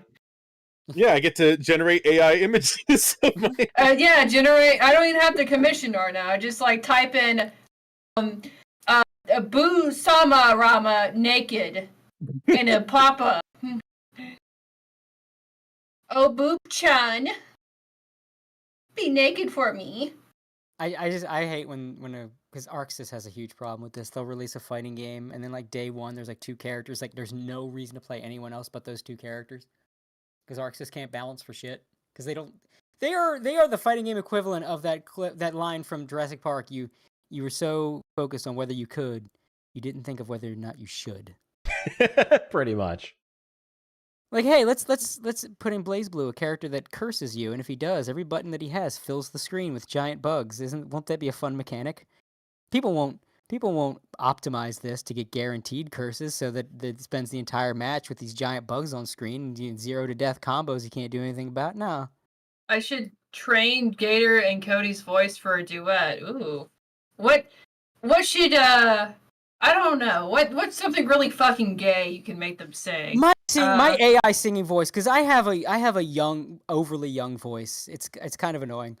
So my AI singing voice, I know, would just sound like some fucking Korean Backstreet Boys shit. Like, hey girl, how you doing? You should get them to sing the Troll movie song. That's what you should do. Oh yeah, where the Poppy and like the Justin Timberlake troll sing. Could get them to sing that. What else would be a good gay fucking song? I don't know what else. Something. Trying to think of anything else. Beauty and the Beast, probably. That'd be pretty funny. Oh God. Gator, you got any suggestions? I'm trying to think. Something Metal Gear. Something Metal Gear is always a good choice. No, you know what? If you did want to AI train me and Gator to do a duet and make it extra gay, have us sing, was it Calling to the Night from Metal Gear? Yes. Is that the name of the song? Yes, that's actually Pamu's favorite song too. Yeah. So it works even better. In fact, it's a good song. It's a really good song, but it sounds extra gay if you have 2 men softly singing it. Like, it's great when a woman with a great singing voice is singing it, but you get two dudes doing a soft voice duet of that song with that sax intro, instant gay. Get that pervert's voice that we were talking about earlier, the VTuber pervert, and get Gator to say that. Oh God. And the boyfriend whisper ASMR too. Okay, now that would be Hey. funny. Hey, there's Gator. Can I see your tight VTuber pussy? The 4Kids One Piece rap. Oh God. if you make that, I will straight up play that when we finally do the One Piece episode. I don't care about fucking copyright. I'll do it. I'll fucking Another do One it. Piece episode, like we did with Monkey Jones like 2 years ago, I think. We're trying to do a follow up and getting him in here again, but we can't get in contact with him. So you did DM him on Twitter. Oh, he's like, I don't think he uses his Twitter very He often really anymore. doesn't, and I don't have him on Discord because like that was around the time my other Discord got heated. Do you not have him on like the other Discord still? Well, I guess he left. You can go through the history, I think, of him leaving the other Discord, I think. Yeah, I'll have to find his Discord ID and see if I can add him as a friend. He'll just be like, "Who's this weirdo?" And I'm Gator. He probably doesn't even remember. Yeah, you could probably go through the mod logs and find him like leaving, and then I missed missed my chance to nerd out about One Piece with Mumkey, and he seems like the kind of guy that would be like on my level about geeking out about One Piece. Hell yeah, Right he now, loves it. It's just me and Gator pretty much geek out about One Piece. Yeah, And I couldn't participate in that conversation very much. I need to just lose my shit about like Vegapunk and Cross Guild and shit. Yes, absolutely. I like, and here's the cool thing too. If we get Mumkey on by the next episode, it's going to be like what, 2 weeks from now. Yeah. The next chapter will be out by then. And I would say hopefully the big reveal, but motherfucker's been slow walking that with like Vegapunk like on this recorded Making video. It's like, coffee. oh well, yeah, what about a coffee? It's like Oda, you asshole. Like, Well, I think he did. I think he did that as a stalling tactic because he needs these 3 weeks to like. Because here's what I think is. Well, I'll save it for the episode. My theories on why he delayed it. Yeah, it was annoying me because like, do we have to? Is this necessary? Why would Vegapunk? Oh, I know who record would know. this? Kino Corner would probably be able to get up with him. I should ask Kino because they do a show together. Oh, there he is. I found it. It's at Sim. Oh, well, I won't say it out loud. I already found it though.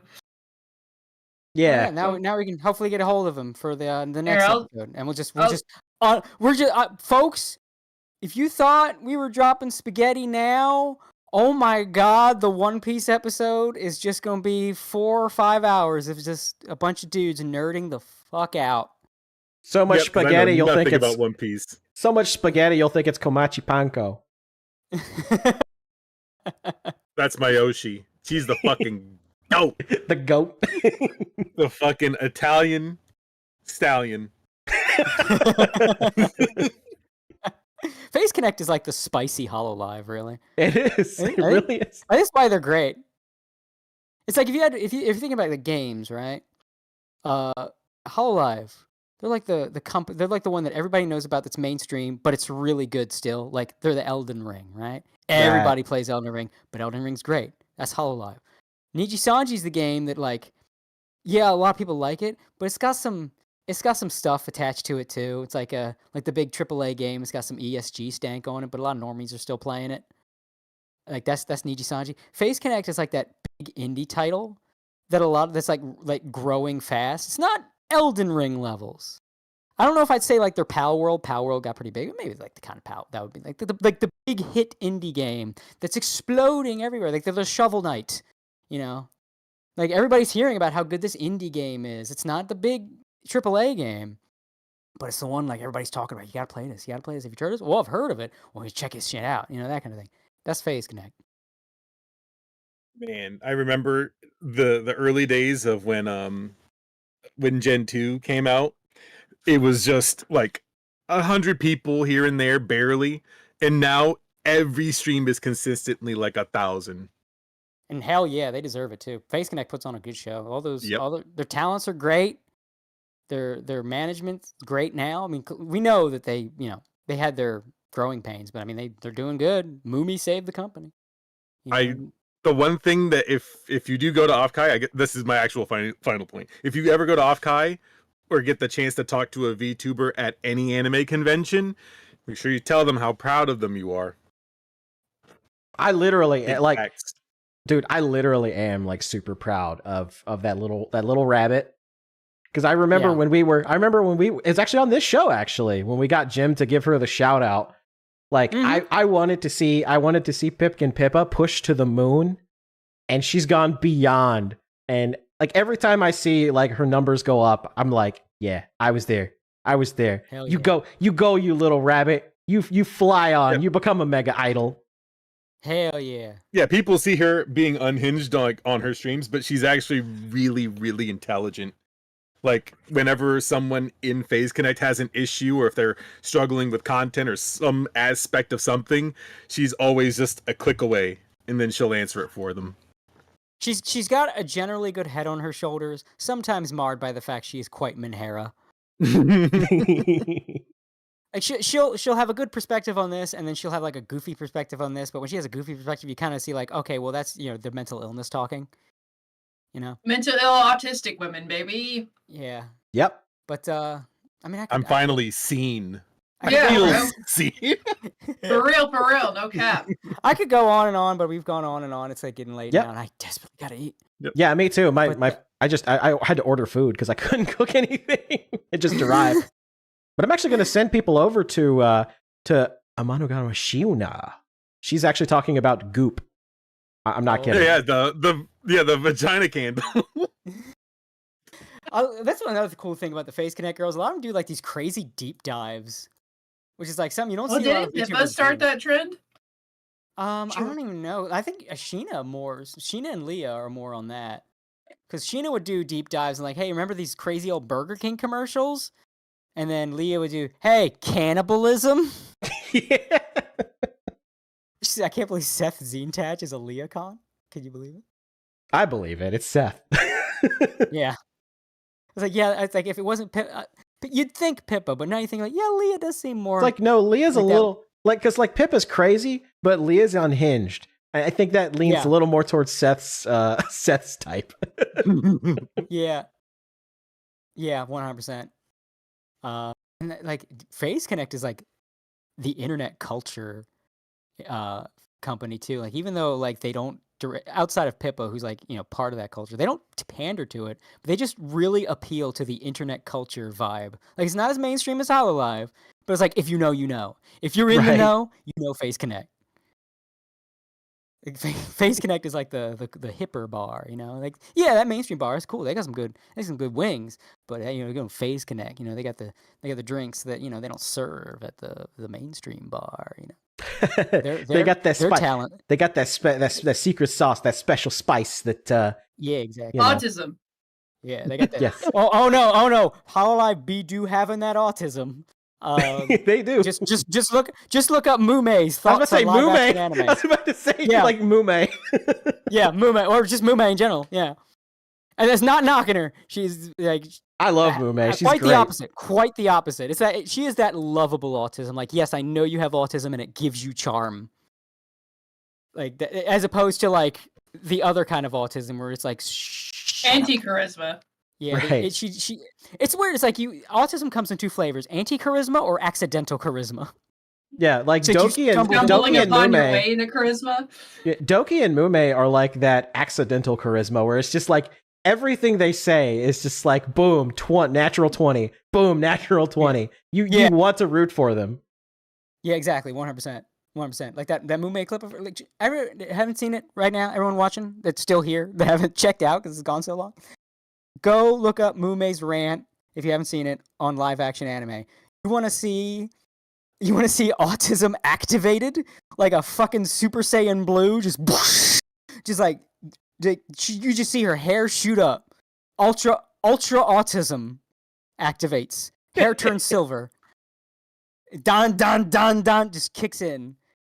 It's like, I'm not even kidding. Just the activation, this on switch that happens when she gets going. It's very entertaining, and she's 100% right too.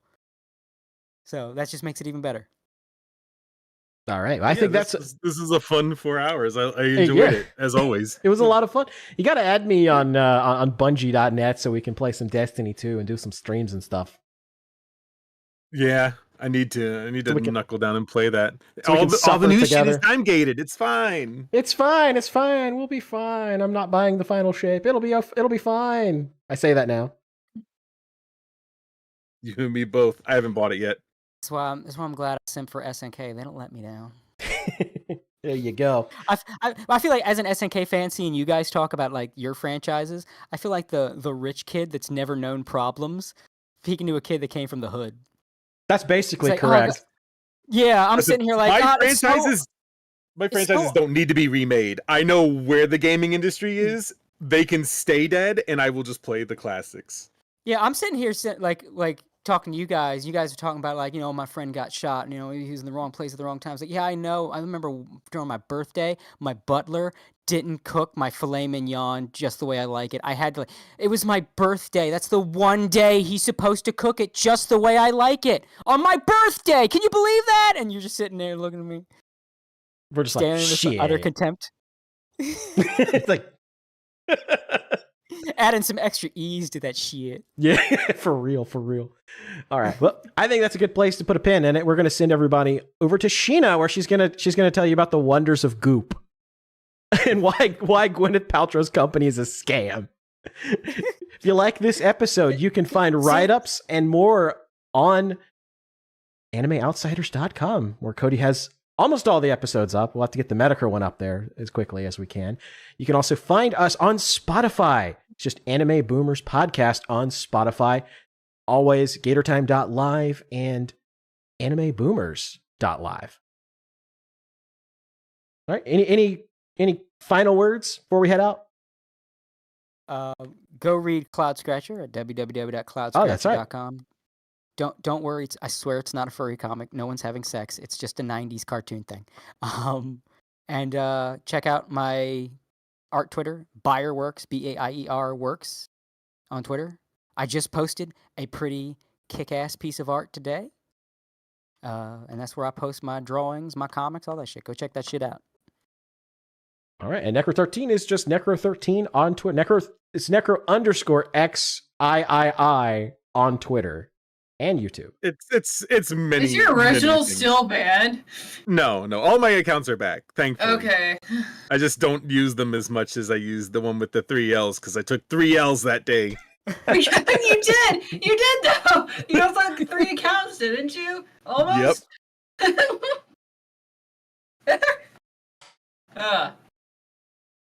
I almost thought about buying a Bucky's bikini when I was at Bucky's. You should I have. need to go still. I need to go. If I didn't spend so much fucking money, I was tempted to. All right. Let's wrap it up, boys. All right, everybody. Thank you guys for tuning in. We're going to send you on over to Sheena. Be nice. Be nice. Be nice. She's a crab lady. You have to. She's be nice a crab to her. lady. You have to. She'll be give nice. you crabs if you aren't. She'll pinch your Yep. cheeks. True.